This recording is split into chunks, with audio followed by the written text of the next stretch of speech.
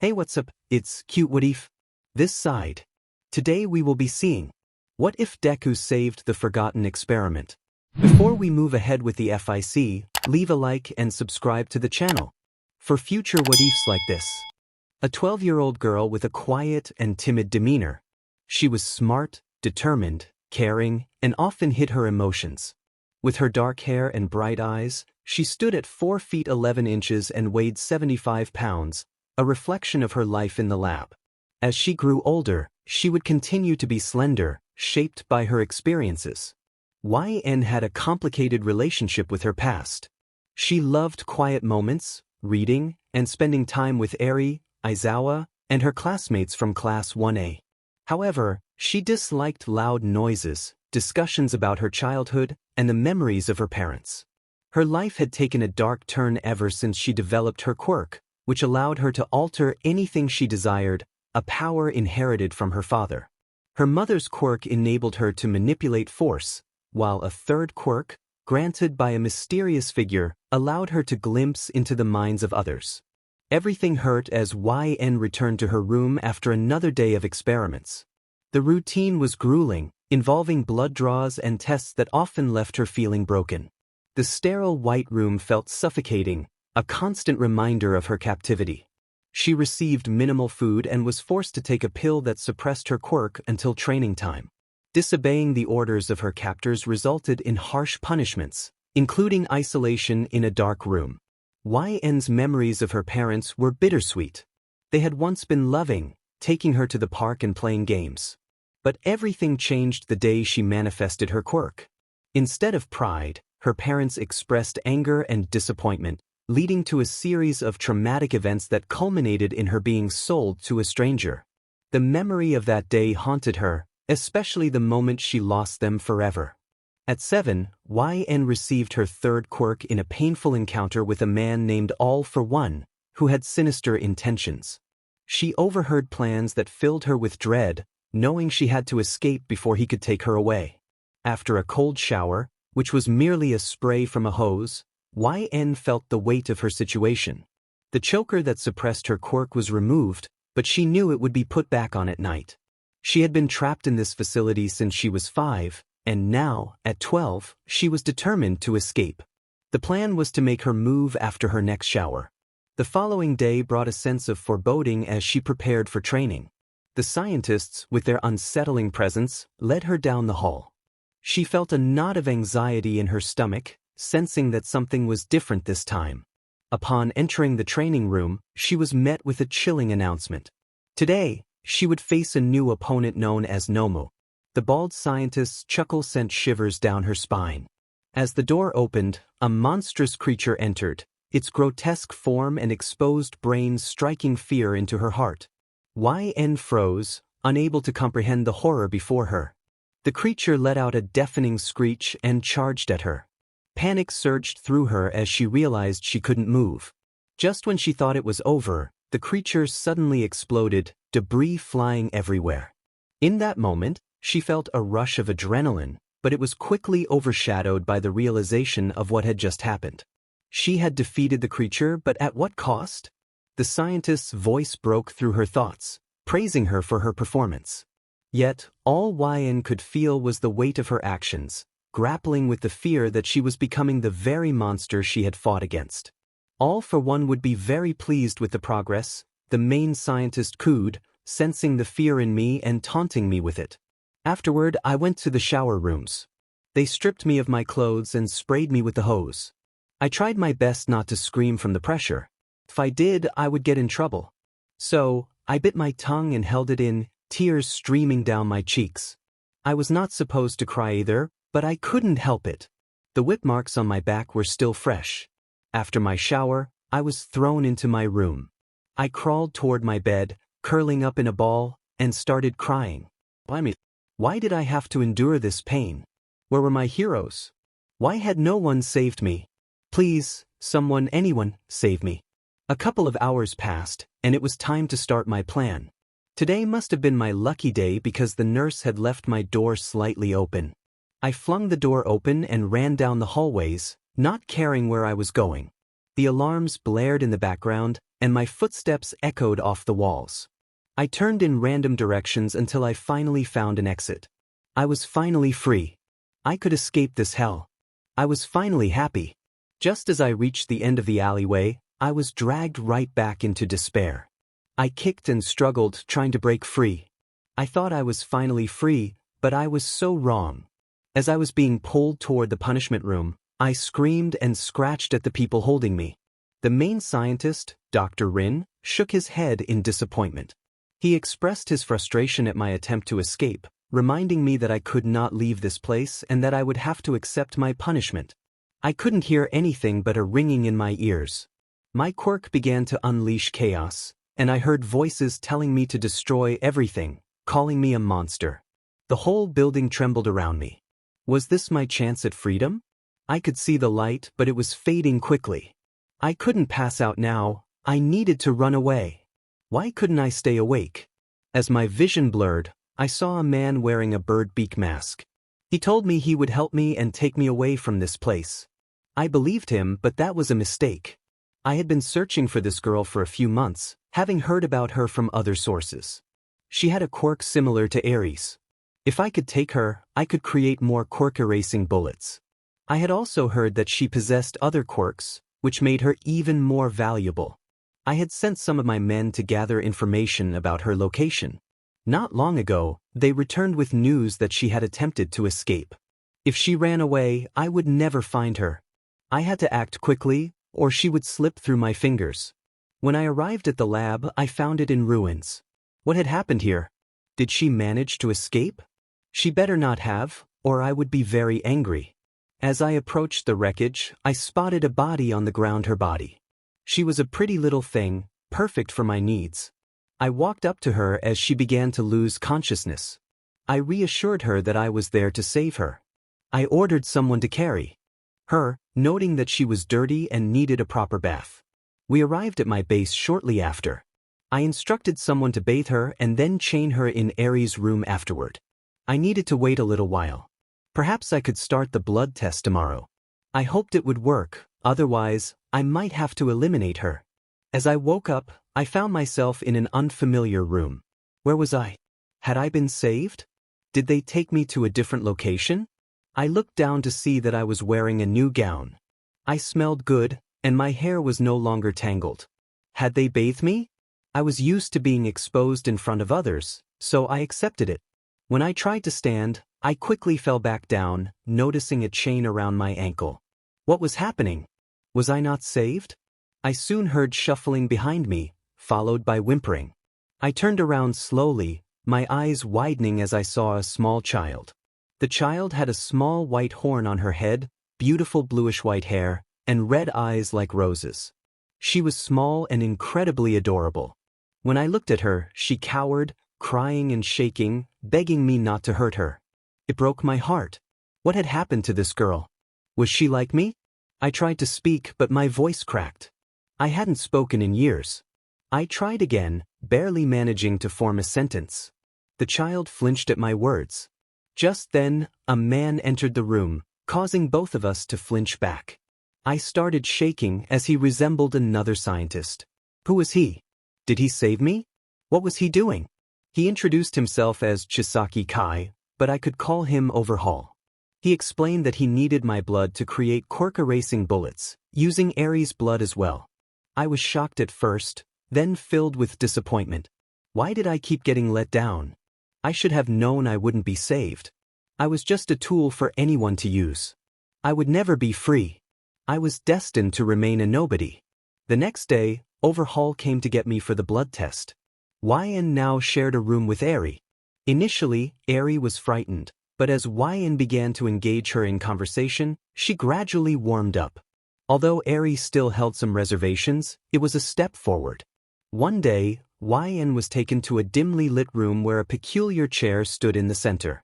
Two men brought her to the chair and secured her arms and legs. Overhaul, with a chuckle, assured her that it wouldn't hurt too much. After what felt like hours of unsettling experiments, YN was left feeling weak and disoriented, her throat sore from the strain of her cries. As darkness enveloped her vision, she succumbed to unconsciousness. It had been 2 years of torment under Overhaul's control.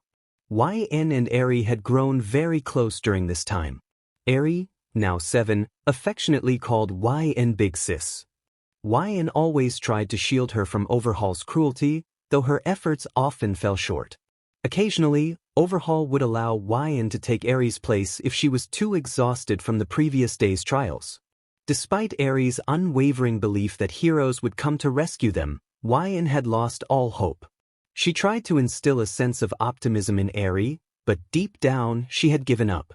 The weight of 9 years of suffering had taken its toll, and all that mattered to YN was Eri's safety. One night, Eri asked if they would ever escape.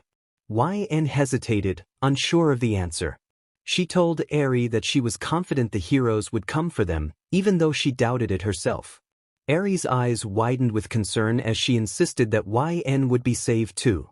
The fear of losing her sister was evident in her voice. YN quickly embraced her, running her fingers through Eri's hair, promising that she would never leave her side. Inside, however, YN felt like a monster, a mere tool with no worth. Once Eri had calmed down and drifted off to sleep, YN was left alone with her thoughts. She resolved to find a way to get Eri out of their dire situation, pleading silently for someone to save her. The following day brought more of the same, with the tests becoming increasingly painful. YN had grown accustomed to the torment, but it never got easier. One day, an oversight by one of Overhaul's men left YN and Eri alone, with the door ajar. Seizing the opportunity, YN urged Eri to escape with her. Though initially frightened, Eri agreed, and they dashed down the hallways, taking every turn they could until they finally burst outside. However, Overhaul was hot on their heels. YN positioned herself behind Eri, ensuring her sister's escape first. Just as they thought they were free, Overhaul caught YN's arm, but Eri collided with 2 boys who appeared to be heroes. The green-haired boy asked if she was okay, while Overhaul taunted them, warning that they wouldn't want to cause trouble for the heroes. YN's heart raced with hope. Could this be their chance for salvation? Would Eri finally be safe? As Eri ran into the green hero, he looked down and immediately asked if she was okay, expressing concern for her. He reached out to help her up, but Eri gasped and flinched. Not noticing her reaction, he placed his arms under her armpits to lift her. He stopped when he noticed she was trembling. He thought to himself that she seemed scared. Overhaul then stepped into the light, holding YN firmly by the wrist. The green hero gasped, recognizing Overhaul immediately. Eri turned to face Overhaul, her expression determined as she realized her long work study had begun. Overhaul feigned innocence as he apologized for his daughters, claiming they liked to play and often got hurt. The green hero thought to himself that Overhaul was the man Night Eye was after. Another hero commented on Overhaul's mask, suggesting it might be ill-fitting. Overhaul responded, mentioning his sensitivity to filth and that it was his first time meeting the 2 heroes. The blonde hero, trying to lighten the mood, encouraged his partner to stand up and look toward a hopeful future, but the green hero was cautious, aware that he couldn't reveal any information about Night Eye. Overhaul pressed for information about their agency, but the heroes explained they were still students gaining experience through internships. They needed to finish their patrol by lunch. As the green hero prepared to rise, Eri clutched his hero costume and whispered for him not to go. He was taken aback, unsure of how to proceed. He wanted to help but didn't want to jeopardize Night Eye's mission. Overhaul glared at Eri, while YN silently prayed for the heroes to assist them. The green hero nervously remarked that Eri seemed frightened, to which Overhaul coldly replied that she had just received a scolding. The blonde hero attempted to diffuse the tension, but the green hero felt uneasy about the situation. He noticed Eri's grip on his costume tightening and the tears streaming down her face. Overhaul dismissed the concern, claiming the girls simply fell often. The green hero, however, sensed something was off, noting that it was unusual for such young children to tremble silently. Overhaul, growing irritated, insisted that everyone had different dispositions, while the blonde hero tried to ease the atmosphere. The green hero, feeling the weight of the moment, firmly asked what Overhaul was doing to the girls. The air was thick with tension, and Eri clutched his costume even tighter. Overhaul's stern gaze fell on YN, silently commanding her to retrieve Eri. YN approached Eri, whispering that they needed to leave. Overhaul mocked the heroes for their sensitivity, suggesting they follow him away from prying eyes. The green hero picked up Eri as YN walked beside them. Overhaul continued to ramble about the difficulties he faced with Eri and YN, claiming they defied him at every turn. The blonde hero played along, remarking on the challenges of parenting. Overhaul's gaze shifted to Eri and YN as he spoke, and the girls, feeling the weight of his words, quickly approached him, heads down. The green hero, confused, questioned what was happening. Overhaul taunted them about their supposed tantrums, and the girls nodded, clenching their fists. Overhaul then roughly grabbed their arms, leaving the green hero in disbelief. Overhaul apologized for burdening the heroes with his problems and walked away with Eri and YN. The blonde hero restrained the green hero, who questioned why they weren't pursuing Overhaul. The blonde hero explained that Overhaul had shown a dangerous intent to keep the girls close, and chasing them too far could complicate matters. They decided to consult Sir for guidance on how to proceed. Somewhere else, a certain bubble hero observed the Shy Hasaikai's hideout alongside Night Eye. He noted that even though the Yakuza were weak, their stronghold was impressive, with high walls and few windows. Bubble Girl checked her phone after receiving a call, expressing concern that fewer people were entering and exiting than usual. Night Eye confirmed that it had been a week and a half since they began their surveillance. Bubble Girl gasped as she revealed that Mirio had contacted her about their encounter with Overhaul, mentioning that they had come into contact with Chisaki. At the Shy Hasaikai base, Chrono was holding Eri while the narrator walked beside him. Overhaul commanded Chrono to prepare the baths, but their babysitter nervously rambled about the kids escaping. Before he could finish, Overhaul used his quirk to eliminate him, prompting the narrator to flinch and hide behind Chrono. Overhaul expressed his frustration with the situation, lamenting the presence of hero syndrome among his subordinates. Eri, visibly distressed, covered her ears, tears welling in her eyes. Meanwhile, the heroes gathered on the side of the street to discuss the situation after Lemillion's call. Lemillion apologized for the accidental encounter with Chisaki, while Night Eye pointed out that he could have prevented it with his foresight. Bubble Girl expressed relief that they were all safe, noting that acting carelessly could have led to danger. Deku, however, downplayed the fear of the encounter. Night Eye explained a recent incident involving a band of robbers and Chisaki, where no one was injured despite the chaos. He detailed how the robbers experienced intense pain but emerged unscathed, with chronic ailments mysteriously vanishing. This raised suspicion, prompting Night Eye's agency to monitor the Hasaikai. Bubble Girl added that all memories stolen during the incident had vanished, leading to their investigation. Suddenly, Lemillion recalled the reason for his call, revealing that Chisaki had two daughters named Eri and YN, who were in distress and seeking help. Deku interjected, expressing a desire to protect them. Night Eye cautioned him against acting recklessly, emphasizing the need for careful planning and preparation. He reminded them that saving someone required more than good intentions, and the wise villains often operated from the shadows. He instructed Bubble Girl and Deku to return to the office, dismissing them. As the day concluded, the narrator reflected on the heavy feeling left by their work-study. Back at the Shy Hasaikai base, Overhaul opened the door to the lab room, revealing the grim fate awaiting Eri and the narrator. The narrator felt responsible for their situation, having convinced Eri to escape. Overhaul warned them not to disobey, stating they were crucial to his plans.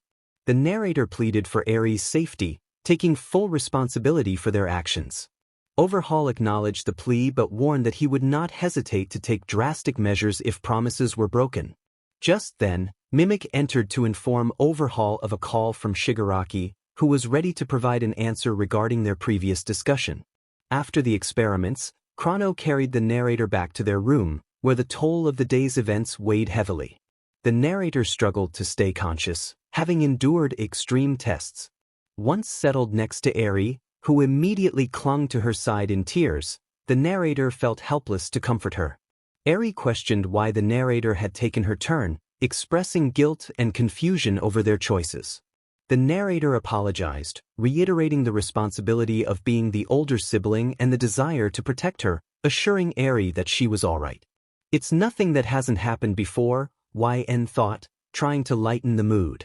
After a few minutes of reassuring Eri that everything was alright, they got ready for bed. As they were getting situated, a man walked into the room. Eri and YN both flinched, and Eri instinctively grabbed YN's arm. The man smiled and said he was just checking to see if they were there. He mentioned that they hadn't touched their toys and coloring books at all, and he had bought them for the two of them. He encouraged them to let their guards down a little.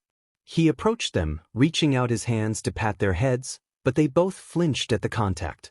Eri started to tear up, trembling slightly. The man reassured them that he wasn't scary and asked if there was anything they wanted. He offered to leave if he was in the way, trying to sound kind. As he walked out of the room and down the hallway, he was unaware that a certain mind reader could hear his thoughts. The thoughts revealed his true feelings about being their new caretaker and the importance of making them feel safe. He recalled Overhaul's words about not letting them feel like running away and the need to earn their trust. He pondered how to connect with them, wondering if something glittery would appeal to them. After the man left, Eri hugged YN's waist as they lay down. YN could sense Eri's thoughts, realizing how different this experience was for her.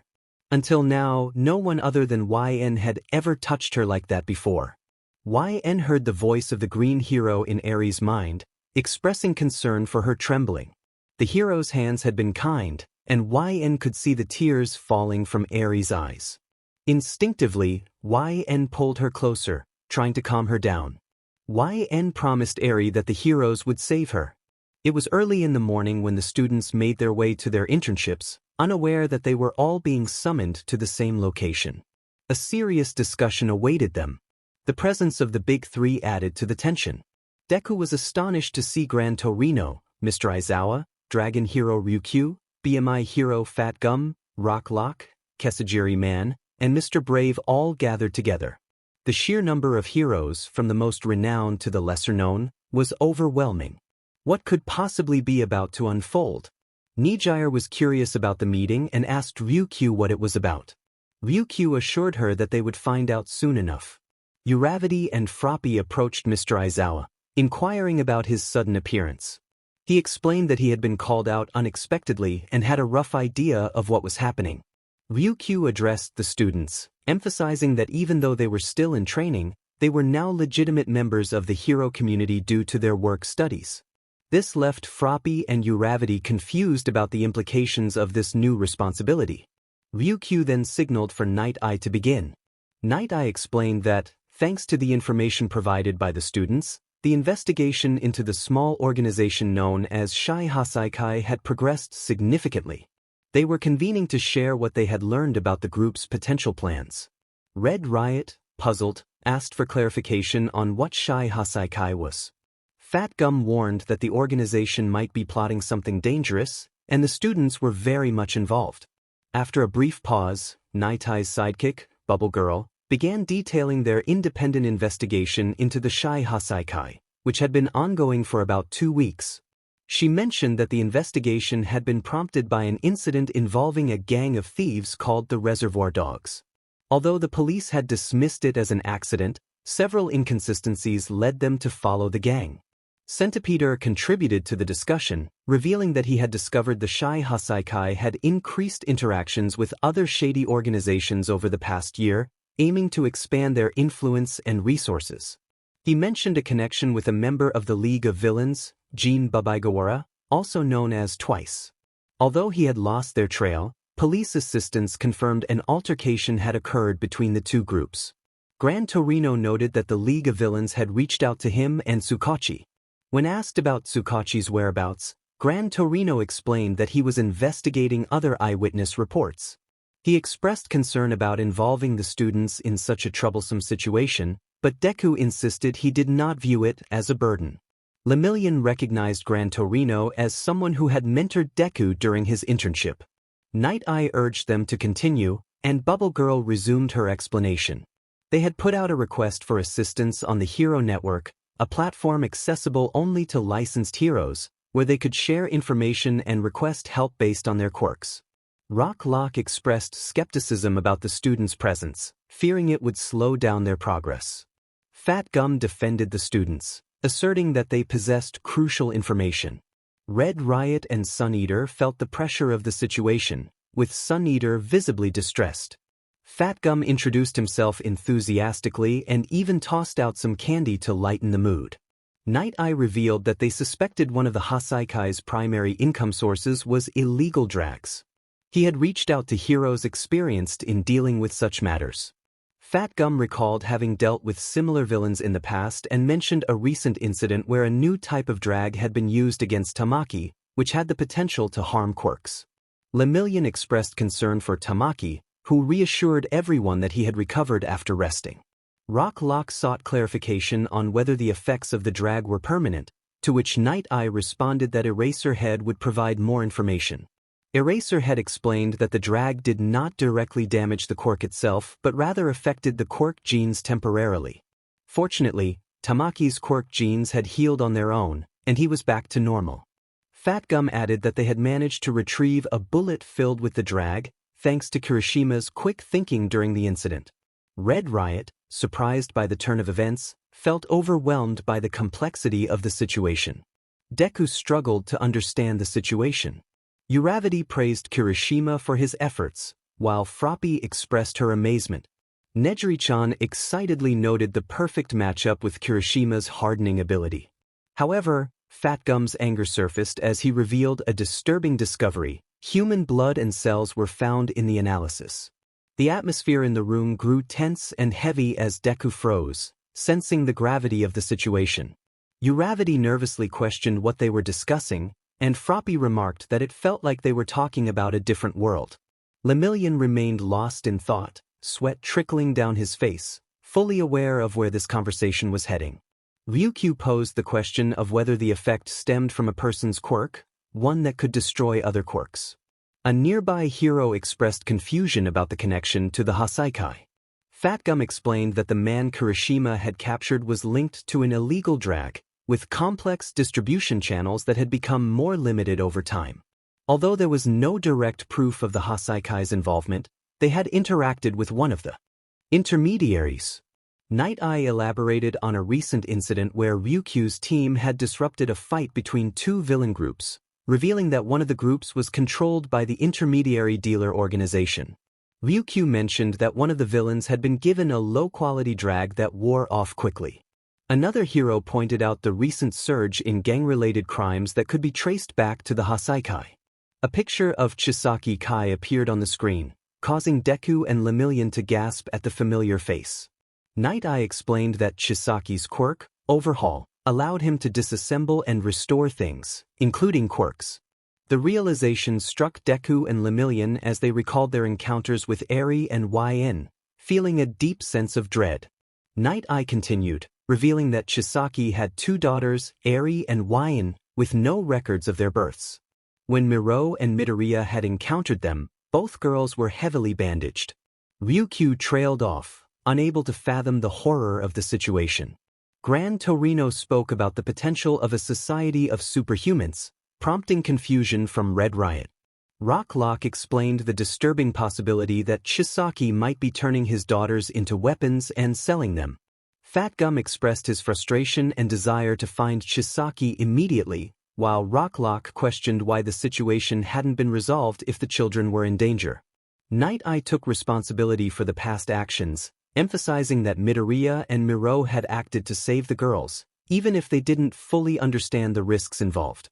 Deku and Lemillion clenched their fists, feeling the weight of their failure. Night Eye acknowledged their frustration and encouraged them to focus on their goal of rescuing Eri and YN. As time passed, Deku and Lemillion reaffirmed their commitment to saving the girls. Rock Lock pointed out that if Chisaki was aware of their presence, he would likely hide the girls.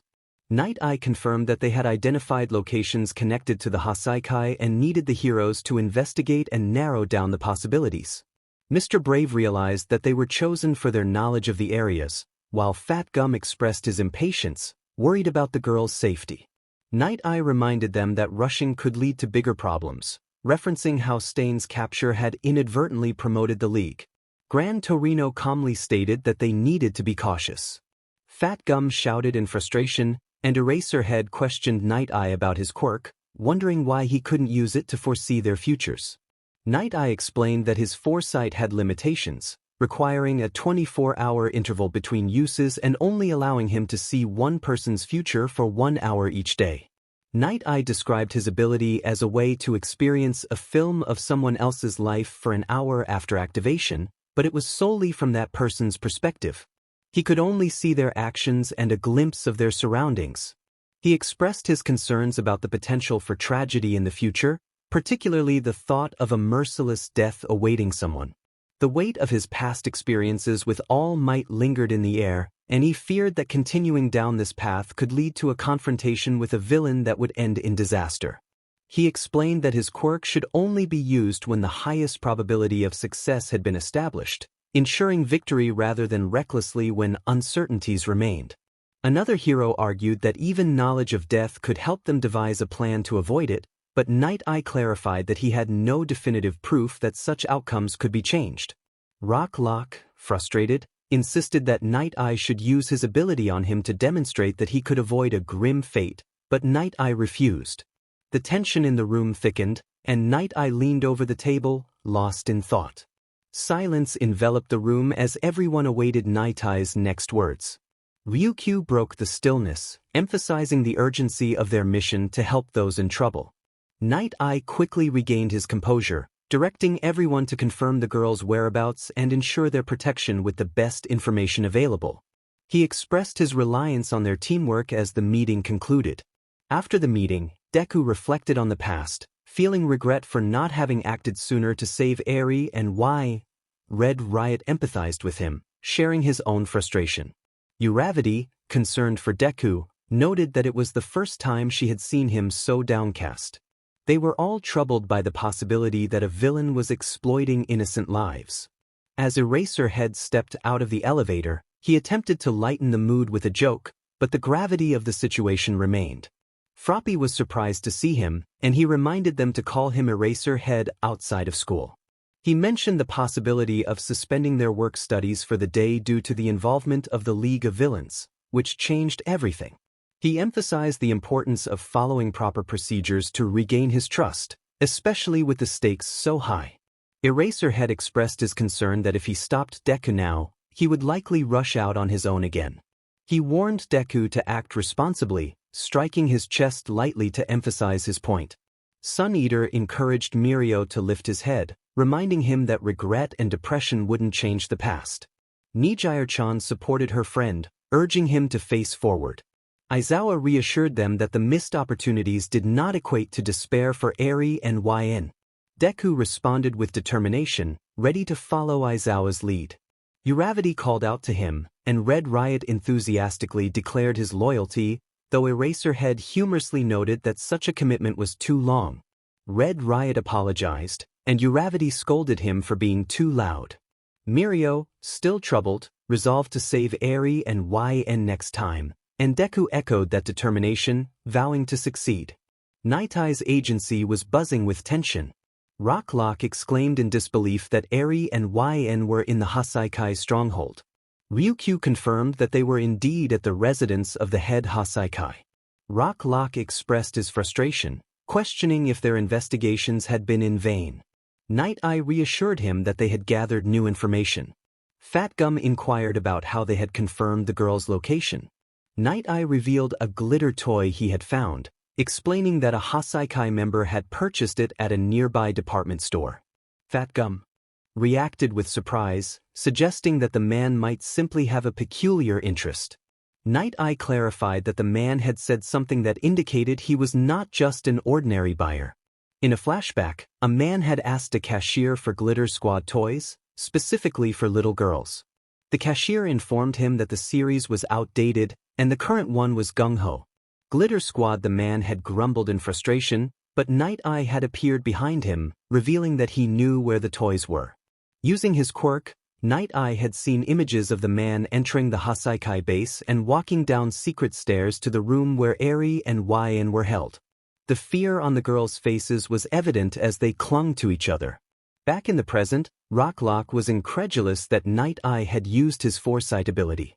Night Eye explained that he had planned to use it once they had narrowed down their search. Fat Gum confirmed that they knew when the Hasaikai members would be present, thanks to their stakeouts. Bubble Girl added that they had worked with the police to obtain a warrant, and Fat Gum enthusiastically declared that it was time to act. Deku exchanged determined nods with Uravity, while Lemillion excitedly proclaimed that they were ready to go. His enthusiasm was infectious, and everyone in the room shared a moment of camaraderie. Night Eye reflected on Mirio's past regrets but believed that they could change their future through their actions. With renewed resolve, Night Eye announced that it was time to move. Meanwhile, at the Hasaikai residence, someone on the phone noted that heroes had gathered early in the morning, and Chrono reported that the police were also active. Overhaul ordered his team to proceed according to plan, indicating that they were prepared for the heroes' approach. After a time skip, the chief of police briefed the heroes on their findings. They had discovered undocumented underground facilities at the Hasaikai's residence, confirming that the girls were being held there. Although they lacked a complete layout of the underground, they had identified the shortest route to their target. The chief emphasized the importance of memorizing a list of known Hasaikai quirks to prepare for the confrontation. Mr. Brave remarked on the efficiency of their preparations, while Red Riot expressed his excitement. Uravity admitted to feeling nervous, and Froppy noted the steep learning curve they faced in working with the police. Nijire echoed Froppy's sentiment about the mystery of their situation, while Ryukyu reflected on the calmness of the pros. Deku mentioned that he hadn't seen Gran Torino that morning, prompting Night Eye to inform him that Gran Torino could no longer join them due to the League of Villains movements. Despite this setback, the chief reassured them that they had enough heroes to proceed. Red Riot optimistically suggested that they might catch both the Hasaikai and the League of Villains simultaneously, which brought a smile to Deku's face. Just then, Eraserhead called out to the group, stating that he would be moving with the Night Eye Agency, and Deku nodded in determination, ready for the challenge ahead. The atmosphere was charged with anticipation as they prepared for the confrontation, knowing that things might become intense. If there is even a hint of suspicious behavior or resistance, it must be dealt with immediately, the chief commanded. Fat Gum held out a package of swordfish to Tamaki, urging him to eat. Tamaki expressed his confusion but accepted the offering, grateful for the gesture. The chief reminded everyone that they were up against gangsters who had managed to survive until now, emphasizing the need to stay vigilant and carry out their tasks. The operation was set to commence at 8:30, and he instructed everyone to move out. Inside the Hasaikai base, Overhaul entered a room where the sound of a heart monitor filled the air. Approaching the bed where the former boss of the Hasaikai lay, he quietly acknowledged the situation, hinting that things were about to become chaotic. At 8:30 a.m., it was time for the operation to begin. Police officers and heroes waited outside the Hasaikai base for the order to move in. The chief instructed them to charge in once the warrant was read, expressing his trust in their swift actions. Rocklock, feeling frustrated, noted the chief's repetitive instructions, suggesting a lack of confidence in their abilities. Fat Gum intervened, reminding Rocklock that the Yakuza operated in secrecy and might retreat at the sight of so many heroes and police. Just as the chief was about to ring the doorbell, a member of the Hasaikai burst through the door. Eraserhead and Deku quickly intervened to protect a police officer from the sudden attack. The officer reassured them of his well-being, while the villain expressed annoyance at the early morning intrusion. Rocklock shouted in alarm, concerned that they had already been detected. Mr. Brave urged everyone to work together to hold back the attackers. Feeling energized, Mr. Brave noted his growing strength. Ryukyu transformed into her dragon form, commanding everyone to stay back as she confronted the villain. She suggested splitting their forces, with her agency handling the giant threat while the others took action. Nijire encouraged Uravity and Froppy to support Ryukyu, and they quickly agreed. Fat Gum called for everyone to move swiftly, announcing their search warrant for illegal drag activities. The thugs reacted with defiance, dismissing the warrant and resisting the hero's commands. Rocklock expressed concern about the intimidating presence of the giant villain, while Fat Gum directed them to take the shortest route to their target. Lemillion called for Deku to follow him, and they both committed to saving Eri and Yin, determined to succeed this time. Chrono could faintly hear the sound of many people running in the same direction, indicating they already knew where they wanted to go. He thought it had happened sooner than expected. Overhaul remarked that they could not be found at that moment and suggested they create a story that the thugs had acted violently on their own. Chrono acknowledged the situation, mentioning the 8 bullets of the Hasai group. Overhaul planned to use the distraction to take Eri and Yin and hide them away completely, glancing at the trembling figures on the bed. Fat Gum shouted an apology for not removing their shoes as he and other heroes, including Night Eye's agency, barged into the Hasaikai base. Other heroes and police officers were holding off the thugs. Rock Lock expressed his worry, but they had no choice but to press on. Sun Eater speculated that someone might have leaked information, prompting the thugs to gather in one place. The chief noted that if they had, the thugs would likely be avoiding them more strategically, as they were accustomed to working together. Eraser had explained that the thugs were devoted to their bond with their boss and brothers, and while they might feel ashamed, it only strengthened their old bonds. He pointed out that the commotion indicated Chisaki and the top brass were likely hiding or preparing to flee underground. Red Riot shouted that such behavior was not loyalty, and Fat Gum agreed. As they approached a secret entrance, Night Eye recalled the code to open a hidden passage. He explained that by pressing down on certain floorboards in a specific order, they could gain access. Bubble Girl excitedly remarked on the ninja-like nature of the entrance, while Centipeder cautioned them to be careful of unseen quirks. Suddenly, 3 thugs emerged from behind a moving door, and one yelled in frustration. Centipeder instructed Bubble Girl to take one of them down. Bubble Girl activated her quirk, blinding the thug, allowing her to subdue him. She assured her teammates that she would keep the thugs occupied and urged them to move ahead. Night Eye encouraged everyone to hurry as they navigated the dark hallway.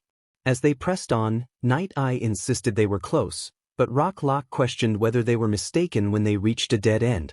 Lemillion decided to take a look, removing his helmet despite Red Riot's warning about his clothes. Sun Eater explained that Lemillion's costume was made from a special fiber that became permeable when he activated his quirk. Lemillion discovered that the path continued beyond the wall, which had been blocked off. He noted the thickness of the wall and speculated about Chisaki's ability to manipulate it. Fat Gum clenched his fist, recognizing it as a cheap trick meant to deter them. Deku expressed determination, using his quirk to break through the wall alongside Red Riot. They both struck with powerful attacks, and Rock Lock praised their efforts. Fat Gum acknowledged their teamwork, and Lemillion urged them to keep moving. Unbeknownst to them, Mimic was lurking in the shadows, injecting himself with a quirk drag. As he transformed, the walls and floors began to shift, causing the heroes and officers to struggle for balance. Red Riot grunted about the rolling path, while Deku realized it was changing. The chief identified the culprit as Irinaka, whose quirk allowed him to enter and control objects from within. He explained that Irinaka had turned the underground into a living maze. Rocklock questioned how Irinaka could control such a large area, but Fat Gum speculated that a significant boost could enable it. Eraserhead noted that he couldn't eliminate the quirk without seeing the main body. Sun Eater felt despair as he realized they were not only failing to save the girls but also losing ground. Lemillion, however, encouraged him, reminding him of his strength as Sun Eater. He insisted that despite the obstacles, they could still reach their goal. Time was of the essence, and Lemillion decided to push ahead, determined to make a difference. Sun Eater felt a surge of motivation, realizing he needed to do his part. Mimic observed the hero's struggles, confident that even if Lemillion reached them, he would be unable to act alone. Suddenly, a giant hole opened beneath the heroes, causing them to fall while the remaining officers stayed above. Deku questioned where they were headed, realizing they were drifting further away from their objective. It looked like they had them cornered, Rock Lock expressed in frustration. The blonde member of Hasaikai taunted, commenting on the unexpected arrival of government authorities. It seemed they were prepared for a confrontation, and Fat Gum began to speak about showcasing the strength of professionals. However, he was interrupted when Sun Eater raised his hand, asserting that he could handle the situation alone while they focused on their objective. Time passed, and the scene shifted to a different perspective. Overhaul questioned the noise surrounding them as they navigated the hallways in search of an escape route. Chrono was carrying Eri, and YN felt more at ease walking beside him than Overhaul, likely because Eri was with him. Chrono expressed his belief that the Hasaikai was finished, emphasizing that as long as he and Overhaul were present, they would not be defeated. He noted that many of the underlings followed Overhaul without understanding his intentions. However, he remained confident that with their finished product and serum, they could rise again. Overhaul mentioned that this incident would make for an interesting story for their supporters, who would eagerly finance it. He then instructed Toga and Twice, who were trailing behind, to get to work. The scene transitioned again. Lemillion, out of breath, approached Overhaul, who remarked on his unexpected speed. Lemillion explained that he had taken a shortcut and was there to rescue the girls. Overhaul taunted him, suggesting that he was only putting on a hero facade. He reminded Lemillion that the girls did not see him as a hero and declared that he was telling him to leave. Lemillion began to feel dizzy and unsteady, struggling to maintain his balance before collapsing to the ground. Confused, he wondered about his sudden weakness. Above him, he heard someone laughing, a man who was drinking and slurring his words. Lemillion realized he couldn't let this individual's quirk take him down, especially with Eri and YN nearby. Just then, another member of Hasaikai fired a bullet at him, but he managed to dodge it just in time. In a moment of surprise, YN turned to see the yellow hero disappear underground. They all stopped, searching for him. Suddenly, he emerged behind Overhaul, calling out his name. He struck Overhaul, who barely avoided the blow, receiving only a scratch on his cheek. The hero then grabbed YN and held her securely under his arm while simultaneously kicking Chrono, who was holding Eri. The sequence of events unfolded so rapidly that YN could hardly process it all. Eri, filled with concern, exclaimed that he shouldn't be there, fearing for his safety. The hero reassured them, declaring that he would do everything in his power to ensure they would never be sad again, vowing to be their hero. Lemillion declared his intention to become their hero with fervor. Overhaul's voice dripped with disdain as he confronted them, reminding YN of her origins as a tool and labeling her a monster. YN felt a pang of recognition at the term, while Eri trembled in fear. Lemillion reassured them, urging them not to heed Overhaul's words. Overhaul continued his tirade, blaming their actions for the suffering around them, claiming they were cursed. Lemillion's anger flared as he questioned how Overhaul could speak to his own children in such a way, only to be met with the chilling revelation that Overhaul had no children at all. In a sudden display of power, Overhaul unleashed his quirk, causing the floor to erupt. Lemillion held Eri and YN tightly as the ground shifted beneath them. He marveled at the speed of Overhaul's attack, realizing the danger they were in.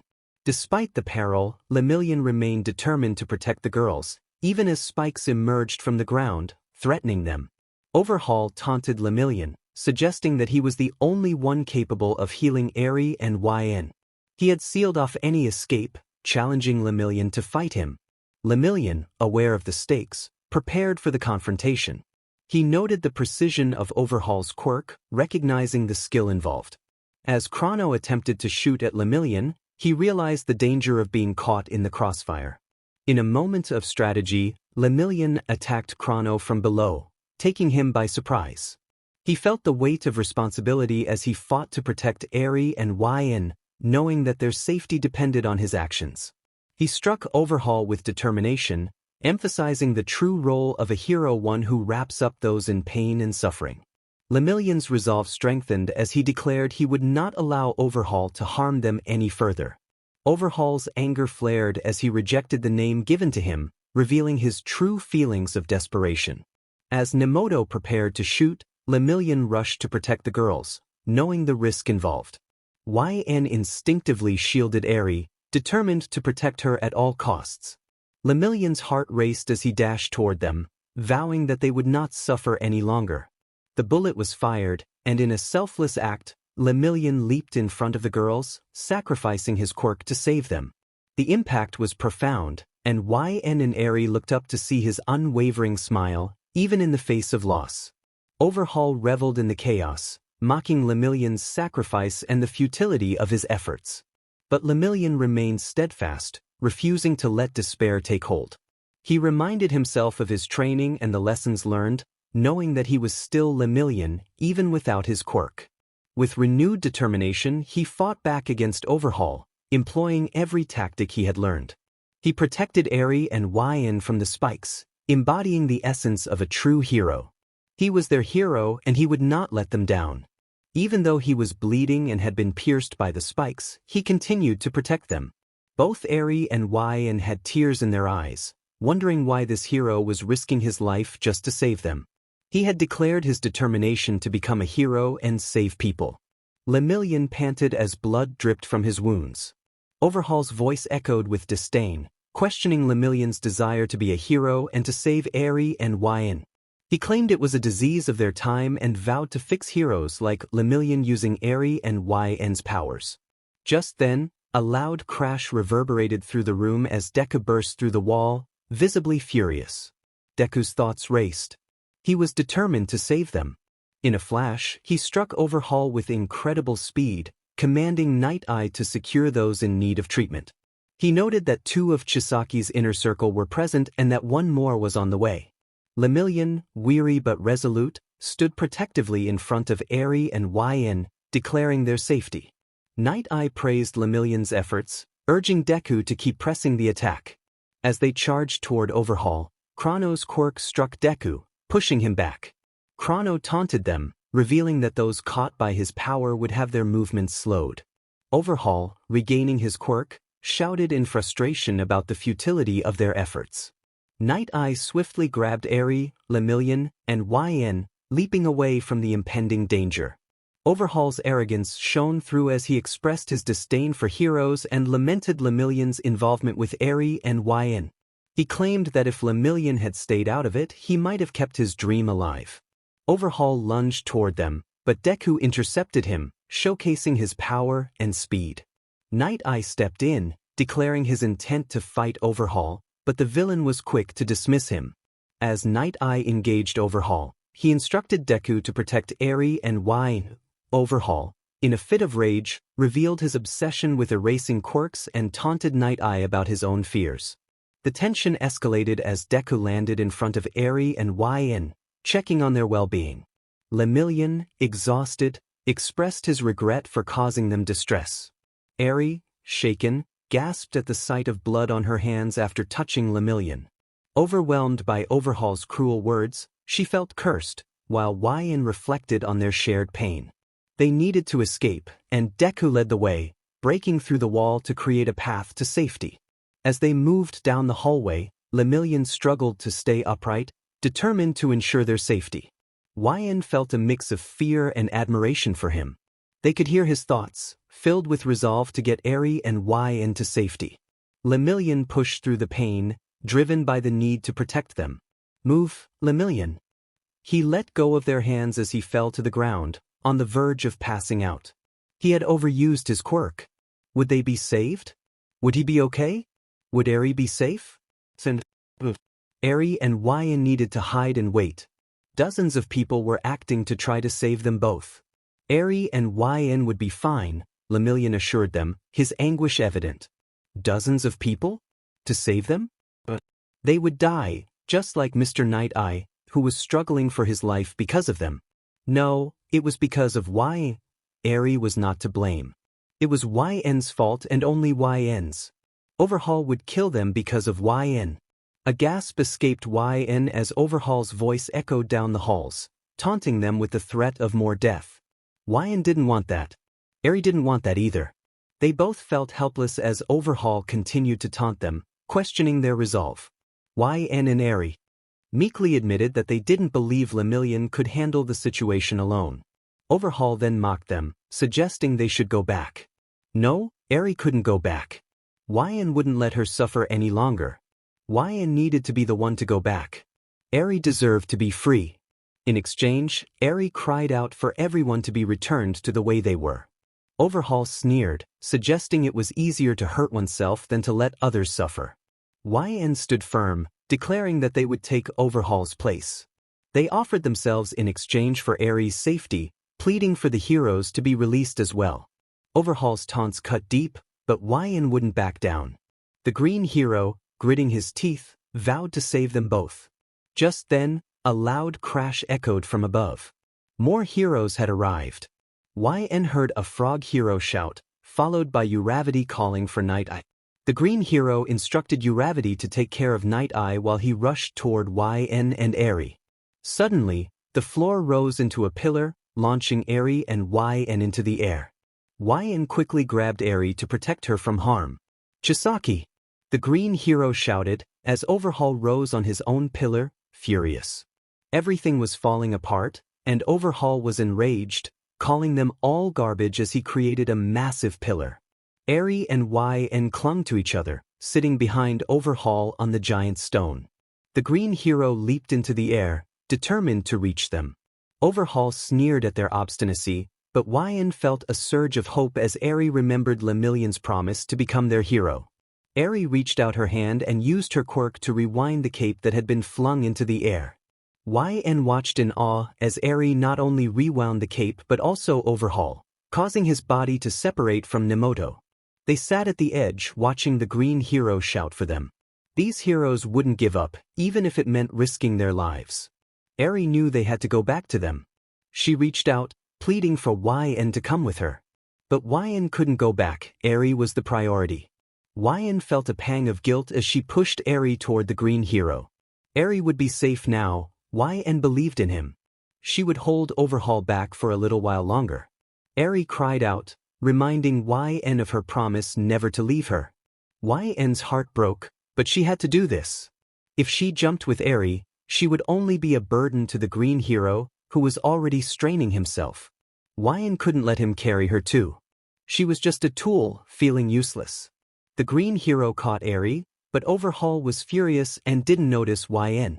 He used his quirk to destroy the pillar, and YN fell, passing Eri and the green hero. He reached out for her but missed. Why did he try to save her? He should focus on Eri, not her. Just before she hit the ground, someone caught her. It was the girl from earlier Uravity. She assured YN that everything would be all right and that she was safe now.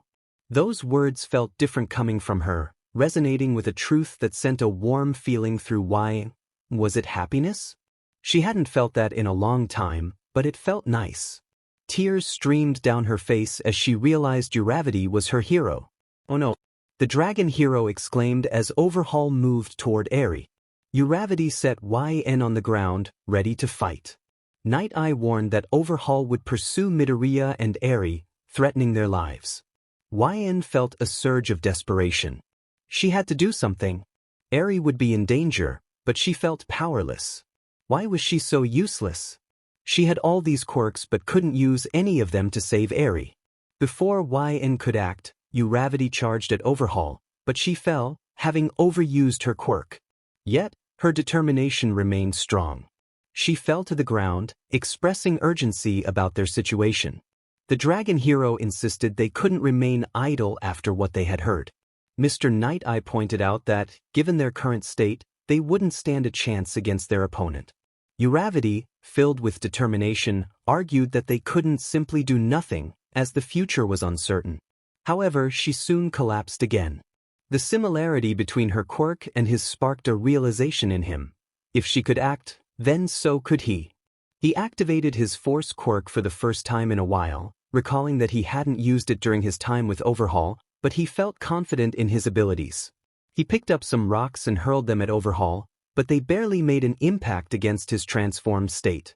Mr. Night Eye instructed Froppy to assist Mirio, who was trapped beyond a hole in the wall, while he urged Uravity and Ryukyu to help him and YN reach the surface. Hope surged within him. Perhaps rescue was finally at hand. The dragon hero urged Uravity not to wait for them, directing her to take Mr. Night Eye to an ambulance and return for YN, emphasizing the need to stabilize the fragment lodged in YN's stomach without removing it. Uravity lifted Mr. Night Eye toward the surface, leaving him anxiously awaiting her return. As he stood beside the dragon hero, he pondered the fate of Eri and Mr. Deku. His impatience grew. He needed to see them. Just then, Uravity returned to retrieve him, and as he reached out, He felt his weight lift off the ground. He was floating, an unusual yet exhilarating sensation. Once they reached the surface, Uravity set him down next to Mr. Night-Eye. He could see Eri tied to Mr. Deku's back, who was unexpectedly flying. Was he getting stronger? Panic struck him as he noticed Eri's quirk spiraling out of control. If she couldn't manage it, she could harm him. The battle against Overhaul continued, and he appeared formidable, his body transformed. Mr. Deku launched a decisive punch, sending Overhaul crashing to the ground. The force of the wind nearly knocked him off balance as he held onto Uravity. Mr. Night-Eye, in disbelief, recounted a grim vision of the future he had seen, one where Chisaki escaped and Midoriya lost his life. Yet, this was a different outcome. Overhaul lay defeated, but Mr. Deku was still standing, burdened by Eri's uncontrolled quirk. She was struggling, her horn growing larger, and he could sense the pain Mr. Deku was enduring. Eri's quirk was intensifying, and the situation was dire. If it continued, it could be fatal for him. As Overhaul began to stir, Eri's quirk surged, separating him from the other Hasaikai members. Uravity leaped into action, restraining Overhaul. She called upon her martial arts skills as Mrs. Ryukyu emerged at the surface, inquiring about the situation. Uravity informed her that Night-Eye and YN were in the back, and they had called for nearby residents to evacuate. Mr. Deku was battling Chisaki, but something felt off. He interjected, expressing concern for Eri's inability to control her quirk. The others looked at him, confused. He pleaded for help, fearing for Mr. Deku's life. He could hear Eri's desperate thoughts, pleading for the chaos to stop. In a moment of clarity, he remembered the hero with the ability to erase quirks. As Eri's cries echoed in his mind, her quirk finally ceased, and she collapsed onto Mr. Deku. Relief washed over him. They were safe now. But suddenly, a wave of exhaustion hit him. His body felt heavy, and as his eyelids drooped, his vision blurred, and he succumbed to unconsciousness. It was dark, and YN felt a sense of disorientation. The beeping of machines echoed around her, and she realized she couldn't move. Confusion washed over her as she tried to recall what had happened. Where was she? Then it hit her Eri. They had been rescued by the heroes, which meant she must be in a hospital. YN hoped Eri was alright after her quirk malfunction and that the people here would truly help them instead of sending them back to another lab. Suddenly, YN found herself trapped in a nightmare, back in the place where her parents had died and where she had spent much of her childhood. The memories flooded her mind, and she questioned why she was recalling this now. A voice interrupted her thoughts, pulling her back to the present. Rin, the head scientist, stood before her, announcing that she was awake after her procedure. He feigned concern, expressing that it didn't matter how she felt since she couldn't respond. YN remembered the previous day's events, the dissection, and the tools stained with her blood. The smell was unbearable, and she felt the weight of despair settle over her. Rin informed her that another test awaited her, and dread filled YN. She recalled the time when they had gone too far, nearly taking her life. Tears began to escape her eyes as Rin's insincere comfort echoed in her ears. He was her worst nightmare, the one who conducted the experiments without remorse. With a snap of his fingers, several doctors entered, their expressions mirroring Rin's sinister grin. They approached her, and YN felt a surge of panic. She screamed for help, knowing it was futile, and begged them to stop. The pain from the previous night still lingered, but they ignored her cries. Hours of torment followed, and just as she felt herself slipping away, they finally paused, realizing her pulse was dangerously low. Rin ordered the doctors to close her wounds and called for a nurse. They had to give her a blood transfusion and stitches. Afterward, YN was returned to her room, where she remained unconscious for a week. Questions plagued her mind. Why had this happened to her? What had she done to deserve such suffering? A voice echoed in her head, cruel and taunting, telling her she was worthless, unloved, and a mere tool for the scientists. It insisted that no one would come to save her, that she was a nobody. YN fought against the despair, clinging to the hope that the heroes would rescue her, that they cared.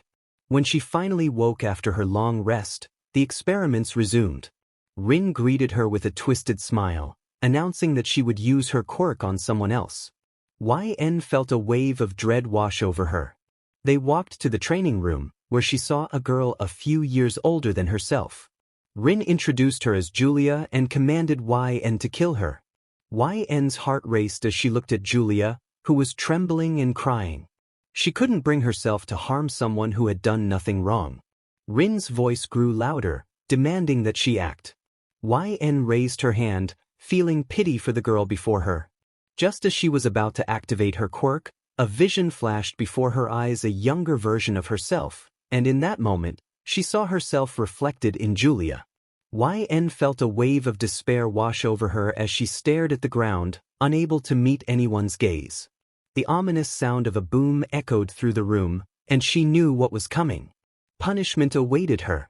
Rin's voice cut through the tension, expressing disappointment and ordering her to be taken away. Two men approached and escorted her from the room. As she glanced back at Julia, she saw gratitude reflected in her friend's eyes. Once in a different room, YN was unceremoniously thrown to the floor. Her wrists were restrained to the wall, leaving her vulnerable. She shivered, feeling exposed without her gown. The door creaked open, and footsteps approached, sending a jolt of fear through her.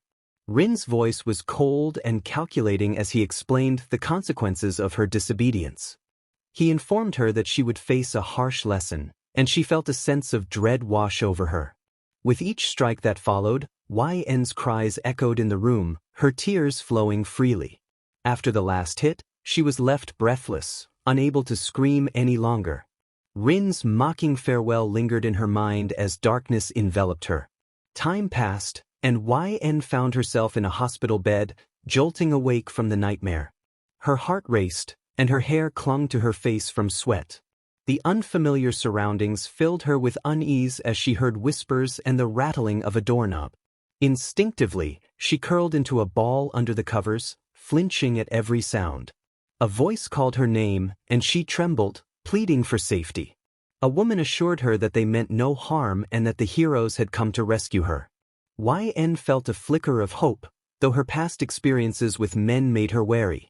She had spent so much time in the lab, surrounded by only a few women, none of whom had stayed close. Cautiously, YN emerged from her hiding spot, her eyes fixed on the man in the room. The nurse, Akiko Kenko, introduced herself with enthusiasm, explaining that she needed to check on YN. Though nervous, YN felt a sense of comfort in Kenko-san's presence.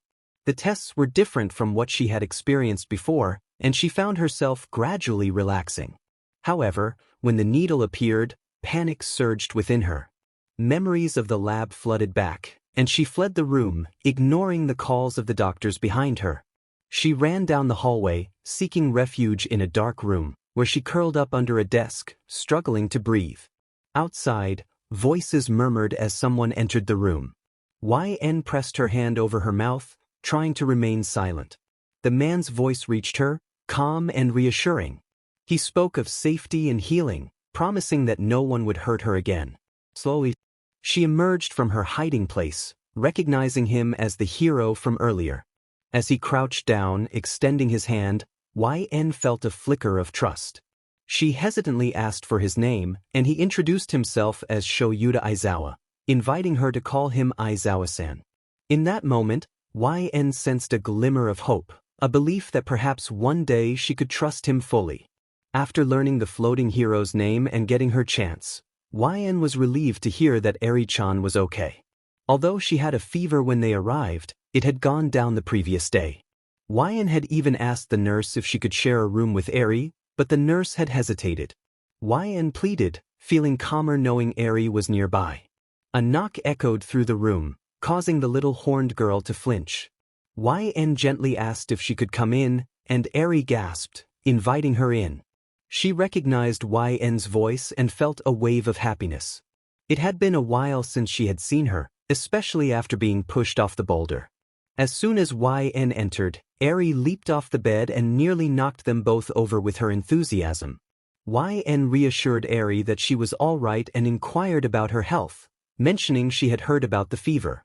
Eri responded that she was okay now, as the nice lady had said the fever was gone. They spent a few minutes chatting about random topics and enjoying a comfortable silence together. Another knock interrupted them, and YN shakily invited the visitor in. It was the kind nurse who had helped Eri. The nurse greeted them warmly and asked how they were feeling. They both replied that they were okay, and the nurse informed them they had visitors. Curious about who it could be, they nodded in agreement. The nurse left to fetch the guests. After a short wait, two familiar heroes entered the room. Eri recognized them immediately. The heroes greeted them, and Deku expressed his apologies for not visiting sooner. He presented a fruit basket, encouraging them to eat some and guessing their favorite fruits. Eri mentioned apples, while YN softly said strawberries. Deku enthusiastically suggested they peel the apple and wash the strawberries. Eri shared her thoughts about how she had been thinking of when they were rescued, expressing her desire to know Deku's name. He introduced himself as Izuku Midoriya, or Deku for short, and explained that a hero name was like a nickname. Eri confirmed his name, and YN then asked about the girl who had saved her. Deku realized she was referring to Uraraka and explained that her hero name was Uravity. Eri reflected on how the heroes had been injured because of her, expressing her guilt. YN echoed her feelings, lamenting that they had suffered because of her actions. Both girls apologized, feeling the weight of their perceived responsibility. Eri's eyes filled with tears as she recalled how her actions had caused Lemillion to lose his power. YN felt weak, fearing that they would be upset with her, recalling how she had been punished for mistakes in the past. Suddenly, they felt comforting hands on their heads. Lemillion reassured them that no one blamed them for the suffering. He emphasized that everyone fought to see their smiles, encouraging them not to dwell on guilt. They sat in silence for a moment before YN and Eri attempted to smile, pulling their cheeks up in a comical fashion. Deku and Lemillion exchanged puzzled glances as the girls looked down, struggling to remember how to smile. Eri asked, with tears in her eyes, how to smile again, while YN admitted she had forgotten. They both felt the lingering shadow of their past experiences, realizing they had yet to truly be saved or experience joy. Lemillion pondered how to bring smiles to their faces, recalling that Eri's quirk had stabilized and that YN was okay, though still wary of others. Deku then asked Aizawa if Eri and YN could leave the hospital for just one day. Aizawa acknowledged it was possible but was interrupted by Deku's excitement about the school festival. Lemillion's eyes lit up with a bright idea, and he explained that the festival was a fun event organized by the school, featuring food and activities. Eri leaned forward, curious about the festival, while YN tilted her head, eager to learn more. Lemillion excitedly described candy apples and candy strawberries, making the girls imagine the sweet treats. Eri's cheeks flushed with excitement, and YN's eyes sparkled with happiness. Aizawa agreed to discuss it with the principal, and Deku turned to Eri and YN, asking for their thoughts. Eri determinedly expressed that she had been thinking about the people who saved her and YN, wanting to know more about everyone. All eyes turned to YN, waiting for her response. She looked down, fiddling with her hands under the weight of all the attention on her. YN felt a surge of determination as she clenched her fists, deciding that if Eri wanted to go, then she would go too. Lemillion expressed his eagerness to share everything they needed to know and suggested they work on the principal to secure his approval. Deku responded enthusiastically, noting that he was on a break from school and could spend the entire day with them. Eri, curious, tilted her head and asked about the term date, which prompted YN to reflect on where she had heard it before. After a moment of contemplation, she gave up and Lemillion explained that it referred to an outing between a man and a woman who share a close bond. Eri pondered this, while Deku questioned Lemillion's words. After a while, Mr. Deku and Mr. Lemillion left, leaving Eri, Mr. Aizawa, and YN in the room. Eri appeared excited about the upcoming festival, and even without a smile, YN could sense her enthusiasm. However, YN felt a knot of fear in her stomach. She was unsure why she felt this way. Was it nerves about meeting new people or a deeper worry about Eri's safety? Trusting others was difficult, and she couldn't shake the fear that it might all be a trick, that they might take her back to that lab. Mr. Aizawa noticed her distress and asked if she was okay. YN, unable to trust her voice, simply nodded. He pointed out that she had been shaking and seemed lost in thought. When he inquired further, she admitted to being worried. She feared for Eri's safety and felt tears streaming down her cheeks as she expressed her concerns. YN regretted her words, worried that Mr. Aizawa might be angry. However, he surprised her by ruffling her hair, reassuring her that there was nothing to fear. He explained that everyone at the school was training to be heroes and that they would protect both her and Eri. His gentle words offered some comfort, and despite her lingering doubts, she nodded in agreement. Eri, who had been holding onto YN's waist, also nodded, though she still looked worried. Mr. Aizawa reiterated that nothing would happen to them, urging her not to dwell on her fears. YN chose to remain silent, not wanting to provoke any punishment. As Mr. Aizawa prepared to leave, he informed them that he would come to get them for a tour of the school the next day and promised to bring some clothes. After he left, Eri fell asleep on YN's bed while YN gazed out the window, contemplating whether she should try to trust them, all the while keeping her guard up for Eri's sake. Mr. Aizawa sensed that there was more to YN's situation than met the eye. He recalled the years she and Eri had spent in captivity, and he wondered what had truly happened to her. When she first woke up, she had been terrified of him, her eyes reflecting a deep-seated fear. Yet, she seemed to trust the nurse, which led him to question whether her fear was specifically directed at men. Despite her silence, he could tell she cared deeply for Eri, prioritizing her safety above her own. He remembered the conversation he had with the doctors about YN's injuries, which included whip marks and other scars. They had done their best to heal her, but many scars remained. Eri was physically unharmed, but the trauma they both endured was evident. Aizawa felt a growing urgency to uncover the truth behind their suffering, especially as he considered the possibility that overhaul might have been involved. Time passed, and soon Eri and YN stood outside UA with Aizawa and Lemillion. Eri wore a cute red overall dress paired with a white long-sleeve shirt and brown boots, while YN opted for a cozy sweatshirt and a skirt with brown shoes and stockings. Mirio, hiding behind a bush, planned to make a grand entrance with a joke to lighten the mood, but Deku spotted him and called out, causing Mirio to appear slightly annoyed at being discovered. They all gasped in shock at what Mirio had done. Azui made a small sound of surprise. Mirio had pushed both Eri and YN out of the bush, his backside sticking out.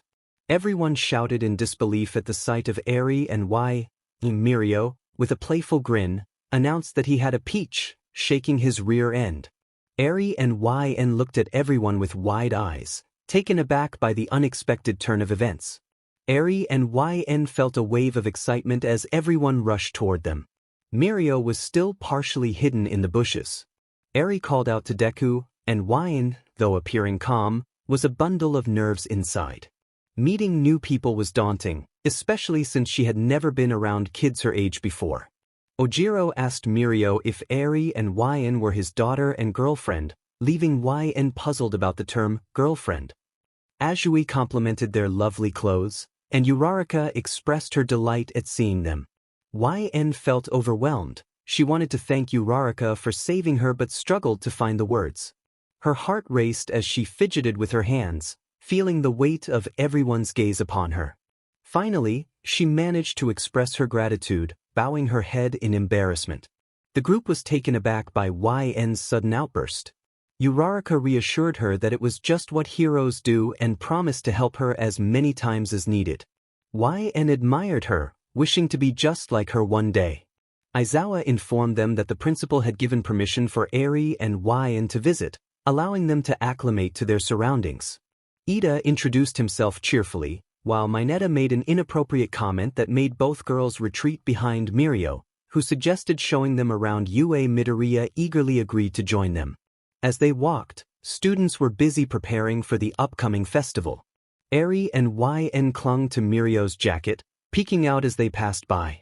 A student expressed surprise at their presence, and Mirio smiled, assuring everyone that Class 1 would put on an amazing show. Outside, the atmosphere buzzed with excitement as students prepared for the festival.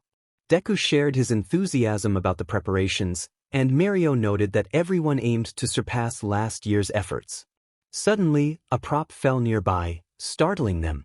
Tetsu greeted Deku, while Monoma playfully taunted him about Class B's upcoming performance. Deku checked on Eri and Wyan, who were still a bit shaken. They mentioned a dragon lady, referring to Ryukyu. Monoma continued boasting about Class B's superiority, but his antics were interrupted when Aways knocked him out, much to everyone's relief. Deku expressed concern about Monoma's behavior, and Aways explained that Kendo was absent, leaving no one to keep Monoma in check. He mentioned that Kendo was participating in a beauty pageant against her will, surprising Deku. Mirio apologized for exposing Eri and Wyan to the less pleasant aspects of UA as they continued their tour. As the festival approached, Yn found herself holding Mirio's hand while he held Eri's. The sudden darkness and the crowd's cheers made her anxious. She wondered if the performance was about to begin, as the name Yaoyorozu echoed through the air. Mirio called out to Eri and Wyan, asking if they could see, to which they both responded affirmatively. On stage, Deku and his classmates donned costumes, and Wyan spotted Deku beaming with joy, ready to take the stage. A warm feeling began to spread in Yn's chest, leaving her puzzled about what was happening. The atmosphere was charged with energy as an angry blonde boy shouted about their determination to take on UA. Suddenly, an explosion erupted, and music filled the air, drawing her attention to the stage where people danced joyfully. The initial loudness startled her, but she soon found comfort in the rhythm. The purple-haired singer thanked everyone for attending. Yn contemplated her purpose, questioning what her calling might be. She resolved to embrace her future, understanding that it depended on her choices. She was ready to pursue her dreams, putting everything on the line. She had tried all her life to find something worth holding onto, something that would inspire her to never let go. She felt a surge of determination, realizing she, too, could be a hero. Her heart was set, and she refused to back down. True heroes stood up for their beliefs, and she was ready to show the world. In a sudden burst of action, Deku grabbed the blonde boy and tossed him into the air, bright blue lights erupting around. Yn felt a pang of sadness as she noted his departure, while Mirio and Eri expressed their disappointment. Mirio encouraged them to keep watching, confident that the blonde would return. Yn continued to reflect on her identity, not caring what others thought of her. She wanted to live her life authentically, embracing her dreams. As the music intensified, ice covered the floors, and colorful paper swirled around the room. She found herself moving to the beat, her eyes sparkling with excitement, a transformation that Mirio noticed. The performance reached its climax, and Yn felt a wave of happiness wash over her as she cheered alongside the crowd. She wondered if this was what true happiness felt like and wished to experience it every day. Mirio praised Deku as he approached them, and Eri excitedly recounted how the loud noise had frightened her at first, but then the dance had captivated everyone. Yn nodded in agreement, her enthusiasm matching theirs. Deku wiped away his tears, feeling grateful for their joy. However, a playful voice interrupted, reminding him of his responsibilities, prompting him to carry ice. The festival atmosphere was vibrant as Kendo took the stage for the beauty pageant, showcasing her skills with a karate chop. A rival girl scoffed at her performance, but Eri, held by Deku, questioned the competition. Yn held onto Mirio's hand, noting how the performances were becoming more challenging to judge. The announcer introduced Nijire Hato, who dazzled the audience with her quirk, leaving a trail of sparkling light as she flew through the air, culminating in a beautiful rose formation. Mirio encouraged everyone to enjoy the festivities, and Yn and Eri eagerly agreed. They spent the day exploring the festival, trying various foods and activities, reluctant to leave when it was time to return to the hospital. Deku surprised Eri and Yn with candy apples and strawberries, which they had been searching for. He explained that he had prepared them himself, having gathered ingredients earlier that day. Eri and Yn took a bite, their faces lighting up with joy. Aizawa reassured them that they would see each other again soon, and Eri exclaimed how sweet the treats were. Yn expressed her gratitude, and Deku promised to make them again, leaving them excited for the future. In the UA teacher lounge, Eri, Yn, and the big three gathered together. Nijire decided to style the girl's hair, giving Eri 2 pigtails and creating a lovely hairstyle for Yn. Aizawa assured them that they would take care of the girls at Deku expressed his surprise at seeing them again so soon, while Kirishima greeted them warmly. Uraraka excitedly welcomed Eri and YN, and Tsuyu remarked that Eri reminded her of her little sister. Eri thanked them, and Deku inquired about how this situation had come about. Aizawa explained that Eri had been abandoned by her parents, and the head of the Shai Hasaikai, who was related to her, had been in a coma for a long time, leaving her with nowhere to go. Mirio added that Eri's quirk was tied to a horn that had been shrinking but was now starting to grow again.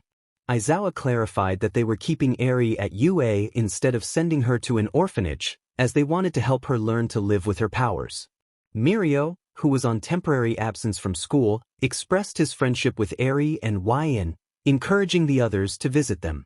However, Deku raised a concern about YN's situation. Aizawa explained that YN's story was complicated. Her parents had been killed, but he had no information on who was responsible. He noted that YN had been missing for a time, and while reviewing her hospital chart, he discovered troubling details. Aizawa revealed that the doctors had found various bruises and marks on YN's body, indicating she had endured severe mistreatment. The atmosphere grew tense as the students absorbed this information. Tsuyu asked if Chisaki was responsible for YN's injuries, but Aizawa explained that they were unsure. Eri had only minor scars, while YN bore more significant marks. They speculated that YN might have suffered more than Eri, but they needed to investigate further. The students felt a mix of horror and determination to uncover the truth and protect both Eri and YN. Later that night, Eri and YN were settling into their dorms. Aizawa had informed them they would be moving in after their time in the hospital, which YN appreciated, as she found the hospital environment unsettling. As she turned to see Eri peacefully asleep, YN noticed the clock read 3:20 a.m. Sleep eluded her, and after several restless moments, she began to doze off. In her dream, YN found herself in a familiar dark room, unable to see or feel anything, only hearing a dripping sound. As she wandered, she suddenly felt herself falling and screamed in panic. Just as she thought she might perish, a light appeared, growing closer until she landed on something soft yet hard. She realized she was back in the lab, a place she despised.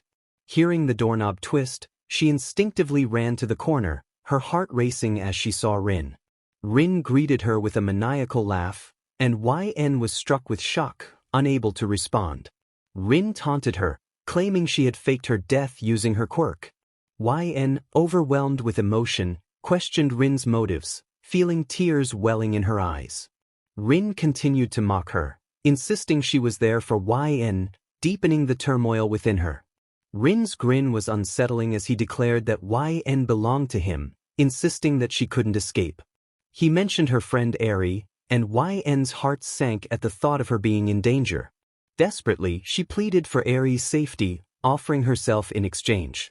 Rin's laughter echoed ominously as he assured her that for now, Eri would be left alone, but warned her to be vigilant because he was coming for her. YN's mind raced, trying to convince herself that this was all a nightmare, that Rin was dead and couldn't possibly return. But a dark voice in her head taunted her, reminding her that he would come for her, that he would take her away from Eri and subject her to torment once more. The chilling thoughts of what he could do filled her with dread.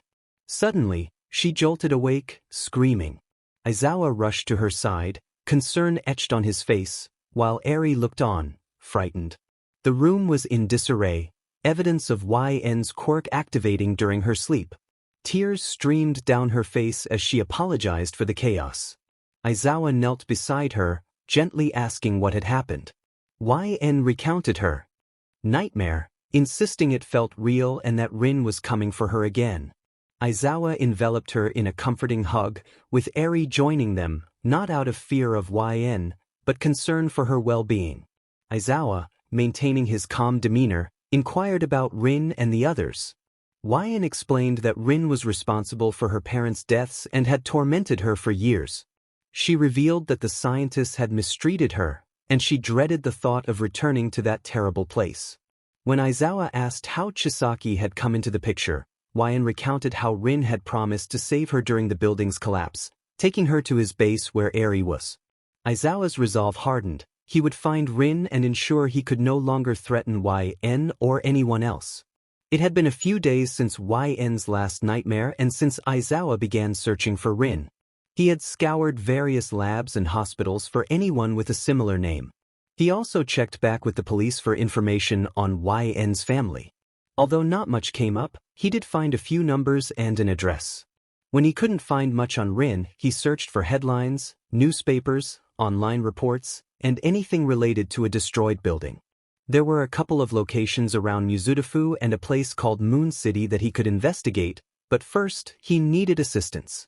Aizawa called a meeting with several heroes from UA and others to aid in the investigation. They gathered around a table in the teacher's lounge. Nizu addressed the group, explaining that Aizawa would provide the details. Aizawa then shared that he was starting an investigation into YN, who had recently revealed some distressing information about her childhood. Midnight interjected, recalling that YN was the child they had saved alongside Eri. Aizawa confirmed this but clarified that YN had not always been with Eri. He recounted YN's harrowing story, revealing that her parents had intended to sell her to a scientist. Tragically, they were killed right in front of her, and the scientist, known as Rin, took YN to a lab where she endured experiments. Aizawa detailed the injuries YN had sustained, including burn marks, cuts, and scars from whips, which the doctors had tried to heal. The atmosphere in the room grew tense as the heroes reacted with shock and outrage at the cruelty YN had faced. Questions arose about Chisaki and how he had come to possess YN. Aizawa explained that when YN attempted to escape, the building collapsed, and Chisaki found her amidst the wreckage.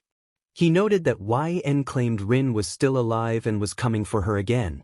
Present Mike questioned how Rin could be alive if he had perished in the collapse. Aizawa speculated that Rin's quirk involved illusions, allowing him to fake his death and communicate with YN in her dreams. The heroes discussed their next steps, which included investigating the destroyed buildings and checking the numbers and address associated with YN's family. As the meeting concluded, Aizawa cautioned the group to be wary of the League of Villains. He mentioned that YN had received a quirk from All for One when she was younger, raising concerns that the League might come after her. Meanwhile, in an unknown location, a man discussed their plans, noting that the heroes were onto them and suggesting they delay their actions. He received a call from Rin, who assured him he was on his way. YN sat next to Eri on the couch, waiting for Mirio to arrive.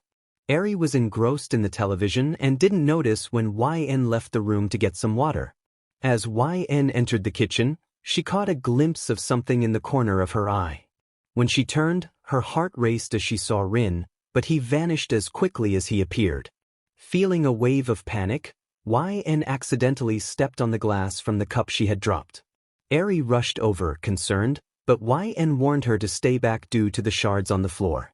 Just then, they heard the door open, and YN instinctively positioned herself protectively in front of Eri, fearing it might be Rin.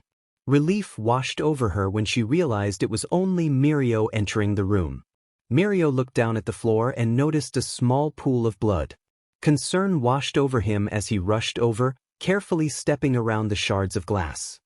He gently moved Eri out of the way and told her to sit on the couch while he helped YN.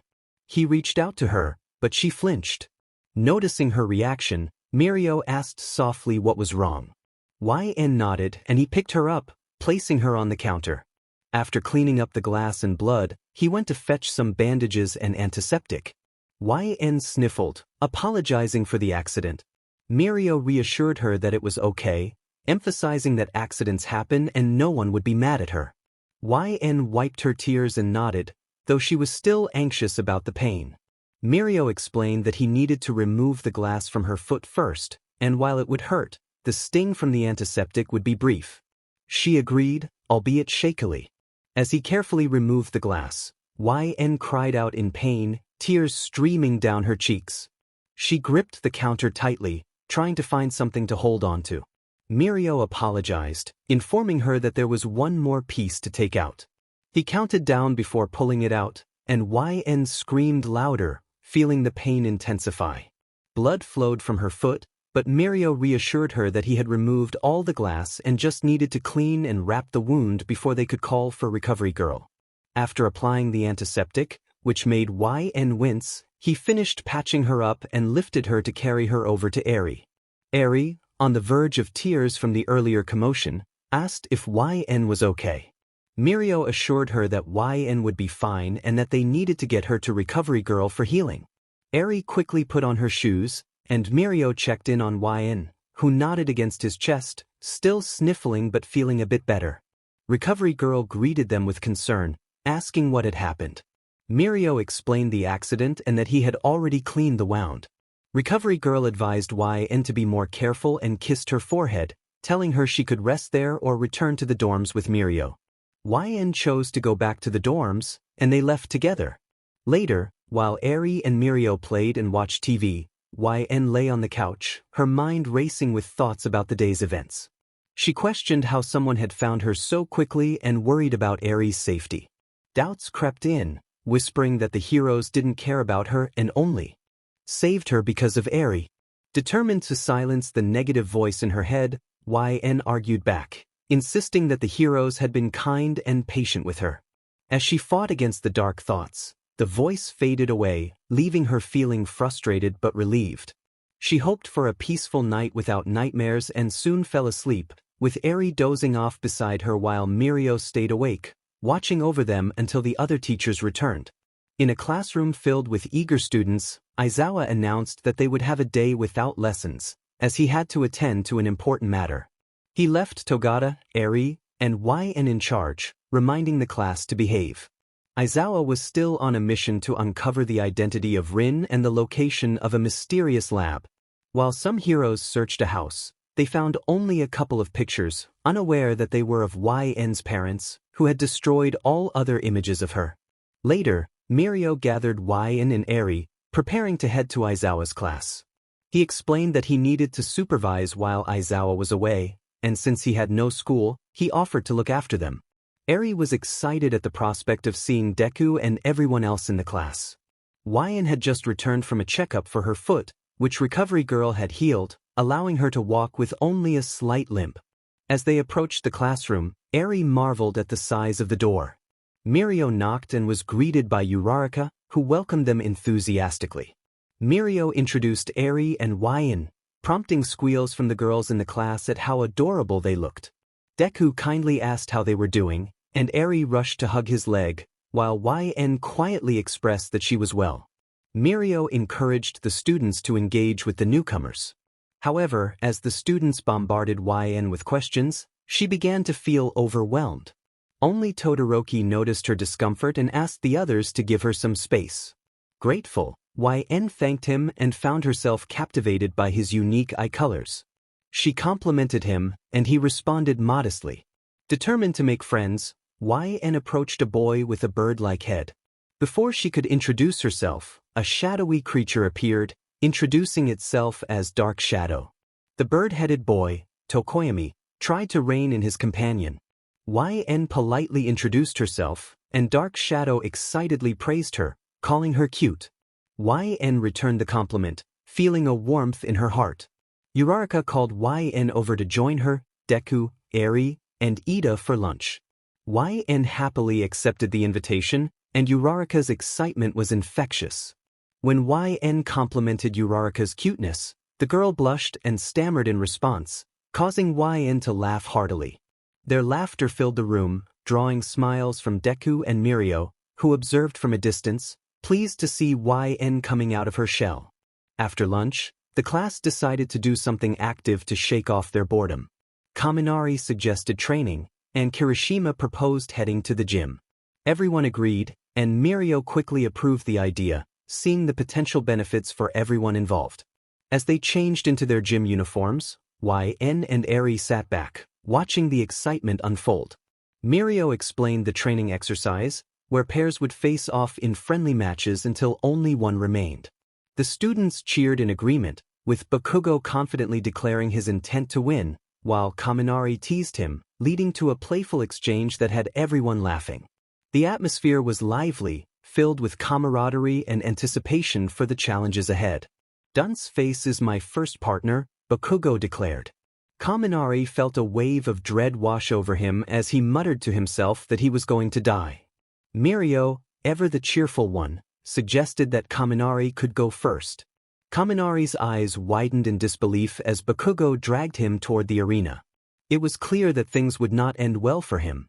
Meanwhile, Ishido, Kirishima, and Siro stood together, pretending to mourn Kaminari as if they were at his funeral. Siro expressed his sorrow, saying he would be missed. Ishido added that they had lost a good one, while Kirishima lamented that he was so manly. Jairu interrupted their theatrics, reminding them that Kaminari was not dead.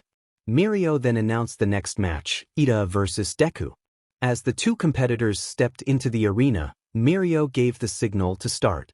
Ida quickly charged at Deku, attempting to drag him out of the ring, but Deku nimbly jumped away, surrounded by green lightning. He flicked his finger at Ida, who skillfully dodged the attack. The back and forth continued until Ida began to tire, allowing Deku to land a decisive hit. Ida was sent flying out of bounds, and Mirio declared Deku the winner. Just then, Kaminari returned from the nurse's office, curious about what he had missed. Ishido and Siro exchanged glances, realizing they could still hear his voice. Kaminari, feeling frustrated, insisted he was right there with them. The group joked about the possibility of him being a ghost, which only made Kaminari sulk further. YN, noticing his distress, reassured him that she could see him, prompting Kaminari to declare that she was the only nice one. YN playfully mentioned that she could see other ghosts too. As the three friends laughed, Mirio announced the next match, Fu vs. Tokoyami. After a few minutes of intense competition, Tokoyami emerged victorious. The final showdown was between Todoroki and Bakugo. Bakugo was eager for a rematch from the sports festival, challenging Todoroki to fight seriously. Todoroki agreed, and Mirio shouted for them to begin. Bakugo launched himself into the air, aiming for Todoroki, who quickly acted a massive ice wall to trap him. Undeterred, Bakugo blasted through it, demanding Todoroki use his full power. The tension escalated as Todoroki unleashed his flames, creating a dazzling display of reddish-orange fire.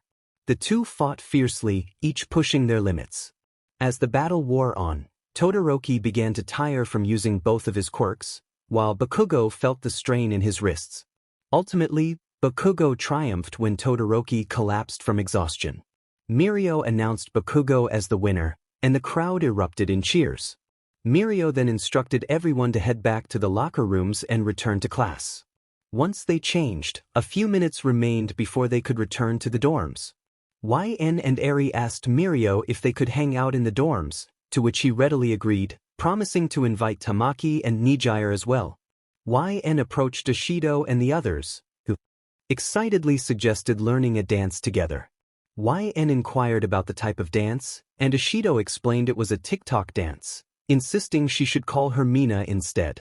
Intrigued, YN agreed to learn. After a short walk, they arrived at the dorms, where Mina led YN, Eri, and a few other girls to her room. She explained they would learn a specific dance, demonstrating it first. Eri eagerly joined in, and soon YN and Eri were picking it up surprisingly well.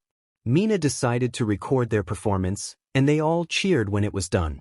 Eri laughed, thrilled with their success, while YN expressed her enjoyment of the experience.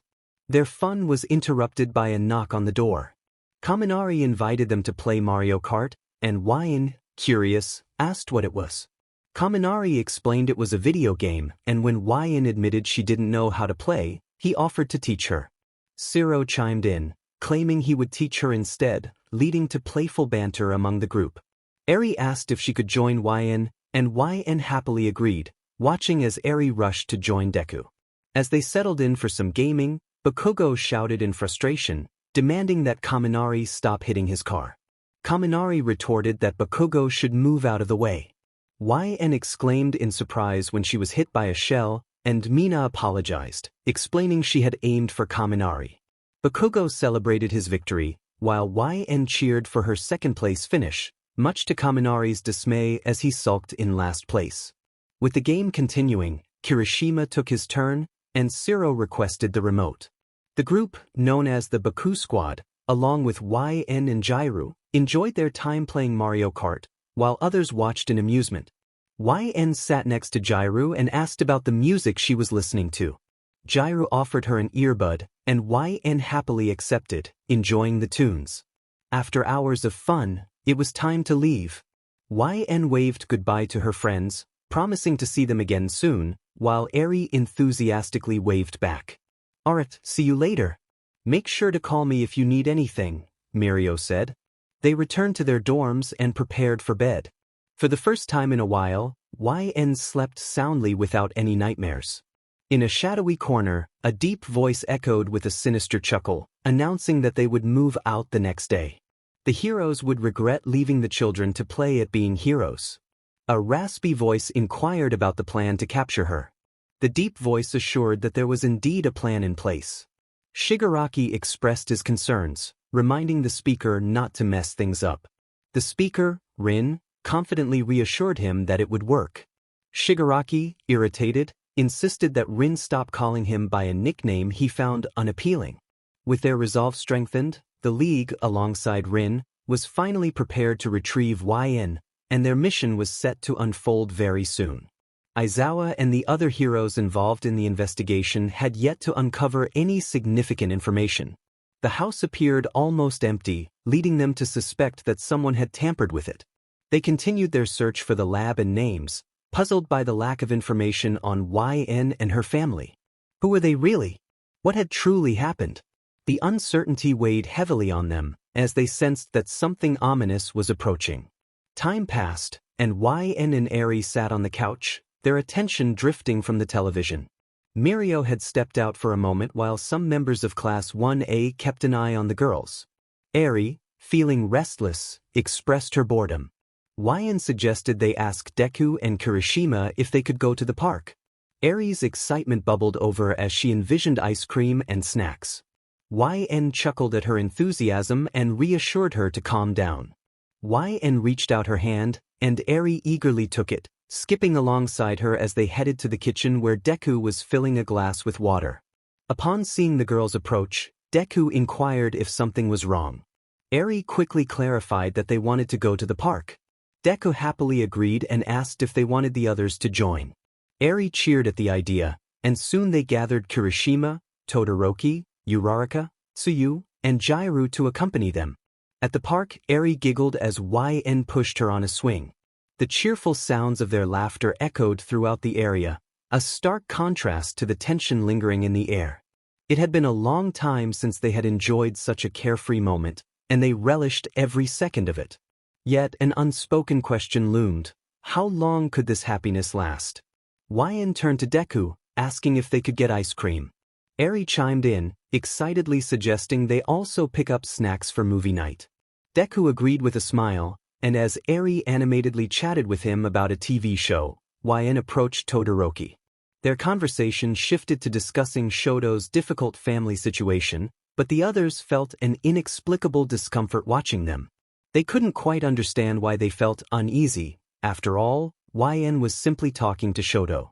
As they made their way to the ice cream stand, Eri eagerly asked about flavors. The vendor confirmed they had apple pie, prompting Eri to cheer. YN requested her favorite flavor, and soon they all had their ice cream in hand. Unbeknownst to them, someone had been shadowing their group since they left the park, waiting for the perfect moment to strike. Time passed, and Rin observed the situation, contemplating when they might get their chance. The anticipation was palpable as they prepared for the next phase of their plan. Back at the store, Kirishima asked what the girls wanted. Eri enthusiastically suggested chips, candy, and drinks, while YN decided on some snacks as well. Uraraka, excited, pulled YN along to gather their treats. Jaira mentioned she would grab her items, and Deku offered to get extra snacks for everyone. Todoroki insisted on covering the cost, leaving Deku flustered. As YN waited for Uraraka to return, she grew anxious. After a while, she called out for her friend, but the silence was unsettling. When Uraraka finally appeared, she claimed she had taken a little longer due to needing the restroom. YN felt a strange vibe from her, sensing something was off. Uraraka's grip on her arm felt too tight, and YN's unease grew as they stepped outside, searching for their friends. Confusion set in when YN realized she couldn't see anyone. She called out for Uraraka, her voice trembling with worry. Suddenly, a sinister smile crossed Uraraka's face as she revealed her true identity. YN's heart raced as she realized the danger she was in. The girl before her was not her friend but someone else entirely, and the threat was all too real. The atmosphere shifted, and YN felt a wave of fear wash over her as she faced the unknown. Deku expressed his uncertainty about their friend's whereabouts, noting they should have arrived by now. Kirishima suggested that one of them should go check on them, to which Tsuyu volunteered. Deku encouraged her to hurry back. They waited anxiously until the sound of explosions filled the air, prompting Kirishima to exclaim in surprise.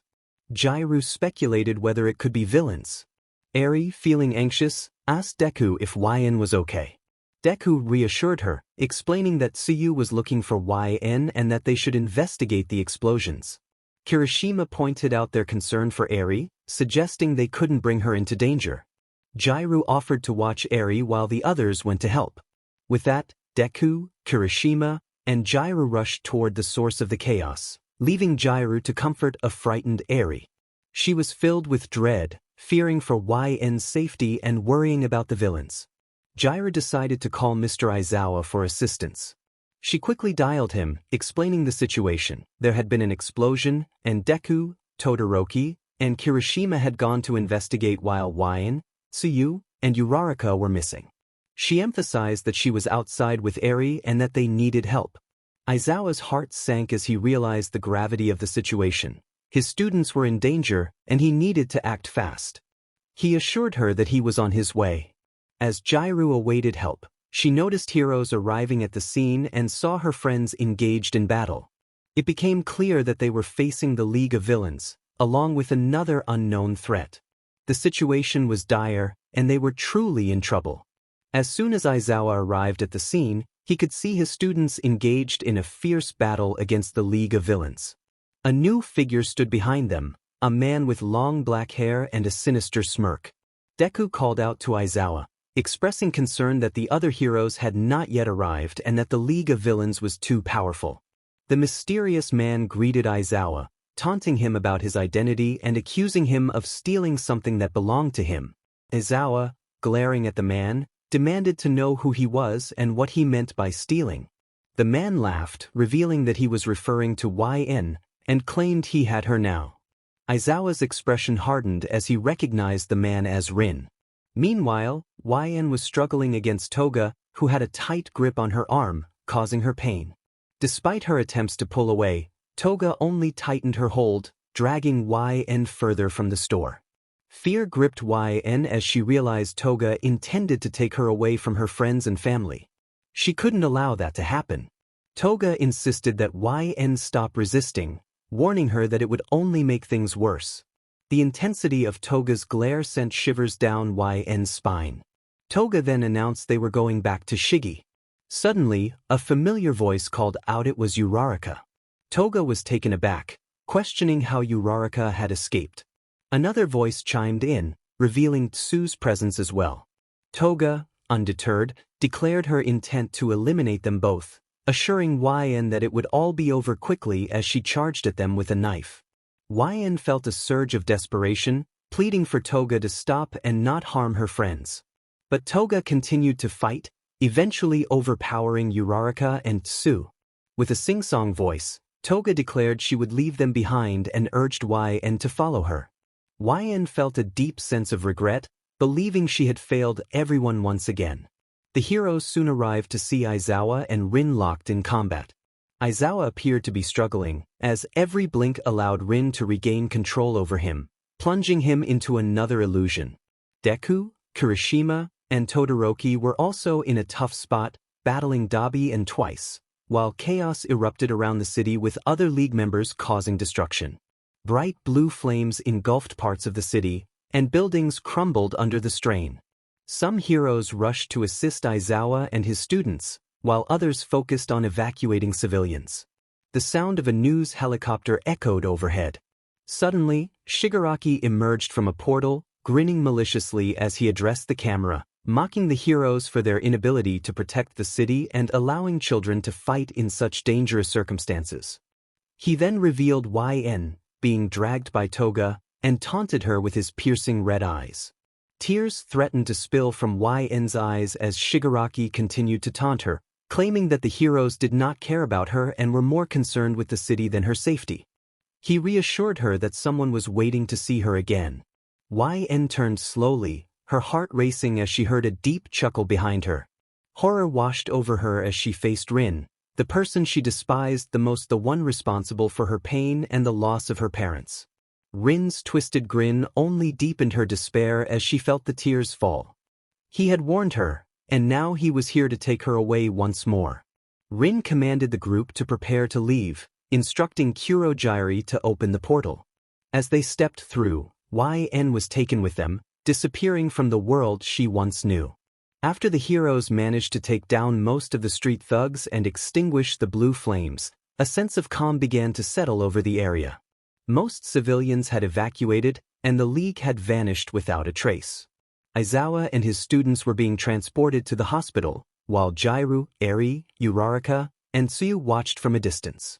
The girls who had fought Toga had escaped with only a few bruises, but a nagging feeling lingered in their minds. Something or someone felt forgotten. The police, heroes, and news stations were scattered throughout the city, either providing assistance or inadvertently causing chaos. A police officer approached the four girls to ask questions about the recent events. Jairu stepped forward to give her statement first, followed by the others. Eri, however, remained unusually quiet, her mind racing. Suddenly, she gasped, drawing the attention of her friends and the officer. Tsuyu looked at her with concern, wondering what was wrong. Eri exclaimed that they had forgotten about YN. The others froze, horror washing over them. How could they have forgotten her so easily? What kind of friends were they? What kind of heroes? The officer inquired about YN, and the three girls nodded silently. The officer quickly ran toward the heroes, shouting that they had a missing child. The heroes involved in the investigation with Aizawa felt a wave of dread. YN was the girl they were supposed to protect, and they had lost her so quickly. How could this happen? The League was cunning, and they had been a mere distraction for Rin. Were they working together? Questions flooded the heroes' minds as one of them dashed off to search for her, while others decided to wait until the situation was under control. They vowed to find her in the morning and put an end to Rin and the League of Villains. Aizawa and his students overheard the commotion and felt a sinking feeling in their stomachs. Something terrible had occurred. Aizawa approached an officer to inquire about the situation when he heard the shout that YN was missing. The realization hit them hard. YN was missing. They knew who had taken her, Rin. They needed to find her before he could hurt her again. Little did they know, it would be some time before they would see YN again. The sound of water dripping echoed off the walls, and suddenly a loud gasp broke the silence. YN was waking up, but she wasn't in her room. No, she was somewhere else. Memories flooded back to her. Rin had gotten her again. She had finally found happiness, only to be plunged back into despair. Why was this happening to her? As her eyes adjusted to the darkness, she attempted to sit up, only to find herself restrained. A chain was wrapped around her wrist, trapping her in the cold, small room. She tried to stand but was met with dizziness. Confused and frightened, she slid down the wall, holding her head. After a few moments, she gathered her strength and stood again, feeling around the dark room for anything or anyone. She bumped into something hard and stumbled backward, the chain pulling her back. After regaining her balance, she attempted to remove the chain, pulling and scratching at it in vain. Then, a realization struck her. Her quirk. She activated her force quirk, but nothing happened. Panic surged through her as a click echoed in the room. Someone was coming. Meanwhile, at UA, heroes, teachers, and police were frantically searching for YN. The students of Class 1A were doing everything they could to help. Eri sat quietly with Mirio and the other members of the Big Three, anxiously waiting for any news about YN. Mirio glanced at his friends, concern etched on his face, while Eri remained fixated on the window, her expression blank. She felt helpless, unable to do anything as the days dragged on without YN. Even when asked if she was hungry or wanted to play, she remained still, consumed by worry for her big sister. YN had always been there for her, helping her dress, brushing her hair, reading bedtime stories, and comforting her when she was scared. Now, without YN, everything felt wrong.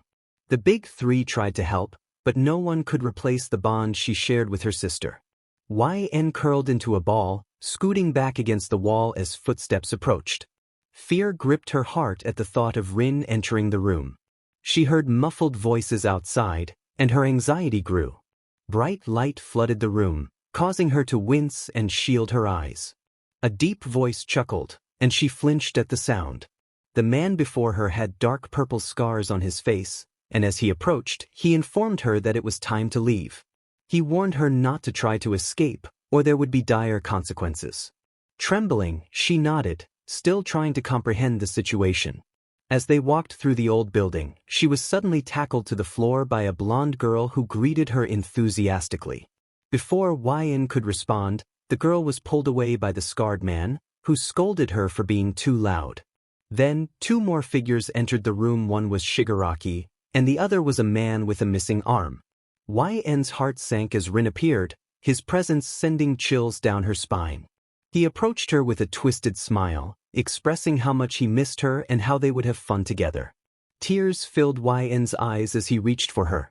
Despite his feigned kindness, she could sense the darkness behind his words.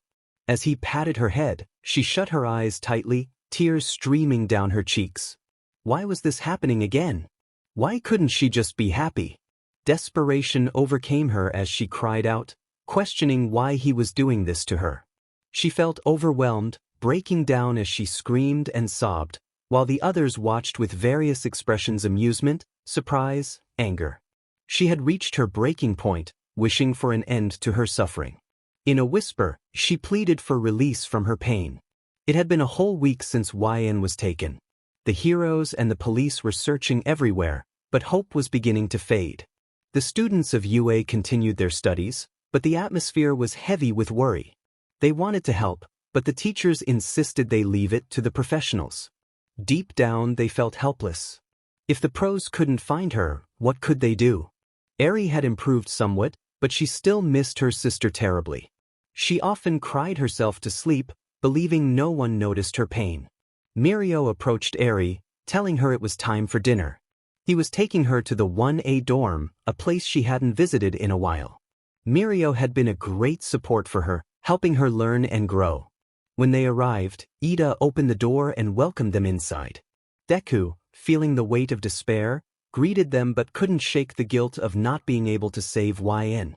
As the group sat down for dinner, the students chatted about various topics, but Eri remained silent, pushing her food around her plate.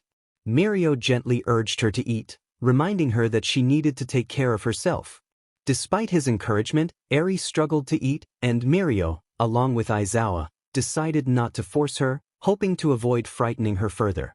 After a moment, Eri reluctantly agreed to eat a little. She then asked if she could use the bathroom, to which Mirio readily agreed, offering help that she declined. Once inside, Eri felt overwhelmed by her emotions. She sank to the floor, tears streaming down her face as she longed for her sister. She whispered into the silence, pleading for YN to return, feeling utterly lost without her. Suddenly, Eri heard a familiar voice in her mind, causing her to gasp. It was YN. Confusion and hope flooded her heart. Was it real, or just her imagination? Meanwhile, YN was in a dark place, suffering under the hands of Rin. She felt weak and in pain, questioning why this was happening to her. She thought about her parents and how their actions had led her to this moment. She wished she could escape the torment and live a normal life. As she lay on the hard bed, memories of her captivity haunted her. She worried about Eri, knowing that her sister must be terrified without her. In a moment of desperation, YN reached out with her quirk, hoping to connect with Eri. She whispered her sister's name, and to her surprise, she heard Eri respond in her mind. Just then, Toga entered the room, interrupting her thoughts. Back in the bathroom, Eri was frozen in disbelief. Could it really have been YN? The voice had sounded so real, and it filled her with a mix of hope and fear. She remembered YN's quirk, which allowed them to communicate telepathically. If YN was using it, that meant she was nearby. Deku noticed Eri's distress and called out to her, shaking her gently to bring her back to reality. The other students gathered around, concerned for her well-being. Eri finally spoke, revealing that she had heard YN's voice and that she was in pain. The group gasped, their hearts racing at the mention of their friend. Eri explained that YN had been hurt before and could be in danger again. Mirio comforted her with a hug, while Uraraka urged Deku to inform the teachers about Eri's revelation. They all understood the urgency of the situation. This could be the clue they needed to find YN and bring her home. That night, Eri went to bed, tears streaming down her face as she longed for her sister's presence. She needed YN to come back to her, to feel safe once more. The bed felt too empty and cold without her sister's warmth. She longed for someone to hold her as she cried herself to sleep, but no one came. Or so she believed. Aizawa heard her sobbing every night for YN, and each time, his heart broke a little more. Often, he would slip in after she had fallen asleep and lay beside her. While it wasn't YN, it was enough for the moment. They would save YN. They would bring her home. After the young heroes informed Aizawa about YN's message, they set out once again, searching the streets for her. They looked for clues in places that seemed obvious, yet they knew they had to think outside the box. Thanks to Eri's account of what had happened, they discovered a significant lead. They just needed to wait for the perfect moment to act and bring her home where she belonged. Heroes from various backgrounds gathered around a large table, all united by a single purpose: to save YN. This was their priority, and nothing else mattered at that moment. Aizawa addressed the group, expressing gratitude for their presence and emphasizing the urgency of the investigation. He explained that the League of Villains was involved, and their threat had only grown since their last encounter. They needed all the help they could get and must prepare thoroughly for YN's rescue. MT Lady raised a question about a person named Rin. Aizawa explained that Rin was the first person YN had been involved with, the one her parents had sold her to when she was younger. He had inflicted immense pain and suffering on her, subjecting her to experiments and harsh treatment.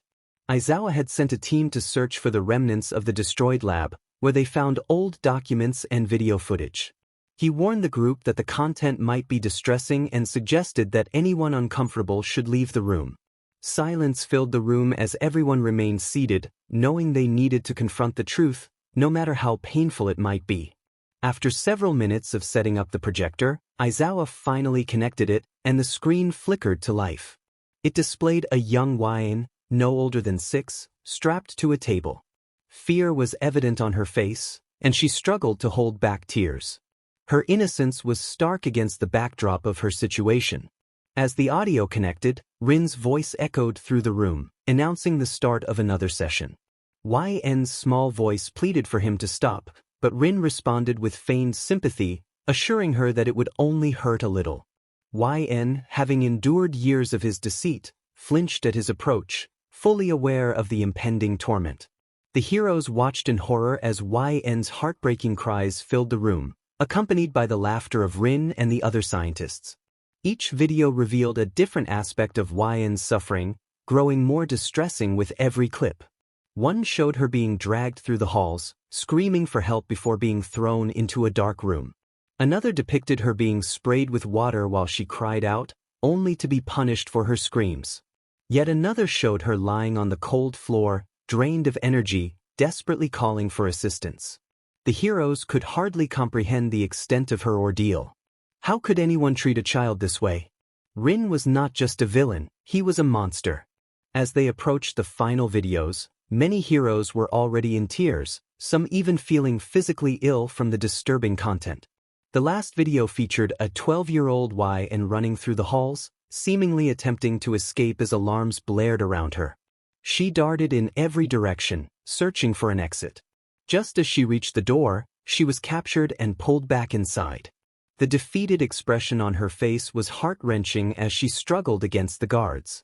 Rin appeared, shaking his head in disappointment, telling her that she could never escape and that punishment awaited her. Some heroes gasped when Rin mentioned All for One's name.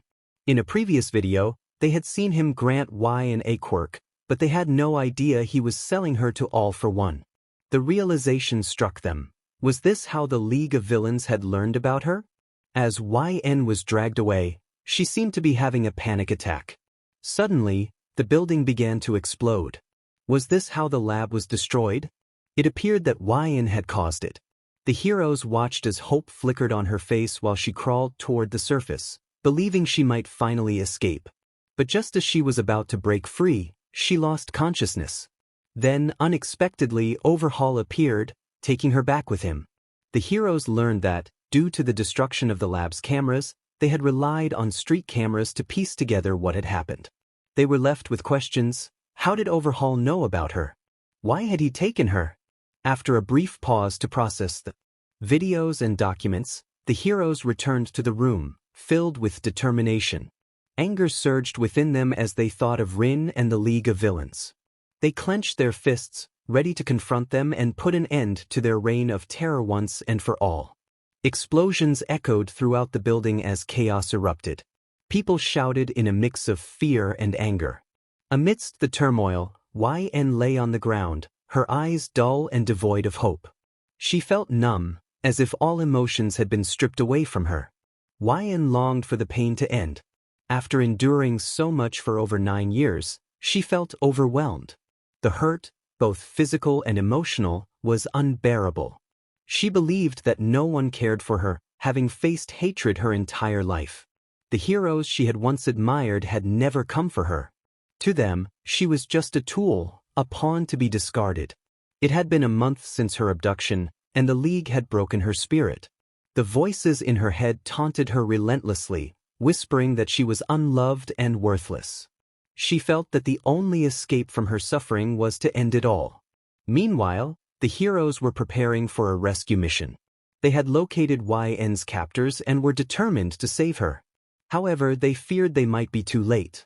A month of torment had likely shattered her trust and hope. The thought of her never being able to trust anyone again weighed heavily on their hearts. They felt a deep sense of urgency. YN deserved a chance at happiness. Aizawa gathered the heroes, instructing them to be cautious and to fight with everything they had. They needed to bring YN home, and he emphasized the importance of teamwork in case the villains were stronger than anticipated.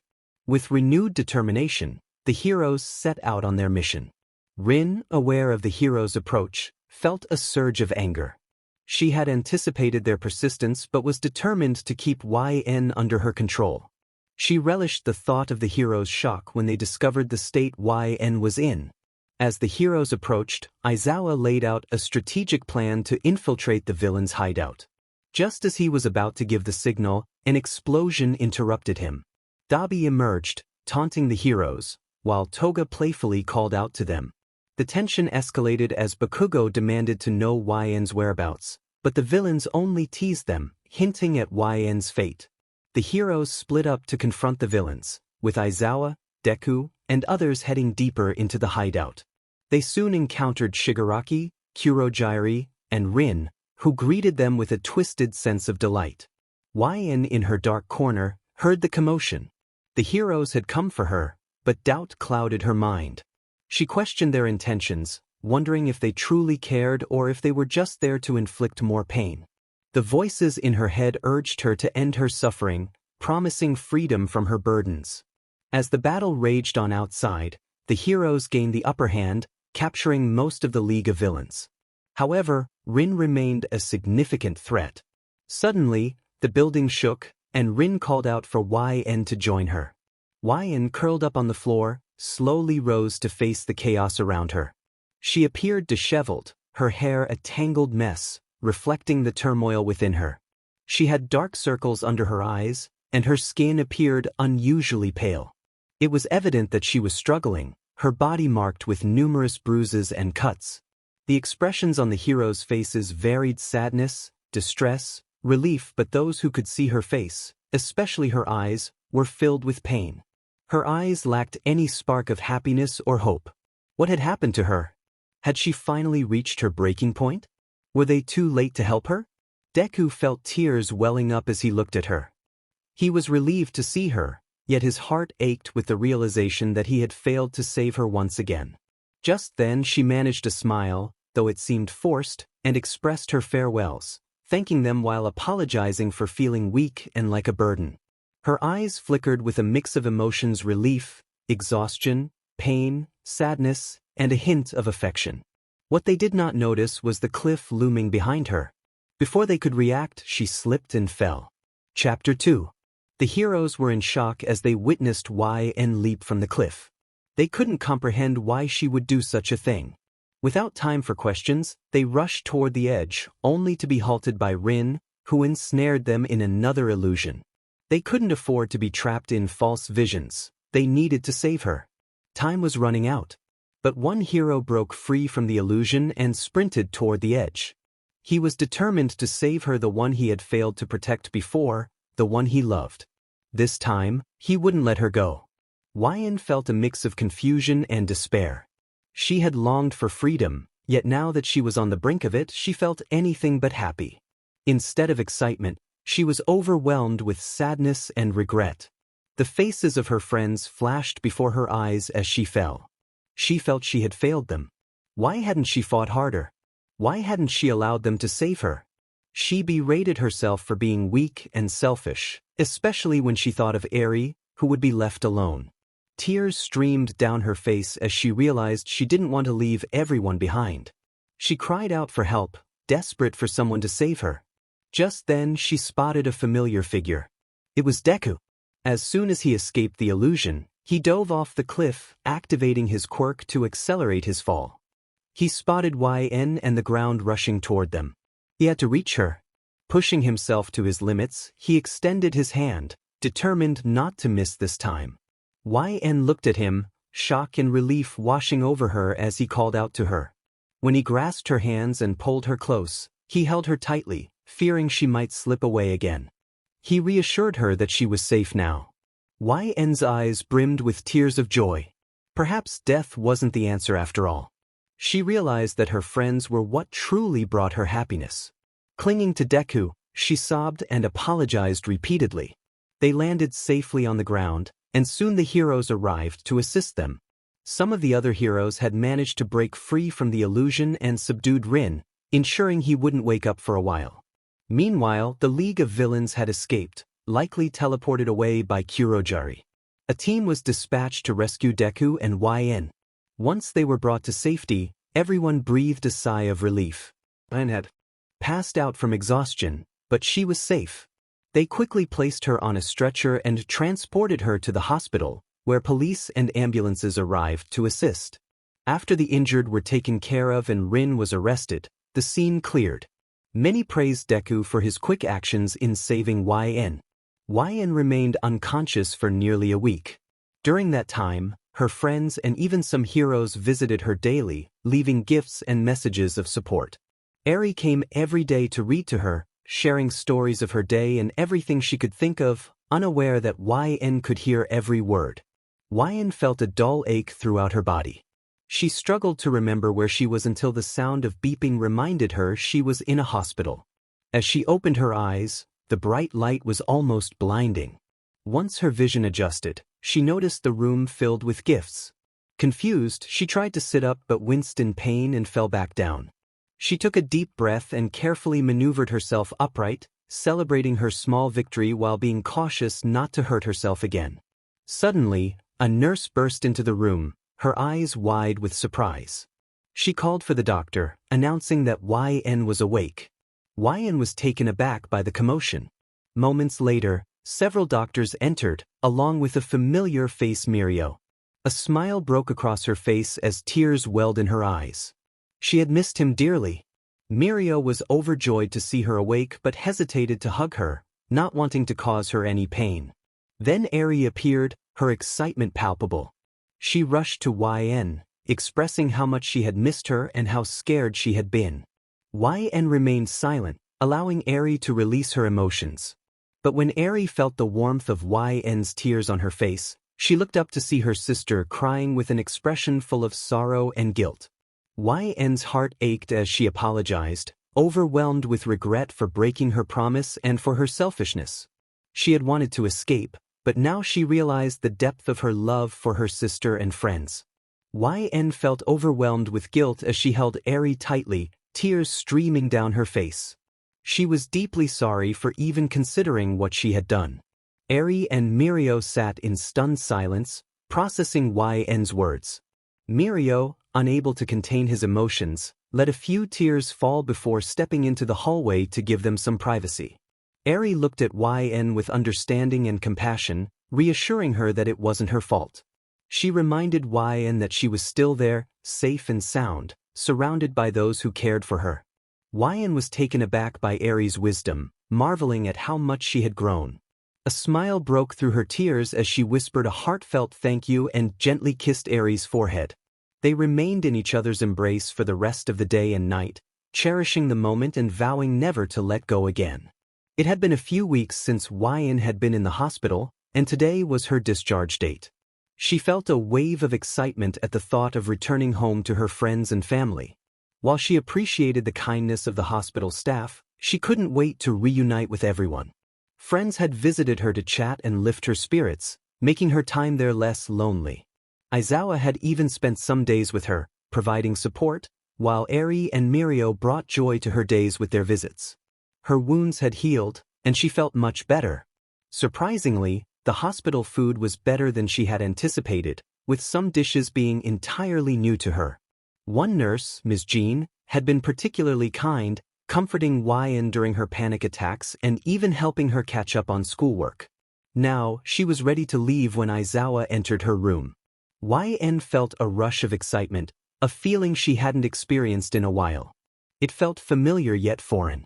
She would miss Ms. Jean, who had done so much for her. Although she felt better, a lingering fear remained. She reminded herself that the heroes had saved her and that Rin was gone for good. Still, doubts crept in, making her feel as if this happiness was too good to be true. Aizawa had suggested she see a therapist to help with her feelings and trauma, and she knew that was a step she needed to take. A soft knock on the door interrupted her thoughts. When she invited the person in, Aizawa entered and greeted her. He informed her it was time to get dressed and leave the hospital. She expressed her eagerness to go home, and he encouraged her to get ready, reminding her that she didn't need to call him Mr. Aizawa all the time. With a playful smirk, she decided to call him Zawa instead, which made him twitch slightly. After getting dressed, Aizawa signed her out of the hospital, and they headed to his car. Suddenly, a high-pitched voice called out to her. Eri had come along, having asked Aizawa if she could join him to pick YN up. Her bright smile was infectious, and YN felt her heart swell with happiness. Eri's enthusiasm was a welcome sight, and as they drove to UA, YN felt a mix of emotions: happiness, excitement, and nervousness. Eri held her hand, a gesture that always calmed them both. Upon arriving at the dorms, they were greeted by a flurry of students, all eager to welcome YN back. Bakugo assured her he knew she would be okay, while others offered hugs and gifts. Overwhelmed with joy, YN felt truly at home again. Momo approached her with an offer of tea, which YN happily accepted. Momo rushed off to the kitchen, her cheeks slightly flushed, leaving YN puzzled about her reaction. As the others gathered, Kaminari invited YN to watch a movie, suggesting Avengers: Infinity War. She agreed, excited to see it for the first time. However, many students wanted to join, which made Kaminari a bit frustrated. They settled on watching the movie in the common room, and after it ended, Mina proposed a sleepover. YN and Eri were curious about the idea, and Mina explained that it involved sleeping in the same room and doing fun activities together. They decided to ask Aizawa for permission. When they found him, Mina excitedly asked if they could have a sleepover. Aizawa was hesitant but eventually agreed, warning them to be careful. With that, the students gathered in the common area for the sleepover. What had started as a small gathering of girls quickly turned into a lively event with everyone joining in, filled with laughter and fun activities like pillow fights. Bakugo took the situation personally, leading to a chaotic moment with everyone feeling the tension. Everyone was surprised that he even joined the sleepover. They watched movies, enjoyed popcorn, and indulged in various snacks. Overall, Eri and YN had fun during their very first sleepover and hoped to have more in the future. Eventually, everyone fell asleep, some faster than others, with YN lying next to Eri and Jairu, both sleeping peacefully. At last, she felt a sense of peace, free from scary situations. She was happy and at home with the people she loved, and she hoped it would stay that way for a long time. It had been about a month since the sleepover with Class 1A and YN's 15th birthday. She had been improving both mentally and physically, now able to talk to more people without feeling scared or unsafe. Aizawa and the others couldn't be prouder of her. Eri had become much smarter since Mirio started teaching her, and many students had developed feelings for YN. Now it was just a matter of who could win her over. Aizawa and Nizu had a big surprise planned for YN. After a brief time skip, YN reflected on how many amazing people she had met since the sleepover and how much she had learned. Many of her friends had added her to their group chats, and she often FaceTimed them when she was bored. This was the happiest she had ever been. If her past self could see her future, they would never believe it could be this good. Just as she finished texting her new friend Shinso, she received a message from Aizawa. A text from Grumpy Kitty read that YN needed to come to the teacher's lounge for a talk with Nizu and him. Excited, YN quickly got off her bed and made her way to the lounge. Upon arrival, she saw some other teachers working and chatting. Present Mike greeted her enthusiastically, causing her to rub her ears in response to his loud voice. Aizawa told Mike to calm down and invited YN to take a seat. He and Nizu then asked her if she wanted to join UA and become a hero. YN was taken aback. This was her chance to finally become a hero like Uraraka. She eagerly expressed her desire to join the hero course, her eyes shining with excitement. Aizawa smiled slightly, having anticipated her response. He explained that they would test her quirk's capabilities, with all the teachers dedicating a day to train her in various aspects. Aizawa would assist with combat, Midnight would help with flexibility, and Mike and Uraraka would support her with her force quirk, while two other heroes would guide her in mental and alteration training. Overjoyed, YN jumped up and hugged Aizawa and Nizu, grateful for the opportunity. She envisioned herself as a hero, determined to save children from experiencing what she had gone through. With a smile, she dashed back to the dorms, leaving Aizawa calling after her. When she returned to the dorms, she found Eri and Mirio. YN excitedly ran towards them, unable to contain her joy. Mirio joked about a silly guess, but YN insisted he try again. Eri giggled and asked what was happening. YN announced that she would be training to become a hero and joining the hero class. Both Eri and Mirio were shocked and thrilled by the news. YN declared her determination to be the best hero in the world, aiming to save kids like herself and Eri from fear and worry. Eri expressed her desire to become a hero too, inspired by YN, Deku, and Lemillion. Mirio watched the two sisters interact, feeling immense pride in YN's growth. It seemed like just yesterday she was a frightened girl, clinging to him. Now, she was blossoming into her true self, and he couldn't be happier. YN spent time with Eri until school let out, wanting to share her news with her friends but deciding to keep it the secret for now. She focused on getting stronger and had already asked Eri and Mirio to keep her plans under wraps. The teachers had also requested confidentiality, so it worked out. She called her group chat, and her friends quickly joined. Sparky greeted her playfully, suggesting they go out on a date, while Pink Queen teased him. YN asked how their day was, and Floating Cutie responded positively. Bakugo interrupted with his usual bluntness, leading to a playful exchange among the group. As they bantered, YN felt a sense of belonging and excitement about her future. You have 2 quirks, which is quite impressive. Emo Bird informed YN that Dark Shadow wanted to see them and also requested an apple. Cutie decided to let Dark Shadow know they would arrive soon and asked if anyone wanted to watch movies together. Everyone eagerly expressed their interest. Cutie suggested they could watch in the common room and bid farewell to everyone with affection. Sparky playfully mentioned that they could still go on a date. Boom Boom Boy dismissed Sparky's comment, insisting he was not serious. Floating Cutie waved goodbye to YN, while Animal Boy expressed his emotions in a cute manner. Soon after, everyone logged out. It had been a few days since YN enrolled at UA, and she had received a lot of help from other heroes in training her quirk. Today was the day she would meet Aikyo Tashiro, but what she didn't know was that her quirk was evolving and growing stronger each day. Aizawa introduced YN to Aikyo Tashiro, her new trainer. YN was excited to meet her, eager to continue her training, which had been both fun and exhausting. Aikyo greeted her warmly, explaining that she would assist YN with her alter quirk, noting that it was somewhat similar to her own DNA quirk. Aizawa then mentioned that another hero would join them in an hour to help with YN's mental quirk before leaving. With enthusiasm, Aikyo encouraged YN to get started. They spent about an hour and a half training her quirk, beginning with YN healing small animals. Aikyo felt it was best not to push YN into more intense scenarios, especially knowing her backstory. Aikyo and Mandalay, the new hero from the Wild Wild Pussycats, grew protective of YN, recognizing her bright and determined spirit. After some time, they shifted focus to YN's mental quirk. After several hours of training, they decided to wrap up for the day. YN had made progress. She could now communicate through one mind at a time, sharing images, though they were not entirely clear, and she could hear some thoughts, albeit faintly.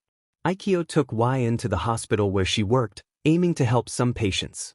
While Aikyo had her own agency, her focus was more on healing and providing assistance during or after conflicts. Mandalay had to leave for her nephew, so Aikyo and YN decided to hang out. Aikyo suggested visiting a nearby cat cafe, and YN was thrilled.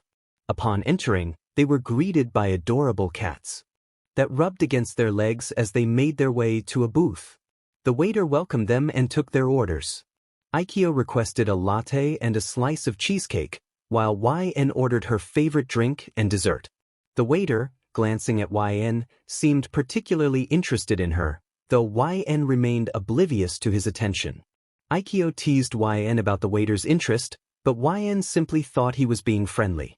Aikyo chuckled at YN's innocence, knowing she wouldn't pick up on such hints. When their orders arrived, YN smiled at the waiter, who blushed and hurried back to the kitchen, leaving her puzzled about his reaction. As they enjoyed their treats, YN and Aikyo engaged in lively conversation, sharing stories and learning about each other. Despite having just met, they felt a strong bond forming, akin to a sisterly relationship. After finishing their meal, they prepared to leave when Aikyo noticed a note on the receipt. It read, "I thought you were cute. So call or text me at XXX XXXXXX. My name is Haru Tsumaki." Aikyo excitedly grabbed YN's phone to save the number, much to YN's surprise. Aikyo playfully insisted on adding the waiter's number, teasing YN about his interest. YN protested, wanting to see the note herself, but Aikyo was quick and mischievous, enjoying the moment. Once they finished, Aikyo dropped YN off at her dorm before heading off to her hero work. As she left, she bent down to give YN a hug, promising to train again soon. Aikyo's playful nature shone through as she danced away, attracting curious looks from passers-by. As YN entered the dorm, she was unexpectedly knocked back by a small figure. Looking up, she saw Eri beaming down at her. Eri exclaimed her excitement, and YN, slightly winded, playfully scolded her for the enthusiastic greeting. Eri apologized, her joy evident, and YN reassured her that it was all right. She suggested taking a shower first before Eri shared all about her day, looking forward to their time together. Eri jumped up, doing a little dance that Mina had taught her. After hearing about Eri's day and finishing dinner, they both headed to bed. It was nearing 11 o'clock. As soon as YN saw her bed, she flopped onto it. She and Eri had separate dorms now since YN was preparing for school and needed more space.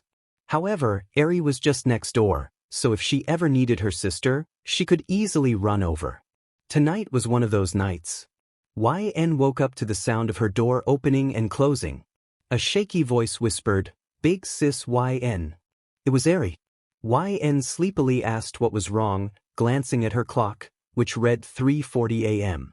Eri admitted she had a nightmare. Whenever Eri had nightmares, YN would let her come sleep with her, hugging her tightly and reassuring her that it was all just a bad dream.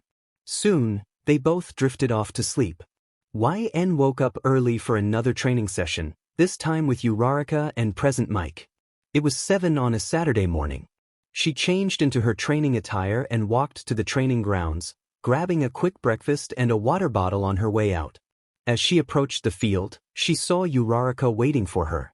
They exchanged light conversation, still feeling a bit tired. Then present Mike burst onto the scene, his voice booming. He greeted them enthusiastically, and YN covered her ears, asking him why he was so loud so early in the morning. He laughed nervously and apologized as they began their training. About 20 to 30 minutes into the session, YN started feeling strange. While lifting some boulders alongside present Mike and Uraraka, she suddenly fell to the ground. They both shouted her name and rushed toward her, but an invisible barrier prevented them from reaching her. YN began to whimper in pain, which escalated into screams. Confusion and fear washed over her as she wondered what was happening. The area around her glowed a bright color. Present Mike called out to Uraraka, instructing her to run and get Aizawa. She nodded and dashed off to the building while Mike tried to assist YN in the meantime. He shouted for her to hang on until Aizawa arrived. But YN couldn't hear him, everything hurt. She was overwhelmed by a cacophony of thoughts, clutching her head in agony. She cried out, desperate for everything to stop. Unbeknownst to them, YN's quirk was growing even stronger. Chapter 4. Uraraka rushed to the teacher's dorm area, her heart racing. Along the way, she encountered Eri and Mirio, who, sensing her urgency, followed closely behind. They arrived at Aizawa's dorm, where Uraraka knocked frantically on the door. Aizawa opened it, his expression a mix of confusion and annoyance at the early disturbance. Uraraka quickly explained that something was wrong with YN's quirk and that they needed his help. Without hesitation, Aizawa pushed past her and headed toward the training grounds, with Eri, Mirio, and Uraraka trailing behind. YN felt overwhelmed, her mind a chaotic storm of voices. Mick's voice broke through the noise, urging her to hold on, but she couldn't concentrate. Ms. Mandalay had told her she could only hear a few voices at once, yet now it felt like a cacophony was screaming inside her head. The pain was unbearable, and she cried out for it to stop, her quirk spiraling out of control. In an instant, the power went out across the area, a chain reaction triggered by YN's distress. Power lines exploded one after another, plunging Mizudafu into darkness. Aizawa emerged from the building, spotting present Mike on the ground near YN, who was encased in a shimmering force shield. Mike explained that they had been training her quirk when she suddenly collapsed, screaming and crying. Aizawa knew he had to act quickly to help her regain control. He called out to YN, urging her to focus on his voice. As others gathered, they were taken aback by the sight of YN in distress. When Aizawa activated his quirk, YN lost consciousness, and her force shield faded away. He quickly scooped her up in his arms, with Eri and Mirio rushing to her side, worried for her well-being. Aizawa reassured Eri that YN was okay, having merely passed out.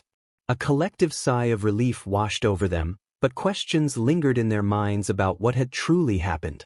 Nizu, along with several teachers, gathered around YN in the nurse's office. They discussed the power outage and the unusual nature of her quirk. Midnight expressed her concern, noting that YN's abilities seemed far more potent than they had previously understood. Recovery Girl examined YN and revealed that her quirk's DNA was rapidly changing, leaving everyone in shock. Aizawa speculated that something might have happened in the lab where YN had been treated. He recalled her reluctance to receive more shots, suggesting that the doctors might have altered something in her bloodstream. Mike suggested they wait for YN to wake up, hoping she could provide answers.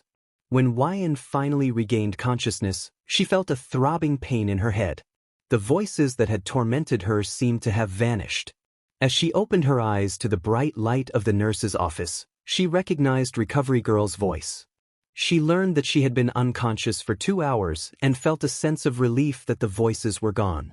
Recovery Girl explained that a doctor had given her something to help manage her quirk. YN expressed her gratitude, not wanting to endure the chaos of the voices again. However, she felt guilty for worrying everyone and considered herself a burden. Tears welled in her eyes as she gripped the blanket, but Recovery Girl gently reprimanded her, insisting that she was not a burden and that it was their responsibility to care for her. After a moment of reassurance, Recovery Girl insisted they head to the teacher's lounge for further questions. There, Mr. Nizu greeted YN and asked about her well-being. She smiled, feeling somewhat better, but her expression faltered when he mentioned the lab. Nizu wanted to discuss the shots she had received and the pain she had experienced during her treatment. As memories flooded back, YN recalled the painful shots she had endured, each filled with a colored liquid, and the dread that accompanied them. Green represented a mild sensation, while purple indicated the most intense pain. This particular instance was purple, and I understood the reason behind it. It was a punishment for my actions earlier that day. I had disobeyed by running away from training. I was meant to face someone in combat, but fear had overwhelmed me, prompting my escape. After all, I was only 7 years old. How could I possibly fight a grown man? He had scolded me, lightly tapping my face as he expressed his disappointment. He reminded me of the importance of obedience, emphasizing that I should have listened and engaged with the guard as instructed. I had stuttered in response, acknowledging my failure to follow his orders. His laughter echoed in my ears, mocking my fear and hesitation. He seemed to take pleasure in my discomfort, and as he prepared the needle, I felt a surge of dread. In a flashback, Zawa's voice broke through the haze. He held my face gently, concern etched across his features as he asked if I was all right. I nodded, attempting to steady my breathing. He inquired if I had experienced another flashback, to which I responded with another nod. Zawa suggested we could talk about it later when I felt calmer. But I was determined. I insisted that I could share what I had experienced. Midnight expressed her concern, assuring me that we wouldn't pressure me into discussing anything I wasn't ready for. I reassured them that I was sure about speaking up. I couldn't allow these flashbacks to hinder my progress in seeking help, just as Recovery Girl had advised. I was not a burden. I began to explain the shots I had received in the lab, admitting that I didn't fully understand their purpose. The doctor had never disclosed that information, but I recalled that they came in various colors. I described how, on a scale from least to most painful, green was the least intense while purple was the most excruciating. I remembered overhearing a doctor mention something about quirk control or enhancers, though the details were hazy. Mr. Nizu listened intently, assuring me that my insights were valuable. He explained that they believed these quirk enhancers were responsible for my quirks spiraling out of control, and they were committed to helping me regain mastery over them. The thought of controlling my quirk filled me with determination, and I resolved to face whatever challenges lay ahead. It's been a few days since YN's quirk malfunctioned. The teachers and doctors were doing their best to figure out how to manage her abilities. She had become incredibly strong in just a matter of hours, and there were concerns about whether she would be able to control her quirk if it continued to grow. Aizawa and Nizu decided to bring Aikyo in for assistance, hoping she could temporarily stabilize YN's DNA, which was changing rapidly. When Aikyo arrived, she immediately embraced YN with enthusiasm, expressing her joy at seeing her. YN struggled to breathe, prompting Aikyo to quickly release her. Laughing, YN waved off the concern and asked why Aikyo was there, expressing her happiness at the visit. Aikyo explained that Aizawa had called her to help with YN's quirk, specifically to put a pause on the constant changes in her DNA. YN felt relieved, as she had been experiencing significant growth in her powers, including the ability to hear others' thoughts from a distance. She had also been having strange dreams about a woman with long hair, though she couldn't see her face or hear her words clearly. As Aikyo began to use her quirk, she soon appeared troubled.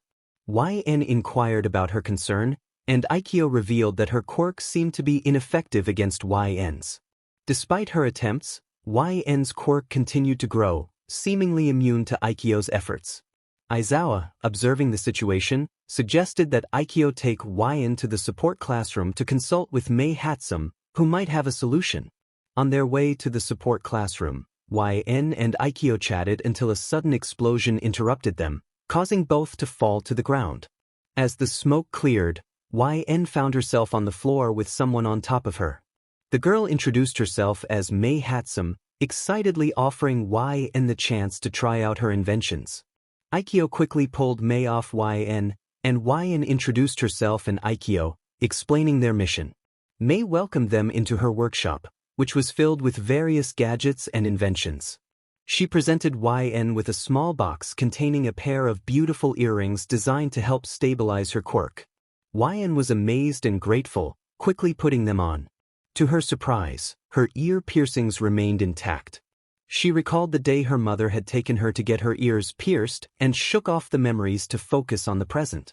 Aikyo asked how YN felt, and YN noted that while her quirk still felt like it was growing, it seemed to have slowed down.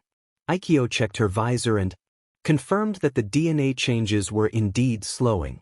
As it was getting late, Aikyo decided to take YN back to the dorms.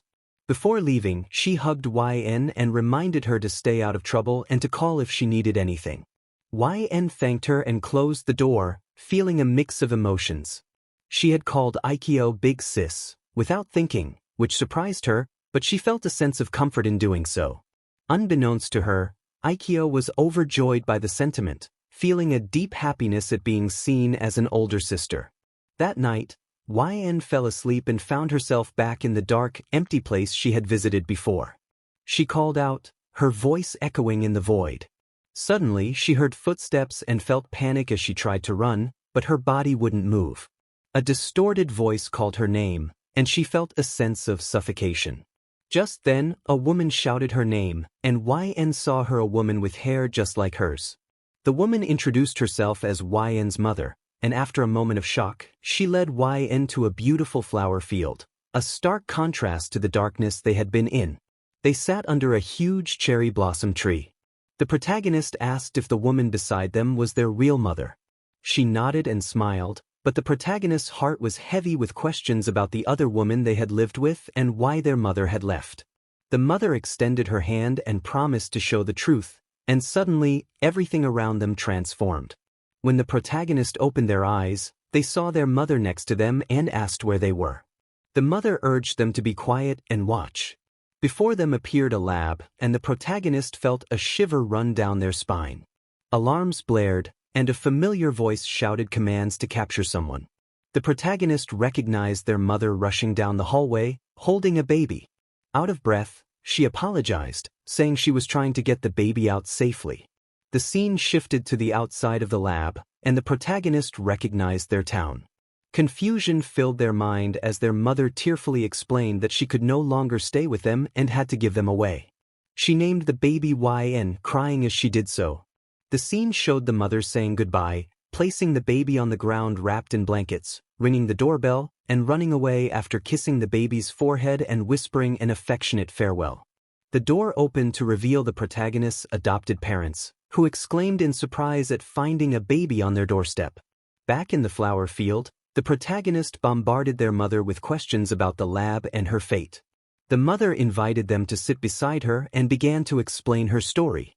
She shared how she had met the protagonist's real father as a teenager and how he had betrayed her by working for the lab. She had been unaware of his true intentions until she discovered she was P-Arginine-T. The lab had kept her confined until the baby was born, and when they took the baby away, she had fought desperately to keep them. The man in charge had been ruthless, and despite her efforts to escape with the father, he had been caught and killed. The mother had managed to flee but had ultimately died, leaving her spirit connected to her child. The protagonist struggled to comprehend the revelations, feeling overwhelmed by the truth of their origins. They learned that their adopted parents had once worked for the lab and had given them up under duress, lured by false promises. The mother explained that the doctor they knew as Rin had deceived them all, making it appear as though their adopted parents were their biological ones. As the protagonist processed this information, they asked how the lab had found them. The mother revealed that the adopted parents had been threatened, leading to their decision to give the protagonist away. The protagonist felt a mix of anger and sadness, realizing the depth of the betrayal. The mother reassured them that she was now present in their mind, able to guide and support them. The protagonist felt a surge of joy at having a real mother who cared deeply for them. They shared a heartfelt moment, laughing and embracing each other, until the time came to part ways. Reluctantly, the protagonist expressed their desire to stay, but the mother encouraged them to remain strong and confident. She suggested they communicate through their thoughts, and the protagonist eagerly agreed, filled with gratitude and love for their mother. Suddenly, the protagonist awoke back in their room, realizing it was morning. They called out to their mother in their mind, and she responded with excitement, bringing a smile to their face as they began to embrace their new reality together. It was an exciting morning as the protagonist prepared for a significant milestone. They stood up, expressing their eagerness to their mother, who inquired about their preparations. With enthusiasm, they shared that it was their first day at UA, the prestigious school for aspiring heroes. This moment marked the beginning of their journey toward becoming a hero. While preparing for her first day of school, YN decided to play some music. She scrolled through the playlist Kyoka had sent her and clicked shuffle, her favorite song starting to play. She adjusted her outfit while singing along, put on her shoes, and styled her hair. After a quick trip to the bathroom to brush her teeth and wash her face, she checked her phone and saw it was 7. She realized she needed to hurry as class started at 7. Grabbing her bag, jacket, phone, and headphones, she dashed out the door. In the kitchen, she spotted Mirio and Eri-chan. Eri, excitedly running to hug her, explained that she had asked Lemillion to wake her up early so she could say goodbye. YN felt touched by her little sister's thoughtfulness, knowing how significant this day was for her after years away from school. It was both exciting and nerve-wracking, but she was familiar with the class. After a quick breakfast, YN rushed out, calling a hasty goodbye to Mirio and Eri. She made it to the door just in time, taking a deep breath as she waited for Zawa to signal her entrance. As the bell rang, Zawa walked to the door, instructing everyone to be seated. He announced that there would be hero training with Class 1B and All Might, but first, he introduced YN as the new student. With that, she slid open the door, stepping into a room full of curious eyes. Walking to the front next to Zawa, she smiled, and for a moment, there was silence before the class erupted in surprise. Students rushed toward her, but Zawa quickly used his quirk to restore order. He instructed the class to be respectful and watch out for YN, giving them a stern look. They complied, responding in unison. Zawa then directed YN to sit next to Yaoyorozu. As YN settled into her seat, she greeted Yamamo, who appeared flustered. Concerned, YN asked if she was okay, noticing her reddened face. Yaoyorozu insisted she was fine, attributing it to the heat, while YN smiled, unaware of the glares directed at her friend.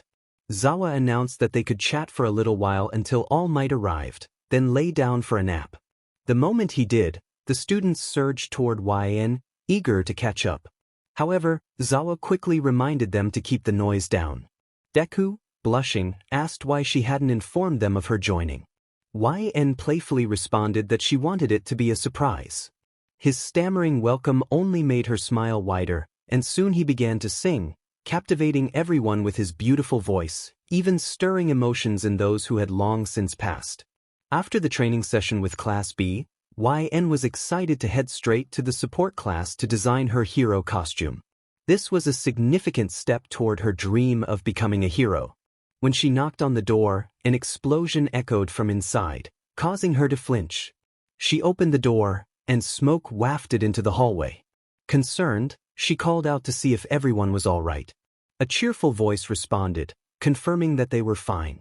Recognizing the voice, YN realized it belonged to Mei. She greeted her friend enthusiastically, and Mei informed her that Aizawa had mentioned her arrival. YN explained that she needed to design her hero costume and showed Mei her drawing, which she had worked on with Mirio and Eri. Mei eagerly agreed to help and promised to have it ready by the next day. Grateful, YN waved goodbye and walked back to class, pondering what to have for dinner. She considered asking Sho for cold soba or Aizu for some katsudon, feeling excited about the possibilities. As she walked, lost in thought, she accidentally bumped into a boy with purple hair. Apologizing profusely, she bowed repeatedly. He reassured her that it was fine and suggested she be more careful next time.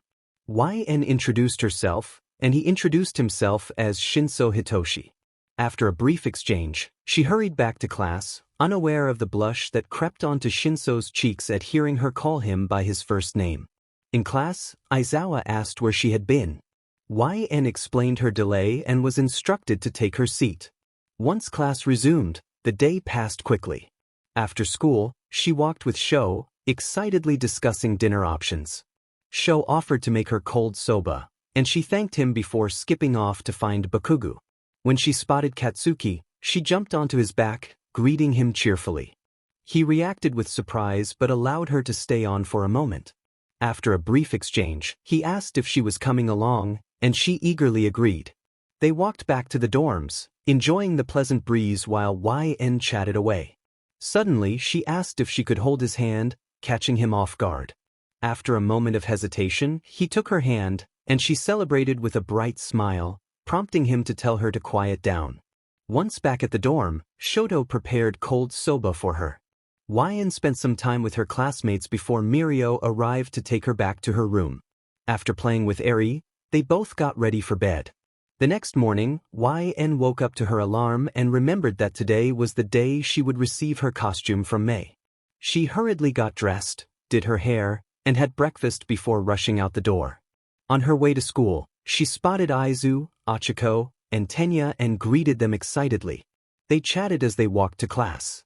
After a long day, YN finally arrived at Mei's workshop. Mei greeted her enthusiastically and revealed that she had finished the costume. YN opened the case and was amazed by the design, thanking Mei with a hug before being encouraged to take it back to class. When YN entered her classroom, she noticed her friends were already there. She had woken up a bit late. Curious about Aizawa's whereabouts, she asked her classmates. They informed her that he hadn't arrived yet. The conversation shifted to the recent fight with the Nomu, and everyone shared their thoughts on Endeavor's performance, expressing admiration for the heroes. Just then Sho walked in, and the class turned their attention to him. He reassured them that Endeavor was not in serious condition, which brought relief to his classmates. Aizawa finally entered the room, reminding everyone of their responsibilities as provisional heroes.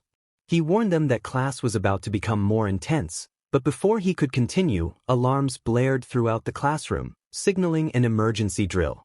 The students braced themselves for the unexpected challenge ahead.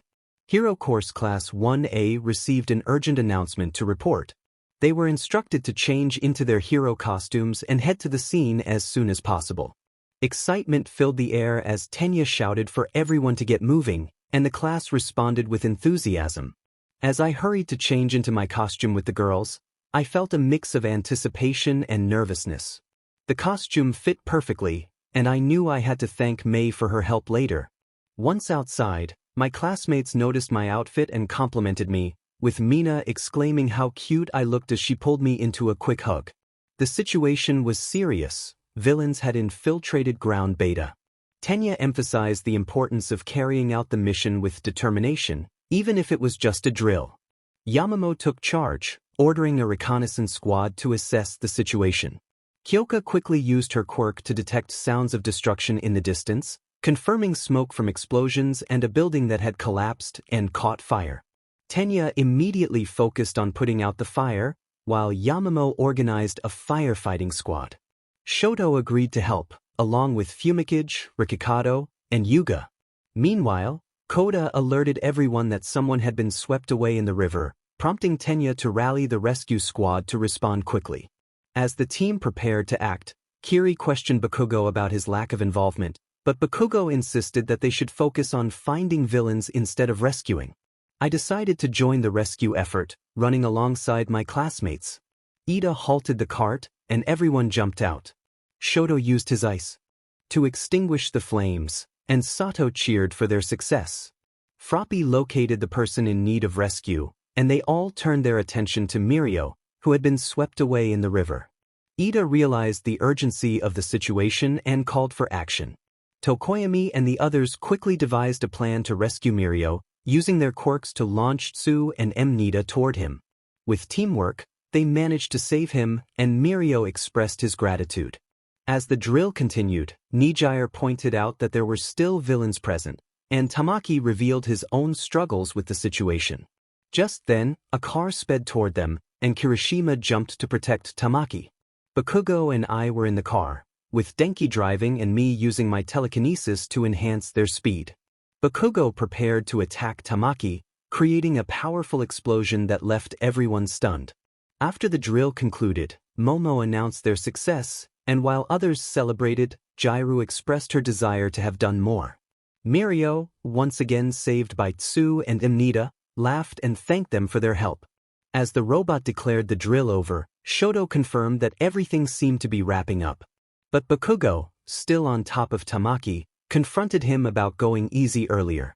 In a fit of anger, Bakugo prepared for another explosion, declaring Tamaki his enemy, and the tension escalated. Aizawa instructed that Bakugo be taken to the faculty lounge, while Deku and the others emerged from the smoke, dazed and exhausted, before collapsing to the ground. Chapter end. It was finally time for the class activity, and excitement filled the air. Hagakure expressed her enthusiasm, while Jairu noticed her shivering and asked if she was cold. She admitted she was, doing a little dance to keep warm. Mina chimed in, showcasing her winter costume, and Momo agreed that it had gotten colder recently. Ida, with his characteristic hand movements, remarked on how everyone's costumes had changed since the beginning of the school year. Sato complimented Ida for enduring the summer in his outfit, and Deku pointed out Bakugo's different suit, which prompted Bakugo to challenge him to speak up if he had something to say. Deku noted that his own suit had changed the most, with new gloves that Hatsum had improved for better functionality. Ojiro acknowledged Hatsum's work, and just then, Uraraka interrupted, surprising everyone with her sudden outburst. Yen, meanwhile, was deep in thought, reaching out mentally to her mother for guidance. In her mind, Yen asked her mother for help with controlling her quirks during the exercise, admitting that despite previous assistance, she still struggled. Her mother agreed to help if necessary but reminded her that she needed to handle things on her own. Yen expressed her gratitude, but her mother's enthusiastic response made her chuckle and sweat drop. After a brief farewell, Yen was suddenly tackled in a hug by Mina, who was eager to know what Yen was doing alone. Yen feigned thoughtfulness about the class, and Mina expressed her hope that they would be on the same team. Kyoka complimented Yen's costume, and Yen returned the sentiment, causing Kyoka to blush. Mina, not wanting to be left out, demanded Yen's opinion on her costume, which Yen happily acknowledged. Just then, a voice interrupted, challenging their relaxed demeanor. It was Monoma from Class B, boasting about a survey he conducted during the school festival, claiming victory over Class A by a narrow margin. Yen found his incessant chatter annoying and began to reflect on her own feelings of fear and uncertainty. Despite feeling like she had improved her control over her quirks, Yen couldn't shake the lingering fear from her past experiences. She recalled her therapist's advice to stop overthinking but struggled with the weight of her memories. Just then, Aizu waved his hand in front of her face, snapping her back to reality. She assured him she was fine, though she sensed he wasn't entirely convinced. As the class activity began, Vlad King announced a special participant, prompting curiosity among the students. Aizawa introduced Hitoshi Shinso, a transfer from Class C, which shocked Yen. After explaining the rules, the teams were drawn, and Yen found herself in the fifth battle alongside Midoriya and others. As the first battle commenced, classes stealthily searched for the opposing team, with Tsu camouflaged on the wall for lookout. Suddenly, a boy from Class B launched an attack. The battle unfolded with Shinso using his abilities to gain the upper hand, leading to Class A's victory. After the remaining battles concluded, it was finally Yen's turn. With both classes having won an equal number of battles, this final match would determine the overall winner. Yen and her team strategized before setting off to find the other team. As they moved, Aizu leaped into the air, while Mina, Mineta, Achiko, and Yen continued their search. Achiko released Mineta, who speculated about a voice he heard earlier, suspecting it was Shinso. Yen confirmed it was indeed him, recalling his impressive performance in previous battles. Mina expressed her desire to see Shinso react dramatically, and as they prepared for the encounter, they remained alert and ready for whatever challenges lay ahead. They were coming from all directions, and Yen shouted as she created a force shield, Suddenly, the small objects around them began to grow. Achiko made some float, while YN stopped others with her force and hurled them at the enemies. Mina used her acid to assist. However, despite their efforts, the objects came crashing down around them. YN quickly formed a shield over her teammates as they shouted in alarm. Mina expressed her fear, while Mineta wondered what Midoriya was doing, noting that he wasn't drawing the enemy's attention. YN speculated that he was likely already engaged in battle. They navigated through the debris, running away from the chaos. Achiko voiced her concern that their location might have been compromised, and she worried about Deku. YN calmly reassured her, hoping he was safe. Suddenly, they spotted blackish-green whips in the sky, and chaos erupted as the tendrils destroyed everything in their path. They dodged and fled, only to see Aiza being dragged into the air. YN felt a rush of panic as she heard his thoughts. He was pleading for one for all to stop. She knew she had to focus on helping him. She urged Achiko to run to him and try to calm him down, while she would assist everyone else with the destruction. Achiko hesitated, insisting that YN should go instead, but YN insisted that only she could do it. Finally, Achiko decided to run toward Deku, calling out to him as her helmet was knocked off. From a third-person perspective, Uraraka shouted for Deku to stop, but he was struggling. Shinso was instructed to use his brainwashing quirk to help. Midoriya, overwhelmed with emotion, was frozen in place. Mina called out to YN, who reassured her that she was fine despite a few bruises and a little blood. YN had been using her force quirk to protect her peers, but while she was distracted, an oil can struck her head, causing her to bleed. Though she felt a bit dizzy, she didn't want to worry her friends. She thought about how her friends were concerned for her, feeling like a burden. Her mother's voice echoed in her mind, reminding her that she was not a burden and that her friends cared deeply for her. YN felt grateful for her mother's support. Later, Uraraka tried to wake Deku by slapping him, urging him to get away from danger. As they descended to the ground, she reassured him that Shinso's brainwashing had taken effect. Midoriya, still dazed, noticed Uraraka's injuries and became worried as they landed. Suddenly, Monoma attacked, declaring that the battle was not over. The small objects around them grew and flew everywhere, and Monoma floated on a bolt of energy. Mina, YN, and the others rushed to assist their teammates. They shouted to each other, confirming that everyone was okay. It turned into a chaotic brawl, with Mina launching her acid at the enemy.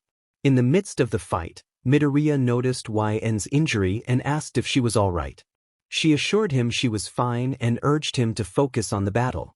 After a long and intense fight, Class A emerged victorious. As the class ended, everyone headed back to the dorms. Midoriya accompanied YN to Recovery Girl to tend to her head injury. With a bandage wrapped around her head and a slight headache, she inquired about one for all, prompting Midoriya to freeze. He realized he could trust her and decided to share the truth, knowing she would eventually find out anyway. Thankfully, All Might was not too upset about it. When YN returned to her dorm, she found Eri and Mirio in the kitchen. Eri rushed over, concerned about YN's head. YN reassured her that it was just a minor accident from class. After dinner, YN tucked Eri into bed and reflected on the day's events. She felt a sense of inadequacy, wishing she could have done more to help.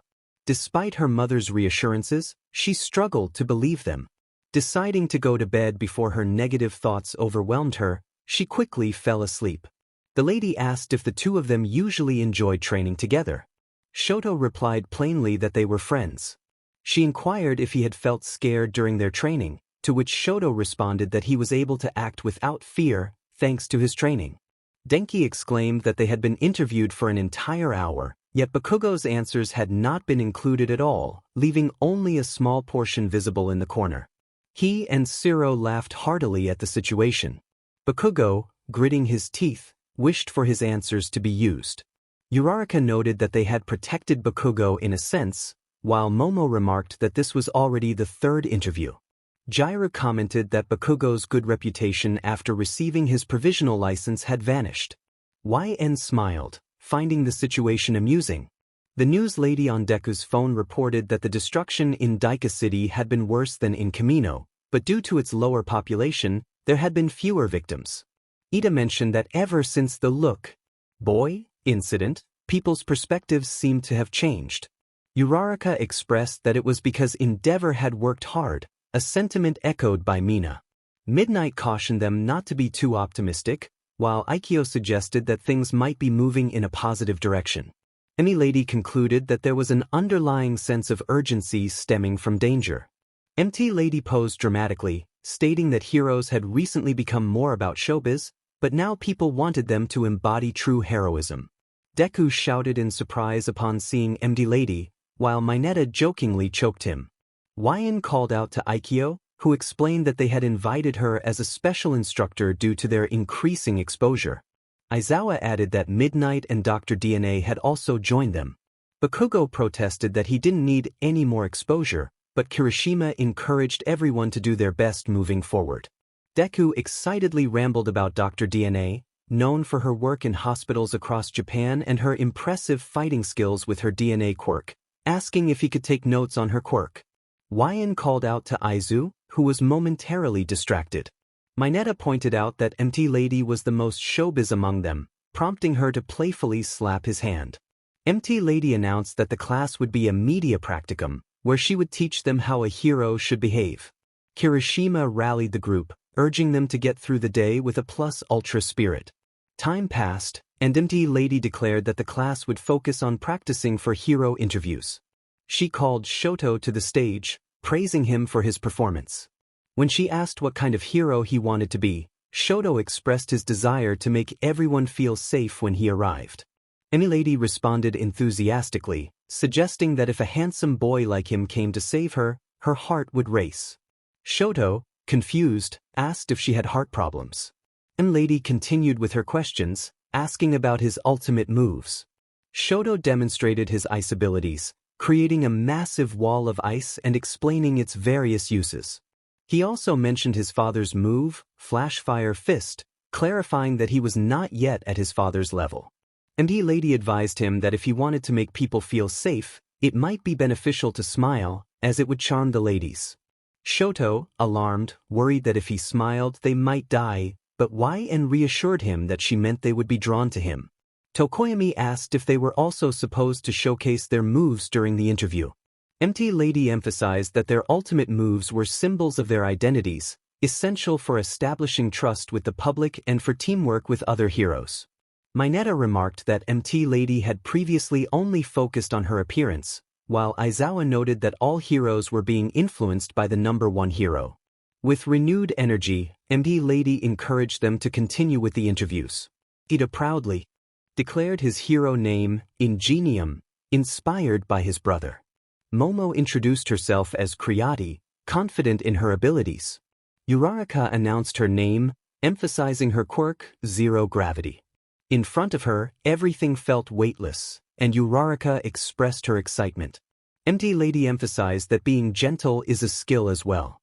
Tokoyami introduced himself as the Jet Black Hero, stating that there is no glory for one who knows no darkness, which earned him praise for his impressive aura. Red Riot declared his strength, insisting that no blood flows behind him, while someone called out to him. Pinky boasted about her ability to melt anything, and Charge Bolt, the stun gun hero, claimed he could make anything shocking. They all seemed to exceed expectations, surprising one another with their skills. Yn proclaimed her determination, stating that with her 3 quirks, no villain would stand in her way, identifying herself as the mind hero, Eris. Bakugo, frustrated, insisted that he wouldn't say random things and demanded others to follow him. MT Lady noted that he wasn't as bad in interviews alone, realizing that he simply didn't see eye to eye with the rest of humanity.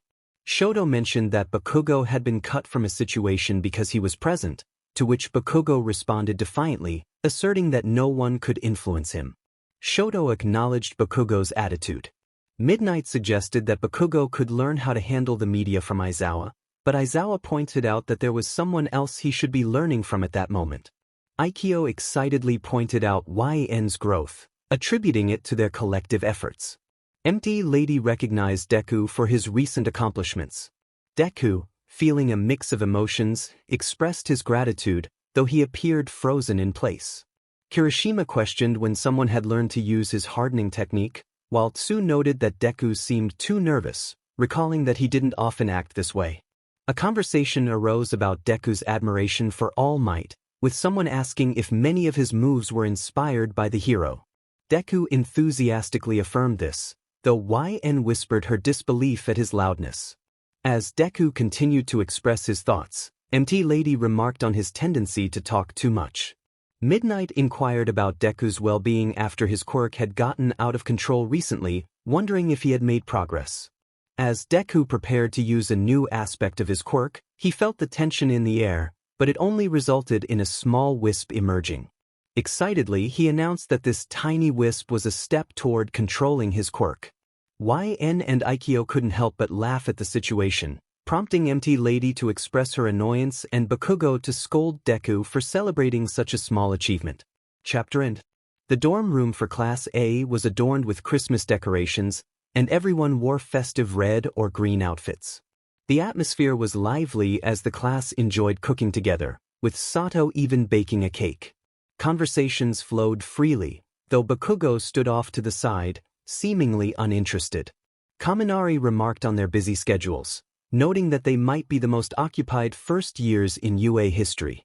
Jiro asked if Kaminari and the others were returning to Ryukyu, and Uraraka joined in, excitedly discussing the joys of Christmas Eve. Mineta took a picture of the girls, capturing the moment. Ida inquired about Midoriya's plans following the Night Eye Agency's takeover, prompting YN to flinch at the mention. She had never fully come to terms with the loss, feeling a lingering sense of guilt. Yet she resolved to push those thoughts aside for the sake of the holiday. Kirishima mentioned that Centipeder had taken over, suggesting that Midoriya could see Night Eye again. Midoriya explained that he had interned with Gran Torino, but the situation remained uncertain, leaving him in a state of limbo. Kirishima acknowledged the difference this time, noting that the school would assign Midoriya to someone new. Meanwhile, Mina playfully approached Bakugo, who reacted with his usual intensity, questioning her intentions.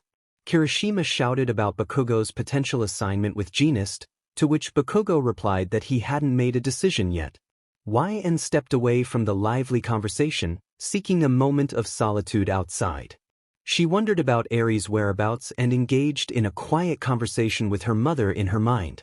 Her mother encouraged her to enjoy the party, acknowledging how rare such moments had been for YN. They reminisced about past hardships, with YN reassuring her mother that the current situation was not her fault. YN expressed her desire to reconnect with her mother, contemplating the possibility of projecting her into existence through her quirk. Her mother laughed, impressed by YN's idea, though she cautioned that it might not work as they hoped. YN felt a surge of determination to try that night, eager to introduce her mother to her friends. Their conversation ended with warm farewells, and YN returned to the festivities. Kirishima found her outside and expressed concern, having been searching for her. YN explained that she had been distracted by the stars. He led her back inside, where the warmth of the gathering enveloped them. Yamamo greeted her with worry, and Sato excitedly announced the food. Zawa entered, and Eri made a charming appearance, causing everyone to cheer. YN rushed to give Zawa a hug, wishing him a Merry Christmas, and he affectionately ruffled her hair. Eri shared her painted eggs, which led to a playful mix-up with Achiko correcting her about the holiday. YN offered Eri a drink, noticing her growing horn, and felt a wave of positivity from her presence. The spirit of Christmas filled the room as everyone enjoyed the festivities together. Zawa acknowledged the impact of Aizu's words, which made her smile even brighter. Aizu truly had a positive effect on her heart, and for that, I was immensely grateful. The rest of the evening was filled with everyone enjoying delicious food and lively music. Jiro played the guitar while Ida took on the role of conductor. Afterward, we exchanged gifts. Tokoyami received a giant sword, which caused Ojiro to become quite flustered. Mina unwrapped a weight, Jiro got a cozy sweater, Kami received a basketball, and there were many more surprises. I was thrilled to get a giant plush of my favorite animal. It was so soft that I nearly dozed off while holding it. I had to keep a tight grip on it, or Cammy would swoop in and take it away. Siro would take turns running off with it, but Ida always managed to intervene and return the plush to me. Eri also received a giant sword at one point, which sent Ojiro into another panic. Just like that, the night came to an end. Everyone pitched in to clean up, and Eri and I headed to our dorm room. We had moved into separate rooms since I needed my own space to wake up early for school, though she still occasionally slept in my bed. I didn't mind at all. As I tucked her in, Eri sleepily wished me good night, calling me Big Sis. I returned her sentiment with a gentle kiss on her forehead before leaving her room. Now it was time to see Mom. The sound of a TV filled the quiet room, where three figures watched with eager anticipation. The eldest, YNLN, smiled widely as she held her two children close. YN was no ordinary mother, she was the number 10 hero. Her two children, twins named Ivy and Violet, were not just her pride and joy but also the children of Izuku Midoriya. Years had passed since their graduation from UA and their wedding. Midoriya had finally mustered the courage to confess his feelings for YN, a moment that had required a bit of help from All Might, though it was a rather unconventional approach. In a flashback, Izuku recalled the day he sought advice from All Might. He had been nervous, clutching the bottom of his school blazer as he approached All Might's office. Despite being a third-year student, he felt just as anxious as ever. He contemplated asking his mother for help but feared her teasing. Thinking of YN made his heart race. Her smile, her laugh, everything about her captivated him. He realized he was completely in love with her. When he finally knocked on All Might's door, he tried to steady his shaking hands. All Might opened the door, his eyes widening in surprise at Izuku's anxious expression. "Young Midoriya? Are you okay? Did you need something?" All Might asked. Izuku nervously explained that he needed help with something important. When he finally revealed his feelings for YN, All Might was taken aback, even coughing in shock. After calming down, All Might reassured him that he was indeed in love and advised him to be himself when asking YN out. After school, Izuku asked YN to follow him to a quieter part of the school. She agreed without hesitation, even taking his hand. When they reached their destination, she smiled at him, prompting him to gather his courage. He stuttered, trying to find the right words, before finally blurting out his question in a rush. YN, confused at first, asked him to repeat himself. Once he clarified, she laughed softly and confessed that she liked him too, agreeing to go on a date. Now, years later, they were both heroes and parents to their twin daughters, Ivy and Violet, who had just turned 6. The girls clung to their mother's arms, excitedly watching their father being interviewed on the news. YN chuckled at how nervous he still appeared, even after achieving the title of number 1 hero. It was amusing to see that despite his accomplishments, he remained the same anxious Izuku, especially under the watchful glare of Bakugo. The news anchor praised Izuku for a recent heroic act, but he stumbled over his words, causing Ivy and Violet to giggle. Ivy exclaimed that their father was silly, and YN couldn't help but smile at the sight of her family, filled with love and laughter. "Yes, he is," YN laughed. She then asked if there was anything he wanted to say to anyone. He fell silent for a moment before a soft smile spread across his face. He expressed his love for YN, Ivy, and Violet, acknowledging that they were likely watching and laughing at him.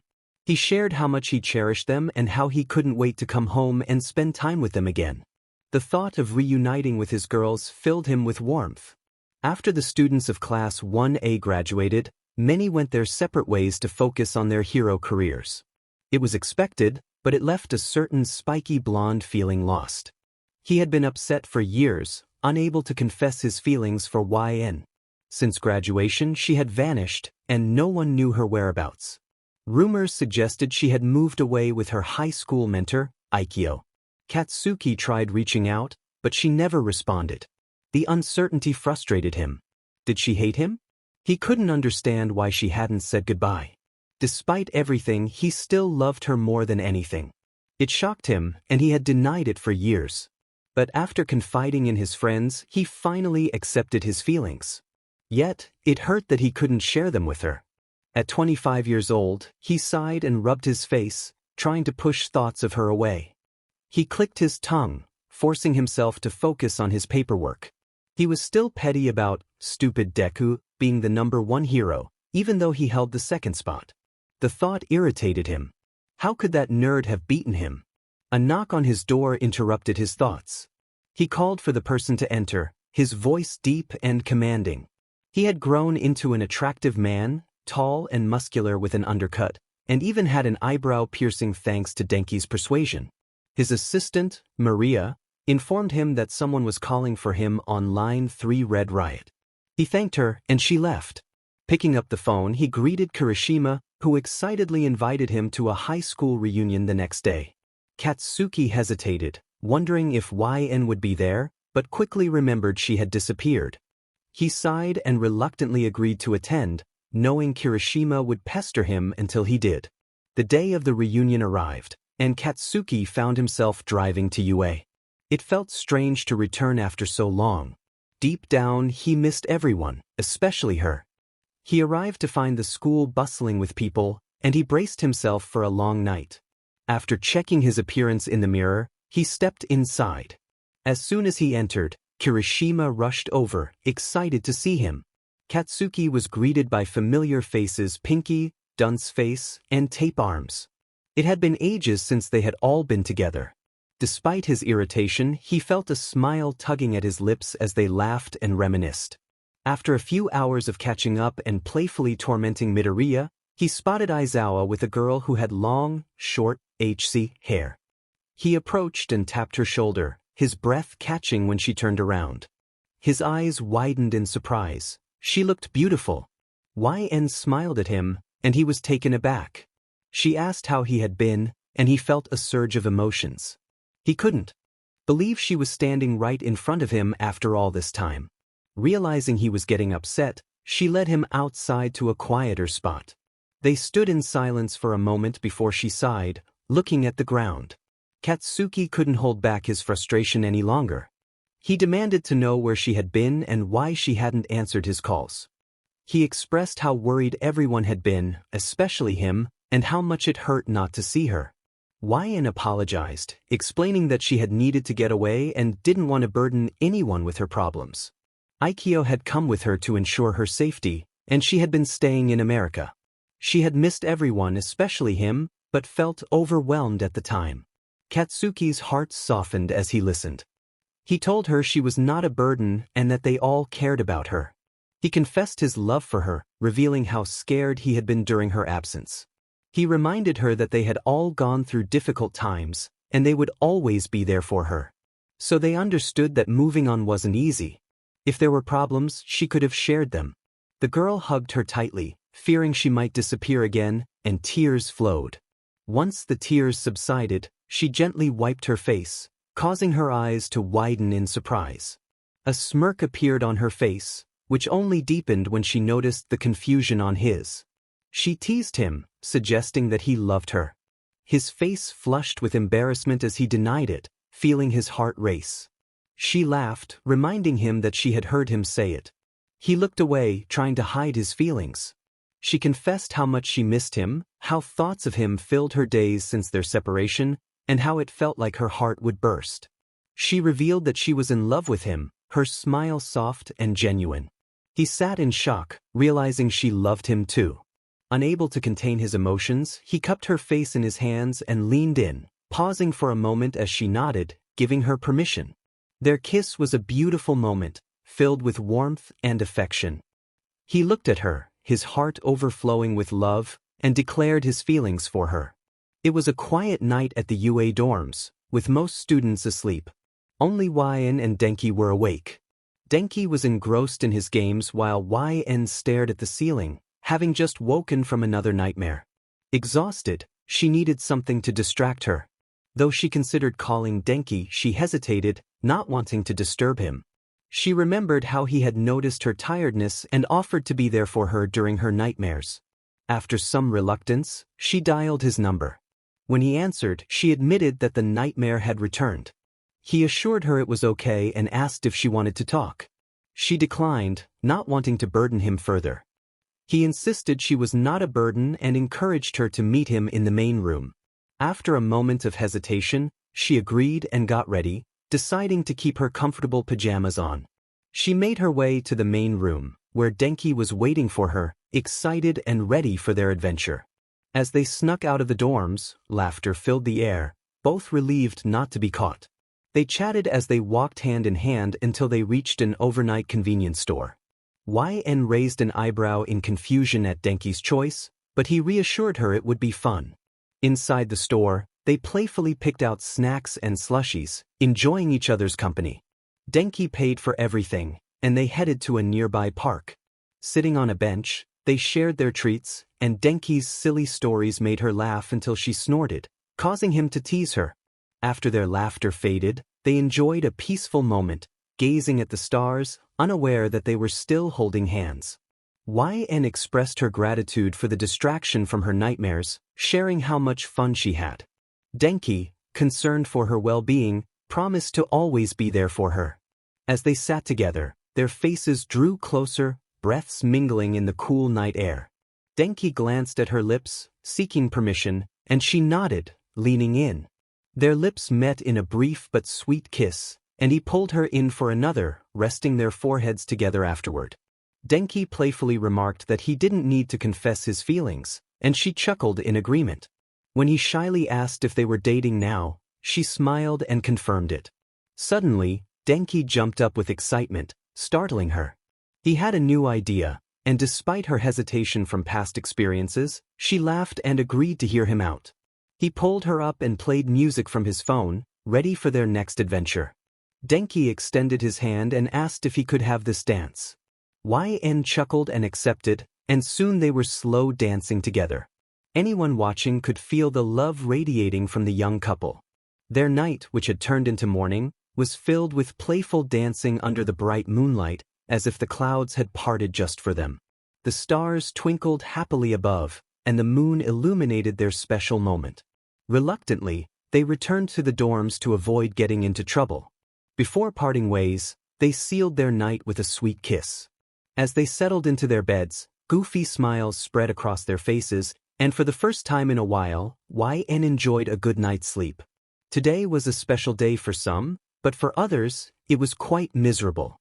It was Valentine's Day, a day filled with love, couples, and gifts. Some couldn't help but dislike the day, as they always spent it alone. Mina burst into the classroom, excitedly wishing everyone a happy Valentine's Day. YN chuckled in response, and Mina's enthusiasm caught the attention of a certain redhead. Mina then asked YN if she had a Valentine and mentioned that she had a gift for her as her best friend. YN felt a pang of guilt for not having anything to give in return. Mina reassured her that it was okay not to give anything back, and YN promised to treat her to lunch. When asked about her Valentine, YN admitted she didn't have one. Just then, Aizawa entered the room, instructing everyone to take their seats as he prepared for a quiet day. He soon flopped down and fell asleep, leaving the students to chat amongst themselves. Denki teased Kirishima about his lingering gaze on YN, prompting Kirishima to blush and deny it, claiming he was merely admiring her. Shiro scoffed, while Bakugo urged Kirishima to confess his feelings. Kirishima expressed his fears of rejection, believing YN was out of his league. Shiro encouraged Kirishima, assuring him that YN liked him, and Denki urged him to give her the chocolate he had prepared and ask her out. Kirishima resolved to do it after school. At lunchtime, YN sat with Deku and her friends, discussing training and hero-related topics. They watched as Achiko presented Deku with a gift, causing him to blush furiously. YN sighed and glanced over at Kirishima, only to find him already looking at her. They both panicked and quickly looked away, their heartbeats quickening. Sue encouraged YN to confess her feelings, reminding her that she had a gift for him. YN admitted her fear of rejection but promised to try to confront him after school. After classes ended, YN took her time packing, hoping to see Kirishima. When she couldn't find him, she searched the school, unaware that Kirishima was looking for her as well. She was approached by another student who nervously confessed his feelings and handed her a gift. Kirishima's heart sank at the sight, feeling he had no chance. He hesitated, waiting for YN's response. YN politely declined, explaining that she liked someone else. The boy offered her the gift anyway and walked away, leaving YN feeling guilty for rejecting him. As she walked away with the chocolate in hand, she accidentally bumped into Kirishima, who had been searching for her. He smiled nervously and admitted he had been looking for her. YN suggested they walk home together, and he agreed. The silence between them felt awkward as they walked, both trying to muster the courage to speak. YN eventually stopped, prompting Kirishima to do the same. She nervously announced that she had something to tell him, causing his heart to race. After a moment of hesitation, she confessed her feelings, revealing that she had always liked him but was afraid of rejection. She expressed her frustration at not being able to talk to him without feeling nervous and reassured him that she understood if he didn't feel the same way. A tense silence followed, and YN feared the worst, feeling tears welling up. But then Kirishima chuckled softly, surprising her. He smiled and shared that he had also been scared to confess his feelings, worried she would reject him too. He smiled at her, and YN felt warmth rise in her cheeks, her mouth agape in surprise. Did he really like her back? Soon, she regained her composure and beamed at him, filled with excitement. She asked if this meant they were dating, her heart racing with joy since she had never had a boyfriend before. He shyly replied that it could be, only if she wanted. Overjoyed, she exclaimed her agreement and then nervously asked if she could kiss him. He blushed deeply, his face matching his hair, and she nodded with a smile, knowing this would be her first kiss. They leaned in slowly, their lips almost touching, both feeling a mix of nerves and anticipation. Finally, Kiri found the courage to pull her closer, and their lips met in a sweet kiss. They pulled apart, both smiling at each other, catching their breath. YN then handed him a plush toy of his favorite hero, Crimson Riot. His face lit up with joy as he hugged her tightly, thanking her. He then revealed a beautiful necklace with his name engraved on it, and she jumped into his arms, overwhelmed with gratitude, thanking him repeatedly. He offered to put the necklace on her, and after fastening it around her neck, he took her hand and kissed her again, wishing her a happy Valentine's Day. Shinso was feeling extremely nervous, almost to the point of fainting. His hands were clammy, and his legs trembled as he prepared to ask her to marry him. After a challenging mission to gain Aizawa's approval, he couldn't shake the worry of whether she would say yes. He had meticulously planned everything for their 5-year anniversary, dreaming of their future together, possibly with children. His plan included picking her up from their apartment, enjoying dinner, visiting their favorite ice cream shop, taking a late-night stroll on the beach, and finally proposing. At Aizawa's house, the older man helped him get ready, lending him a suit and offering words of encouragement. Aizawa reassured him that everything would be fine, reminding him that she loved him just as he loved her. Eri, who had grown so much and was following in YN's footsteps by enrolling in UA to become a hero, cheered him on, saying that Big Sis would definitely say yes. After texting YN to get ready, Shinso arrived at their apartment, repeating words of encouragement to himself. When he finally saw her, he felt like the luckiest man on earth. She looked stunning. He complimented her, and she returned the sentiment, saying he looked handsome. As they set off, YN excitedly shared stories about her day, and he listened intently, his hand resting on her thigh, gently rubbing circles. Upon arriving at the restaurant, he opened the door for her, their hands intertwined. The waitress greeted them, and he confirmed their reservation. Seated in a cozy corner of the dimly lit restaurant, they gazed at each other lovingly while holding hands across the table. After selecting their orders, they enjoyed a comfortable silence, Shinso tracing his finger over her knuckles. When the waiter arrived, they placed their orders, and he noted their drink preferences. After dinner, they strolled hand in hand to the ice cream shop, where YN eagerly contemplated her flavor choice. Despite always choosing the same one, she was excited. Shinso playfully teased her about trying something new, but she stuck to her favorite, while he opted for strawberry. They exchanged ice creams, a tradition they cherished. Arriving at the beach, they removed their shoes and set down their belongings on the sand. YN playfully pulled him toward the shoreline, and they laughed together, enjoying the moment.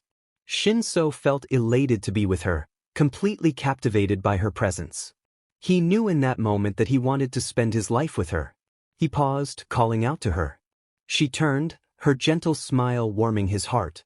He expressed how long they had known each other and how nervous he had been to ask her out, fearing she would reject him because of his quirk. Instead, she had shown him love and kindness, and he realized he wanted to spend forever with her.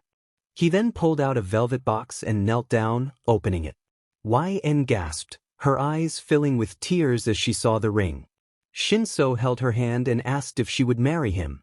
Overwhelmed with emotion, she covered her mouth in shock, tears streaming down her cheeks.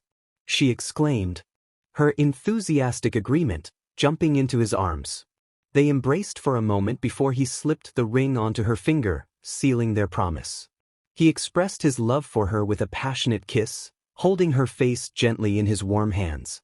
They remained in that embrace, swaying softly as they whispered their affection for one another, fully aware that their love was eternal and unbreakable. It was the final day of the young couple's honeymoon in a beautiful country, where they had planned numerous activities to enjoy together. However, YN began to feel unwell. In a state of concern, Monoma hurried to find a doctor. YN rushed to the bathroom, trying to rid herself of the discomfort. Sitting on the floor, she anxiously awaited her husband's return with the doctor.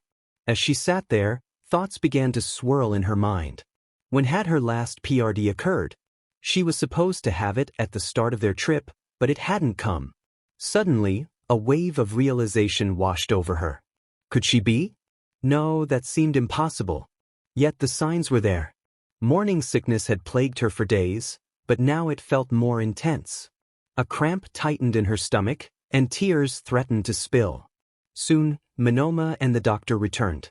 The doctor entered the bathroom and closed the door, while Monoma paced outside, filled with worry. He had never been so anxious about anyone until he met her. The doctor greeted YN with a reassuring tone, asking about her last PRD. YN nervously replied that she was late, having expected it at the beginning of their trip. The doctor confirmed her suspicions, suggesting that she might be PR Gin and tea and offering her some tests to take while she stepped out. After taking the test, YN waited anxiously. As the minutes dragged on, her nerves heightened. What would she do if the result was positive? How would Monoma react? Were they ready for this? Would she be a good mother? The timer finally went off, revealing the truth. It was positive. Frozen in a mix of shock, happiness, and a hint of fear, tears filled her eyes. She was going to be a mom. A knock on the door pulled her from her thoughts, and the doctor asked what the result was. With a smile, YN opened the door and shared the news. Monoma's expression shifted from shock to joy as he embraced her tightly, overwhelmed with excitement at the thought of becoming a father. The doctor congratulated them but reminded them to see a doctor once they returned home. After she left, Monoma returned to YN, kissing her passionately, filled with joy about their future. As they settled on the couch to watch TV, YN rested her head on his chest, both of them reflecting on their journey together. With an hour left before they had to leave, Monoma suggested they start packing. He insisted she stay behind while he took care of the luggage, gently rubbing her side as he spoke. YN agreed, appreciating his protective nature. After a long flight home, they were exhausted. Once they brought their luggage inside, they made their way to the bedroom and fell asleep in each other's arms, sharing quick goodnights and declarations of love. Time passed, and 6 months later, YN sat on the couch watching TV while Monoma worked.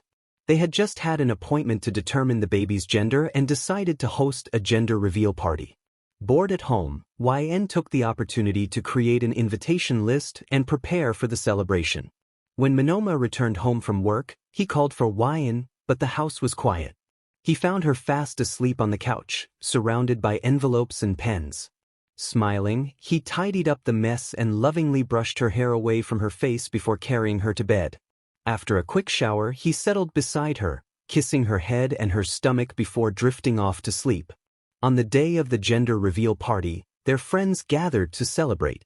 Aizawa, Aikyo, and Eri arrived together, with Aikyo and Eri rushing to hug YN, expressing their happiness for her.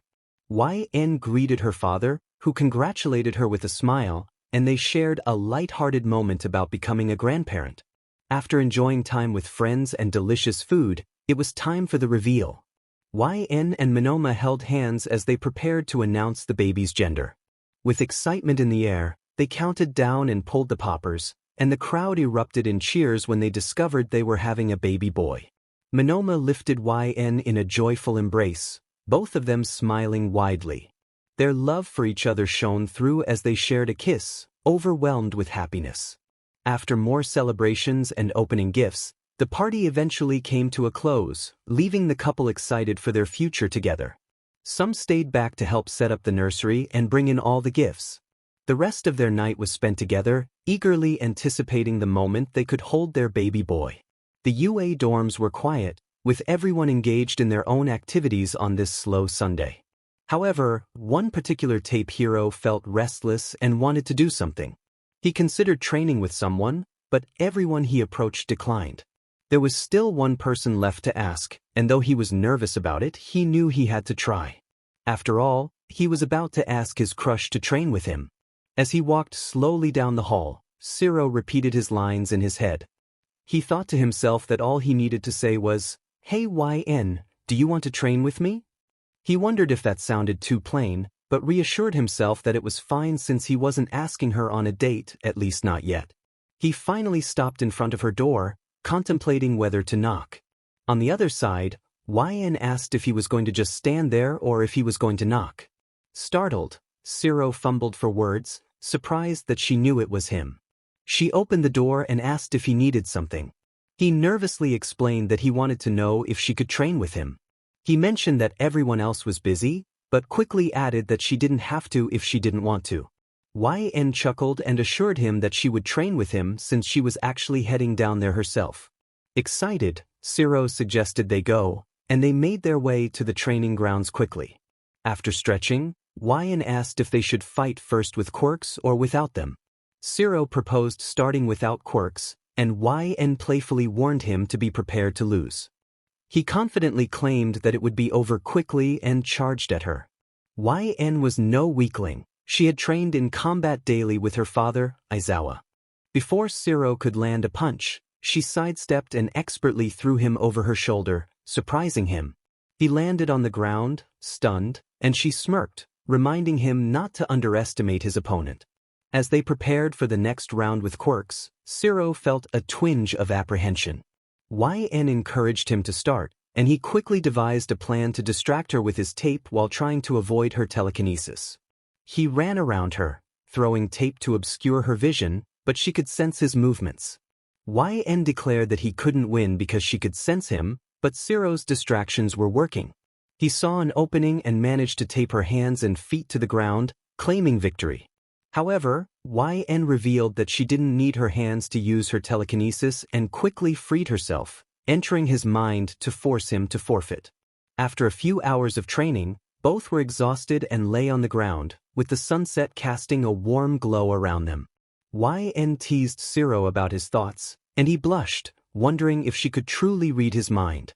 Then, YN took the initiative and confessed her feelings for him, hoping he felt the same.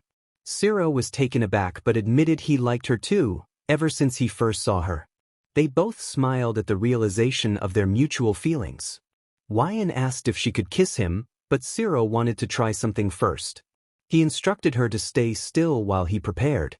Suddenly, she felt a chill behind her and heard him whisper to turn around. When she did, she found Ciro hanging upside down, their faces at the same level. He playfully referenced Spider-Man, and YN laughed before leaning in to kiss him. As they walked back to the dorms, hand in hand, YN teased him about the iconic Spider-Man kiss. Ciro defended his choice, claiming it was cool, and they shared a light-hearted moment as YN playfully ran away, calling him Spider-Boy. He chased after her, both of them laughing. Jairu couldn't hide her feelings any longer. She knew she had to confess her love. She really liked her and wanted to be with her. That girl was YNLN. Many people had a crush on her, and Jairu was one of them.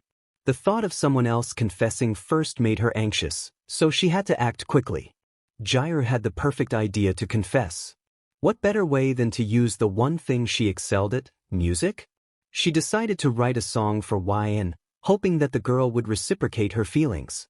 However, Jairu struggled for hours, barely able to write a single line. Her trash can was filled with crumpled attempts, and she sighed sadly, thinking she would never come up with anything. Needing a break, she decided to get dinner. As she walked to the dining hall, she encountered several friends, chatting briefly before parting ways. Soon, Jairu found herself in the kitchen, which appeared empty at first. Suddenly, she flinched as she heard a cabinet open behind her. YN greeted her, asking if she had come to eat dinner. Jairu froze for a moment, taking in YN's appearance. She wore an oversized shirt, cute shorts, and fuzzy cat socks. Her hair was a bit messy, but she still looked perfect. Jairu snapped out of her daze, realizing she hadn't responded. She stammered that she was there for food and asked YN what she was doing. YN replied that she was just getting some water and wished Jairu a good night. Then, Jairu blurted out that she wanted to talk about something in her room, her cheeks flushed. YN, surprised, agreed. YN was no fool. She knew Jairu liked her. She wouldn't deny her own feelings either. Something about Jairu drew her in, perhaps it was her musical talent, her cute hairstyle, or the adorable way her ears moved when she was nervous. YN was falling for the purple-haired girl but was too shy to say anything, having never dated anyone before. Each time they spoke, she hoped Jairu would confess her feelings, but it never happened. Meanwhile, Jairu was panicking. Why had she asked YN to come to her room? What if YN thought she was strange? But then again, she had finally thought of some lyrics. She decided to sing how she felt and hope for the best. They soon arrived at her room, and Jairu let YN in, closing the door behind them. YN sat on the bed, waiting patiently. Jairu grabbed her guitar and pick, feeling nervous but determined.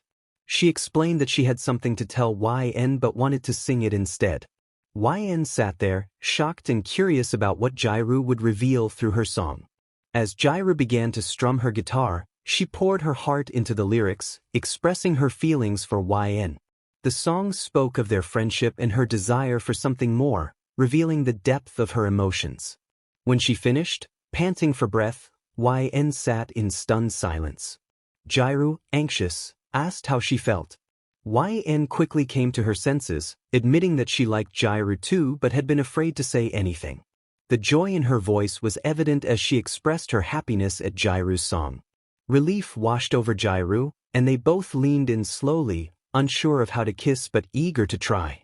YN took the lead, gently pulling Jairu closer, and they shared a sweet, tentative kiss, both knowing they could always practice.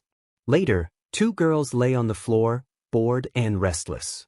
YN scrolled through her phone, growing tired of TikTok, while Achiko watched TV with a frown. With a huff, YN sat up, startling Achiko, and suggested they do something fun. Achiko agreed but asked what YN had in mind. YN proposed going on a date, which made Achiko blush. Even after 2 months of dating, she still felt nervous around YN, a fact that YN found endearing.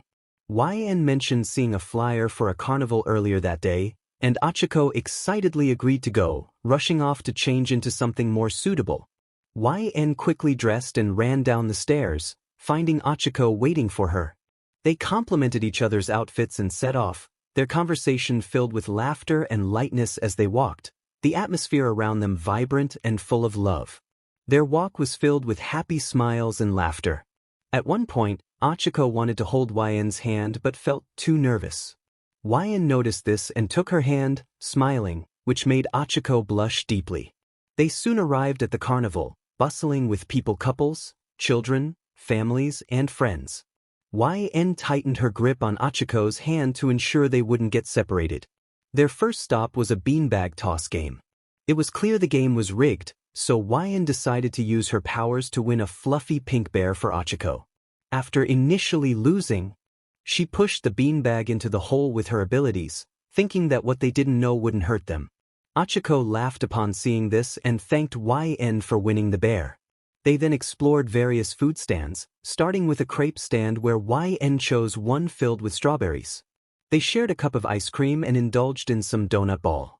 After eating, they played more games, and YN couldn't resist cheating a little, until Achiko reminded her to be careful or they might get caught. YN agreed to stop, but when she saw a claw machine with a prize she really wanted, she couldn't help herself and cheated again, only to be caught this time. They quickly left the scene and stopped at a Ferris wheel, panting as they tried to catch their breath. A shared glance sent them into fits of laughter. Achiko teased YN about getting caught, while YN defended her actions, claiming that everyone cheats. As the Ferris wheel reached the top, it paused, and the fireworks show began. The sky lit up with vibrant colors, and Achiko couldn't help but admire YN, whose face glowed with delight. Feeling caught staring, Achiko quickly looked away, but YN playfully pointed out that it was rude to stare. Achiko stammered, expressing her feelings, saying how beautiful YN was and how much she loved her. YN's eyes widened in surprise. It was the first time Achiko had said, "I love you." Realizing what she had just revealed, Achiko panicked, unsure if she had made YN uncomfortable. But YN smiled gently and reassured her, saying she loved her too. Achiko's face turned beet red, but happiness filled her heart at the reciprocation. They gazed at each other with affection, slowly leaning in until their lips met in a soft kiss. As they kissed, a firework exploded into a pink heart, marking a moment they would cherish forever. Momo was excited for the day ahead, which marked her 4-year anniversary with YN. She planned a simple yet special picnic date filled with activities she knew YN would appreciate. YN woke up to a text from Momo saying good morning, which made her smile. Realizing the significance of the day, she quickly got dressed, wondering what Momo had planned. Momo had asked her to wear something nice, so YN chose a lovely outfit and finished getting ready. Momo wore a cute spring dress and curled her hair, knowing YN loved it when she wore her hair down. She arrived at YN's apartment, having prepared all the food the night before and packed snacks in a basket, including YN's favorite drinks and desserts. After texting YN to come outside, YN emerged with a gift for Momo and hopped into her car. They shared a quick kiss before YN eagerly asked where they were going, but Momo kept the destination a surprise. They sang along to music during the drive. When they arrived, YN's jaw dropped at the sight of a beautiful meadow filled with flowers, a large lake with ducks, and a stunning cherry blossom tree. Overwhelmed with joy, she hugged Momo tightly, thanking her repeatedly. They settled on a cute blanket and began unpacking the basket. YN was thrilled, having never been on a picnic before. They enjoyed their meal, shared stories, laughed, and had fun. Momo brought glass for them to paint on, and they decided to paint each other. They exchanged their creations to frame in their apartments later. With a Polaroid camera, they captured moments together and took photos for Instagram, receiving many congratulatory comments from friends, though some were less than thoughtful. They exchanged gifts, with YN giving Momo a bracelet featuring their initials and Momo gifting YN a photo book filled with memories from their time together. As the sun began to set, YN put on some music and invited Momo to dance. They spent the rest of the evening dancing and falling deeper in love. After cleaning up, they drove back to YN's apartment, reluctant to part ways. YN invited Momo in to watch movies, and Momo ended up staying the night. YN was in her room watching her favorite anime when she received a text from Tsu, asking if she wanted to go to the aquarium that day. Excited, YN quickly replied with a yes. They planned the details, and YN got ready in a rush, feeling a mix of anticipation and nervousness. She had feelings for Tsu and hoped this outing would be a real date. Meanwhile, Tsu was feeling anxious. She had spoken to Achiko earlier, planning to confess her feelings to YN. With encouragement from her friend, Tsu was determined to make the day special, even as nerves bubbled inside her. What if she didn't feel the same way? What if she wasn't even into girls? Doubts began to creep into her mind, despite Uraraka's reassurances. But there was no time to waste. YN was probably already waiting for her. When she spotted the girl of her dreams, her cheeks flushed. YN looked adorable as she asked if Tsu was ready to go, her nervousness evident. Tsu responded with enthusiasm, ready to embark on their adventure. As they walked to the station, a comfortable silence enveloped them. The peaceful stroll was a welcome moment before their train ride to the aquarium in the next city. To avoid getting lost in the crowd, YN took Tsu's hand, smiling as she said she didn't want to be separated. Tsu returned the smile, her heart racing with excitement. She pulled her scarf up to hide her blush, feeling warm inside as she thought about how much she cherished the green scarf YN had given her for her birthday. YN wore her own scarf, a lovely color she received for Christmas. They found seats on the train and set off for their destination. During the ride, YN noticed an elderly lady standing tiredly and immediately offered her seat. The lady expressed her gratitude, and Tsu admired YN's kindness, even as YN insisted on standing. Soon, they arrived at the station and held hands again, excitement bubbling within them. After a short walk, they reached the aquarium, and YN eagerly pulled Tsu inside, ready to learn about the wonders of marine life. Tsu enthusiastically introduced YN to various fish, guiding her through the exhibits. They spent hours marveling at the sea creatures, even petting the stingrays. YN felt a bit nervous at first, but Tsu's reassuring grip on her hand calmed her. They captured countless memories with photos, posting them on their social media pages. After enjoying some food, they prepared to leave. Suddenly, YN felt a surge of confidence and led Tsu to a dimly lit area in front of a large tank for a picture. She set the timer and, in a bold move, kissed Tsu before checking the photo. It turned out perfectly, but Tsu stood frozen in shock, her mind racing with disbelief. YN, with a playful smirk, confirmed her feelings, revealing that she had liked Tsu for a long time. Tsu, flustered and embarrassed, couldn't believe it. YN laughed, assuring her that hearing Tsu's thoughts had given her the courage to make the move. With a bright smile, Tsu asked if this meant they were officially girlfriends. YN joyfully confirmed, and Tsu beamed with happiness. The scene shifted to Mina's house, where music filled the air as she practiced her dance moves. Bored after a while, she longed to hang out with her friends during the 5-day weekend. An idea struck her, and she blushed at the thought of her crush. Excitedly, she declared that they should have a sleepover. After receiving permission from her parents, she texted YN, who quickly agreed. Mina prepared snacks, popcorn, and movies, eagerly awaiting YN's arrival. When the doorbell rang, Mina's excitement surged as she welcomed YN inside, dragging her through the door. Mina's energy was contagious as she listed all the fun activities they would do together. YN laughed, asking her to calm down for a moment. Once inside, YN greeted Mina's parents before being whisked upstairs by the enthusiastic girl. Mina caught YN staring at her and blushed, curious about what YN was thinking. They decided to start with painting their nails, and as YN held Mina's hands gently, Mina couldn't help but admire her focus. When YN complimented her, Mina blushed even deeper, surprised that YN could read her thoughts. Just as they were leaning in closer, the door swung open, causing both girls to jump back in surprise. Mina's mother reminded them to keep the noise down and head to bed at a reasonable hour, leaving the girls flustered. After her mother left, they headed downstairs to make popcorn and brownies, turning on some music as they began their culinary adventure. Mina guided YN through the process, determined to keep the kitchen tidy to avoid any trouble with her mom. The girls took some pictures together and posted them online. Mina eagerly asked YN to film a TikTok with her, and after some hesitation, YN agreed. They headed upstairs again to watch a movie or two. Mina chose a scary movie, despite YN's reluctance. Mina reassured her that everything would be fine. YN playfully warned that if she had nightmares, it would be Mina's fault, to which Mina confidently replied that she could always protect her. As the movie played, the two girls sat close together.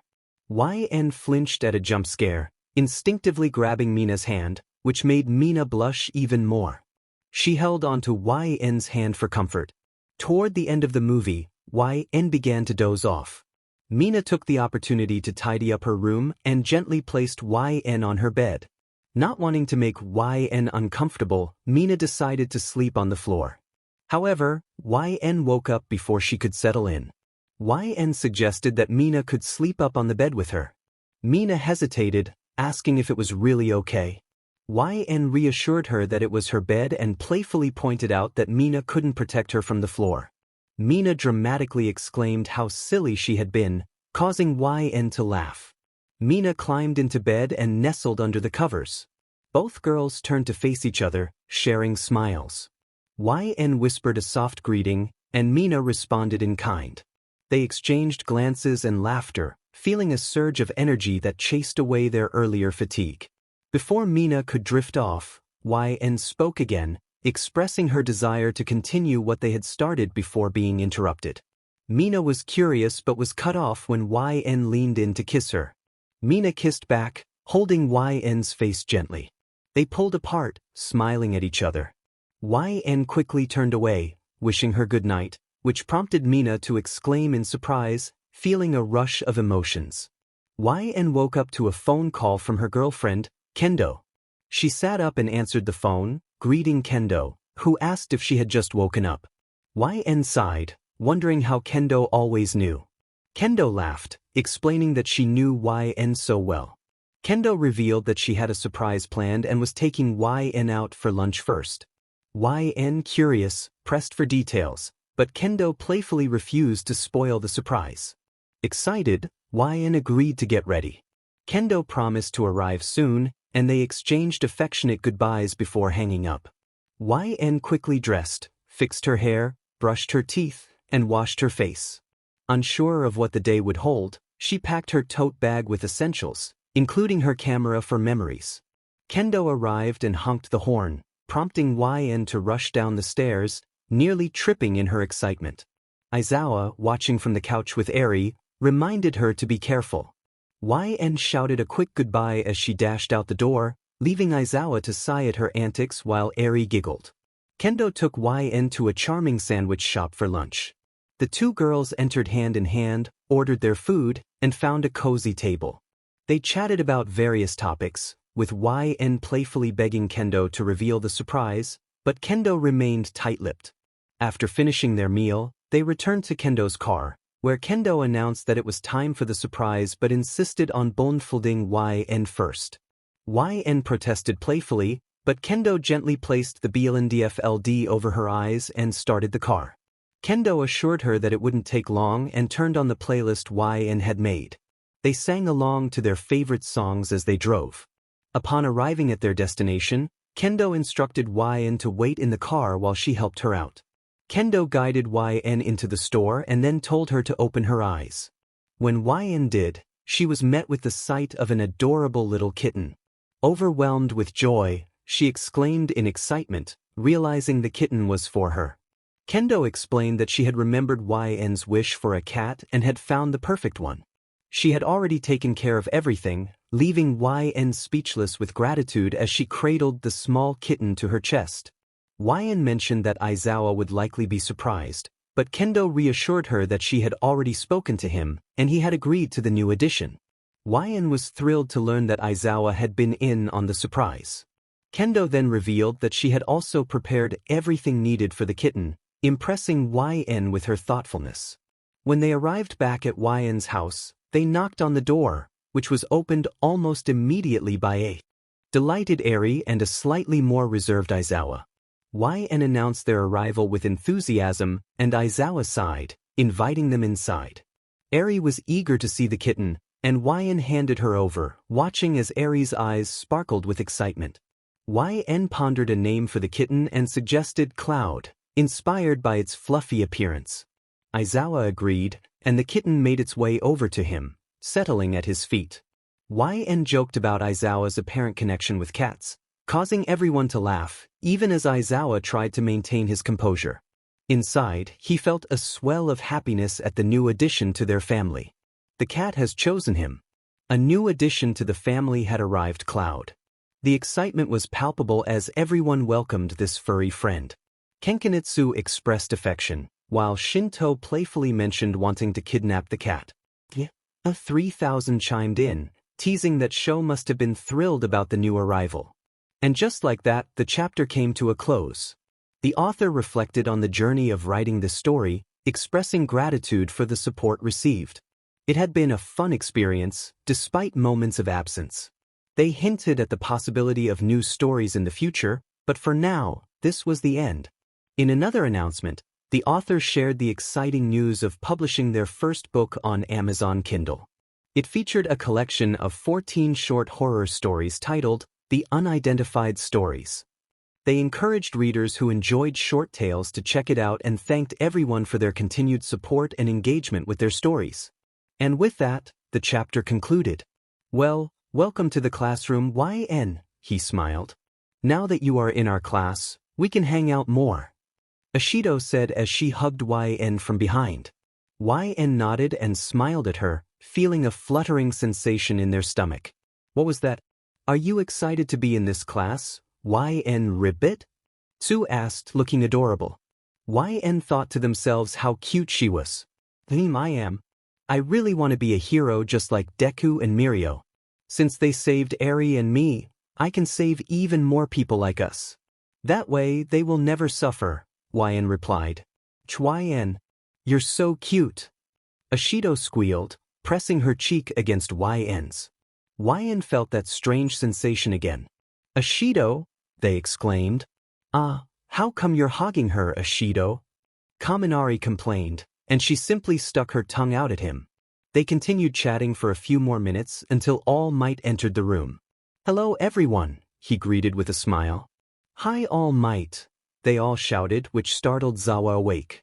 All right, get your costumes on and meet us outside, Zawa grumbled. YN didn't have a costume yet, so they just wore their gym clothes. Let's go, YN, Uraraka said, holding YN's hand. Hey, Uraraka? YN called out. HM? What is it? She asked, looking at YN. Can I call you by your first name? YN inquired. Higis? Oh, yes, sure, she replied, holding her cheeks in her hands. Okay, Achiko, YN said with a smile. Yay, she beamed, and YN felt that fluttering sensation again. There goes that feeling again. It's called a crush, dear. YN flinched slightly, causing Achiko to worry. Are you okay? She asked. Yeah, I'm fine. YN assured her with a smile. She shrugged it off. What the heck, Mom? You scared me. Not my fault. You forgot about your poor mother. How dare you? YN could just imagine her dramatic expression. Oh, whatever. What did you mean by a crush? I'll tell you later. Ugh, fine. Mina wants you to call her by her first name too. No, Chan, or anything. Mina whined as she ran into YN's back, hugging them. Okay then. Okay, Mina. YN suggested.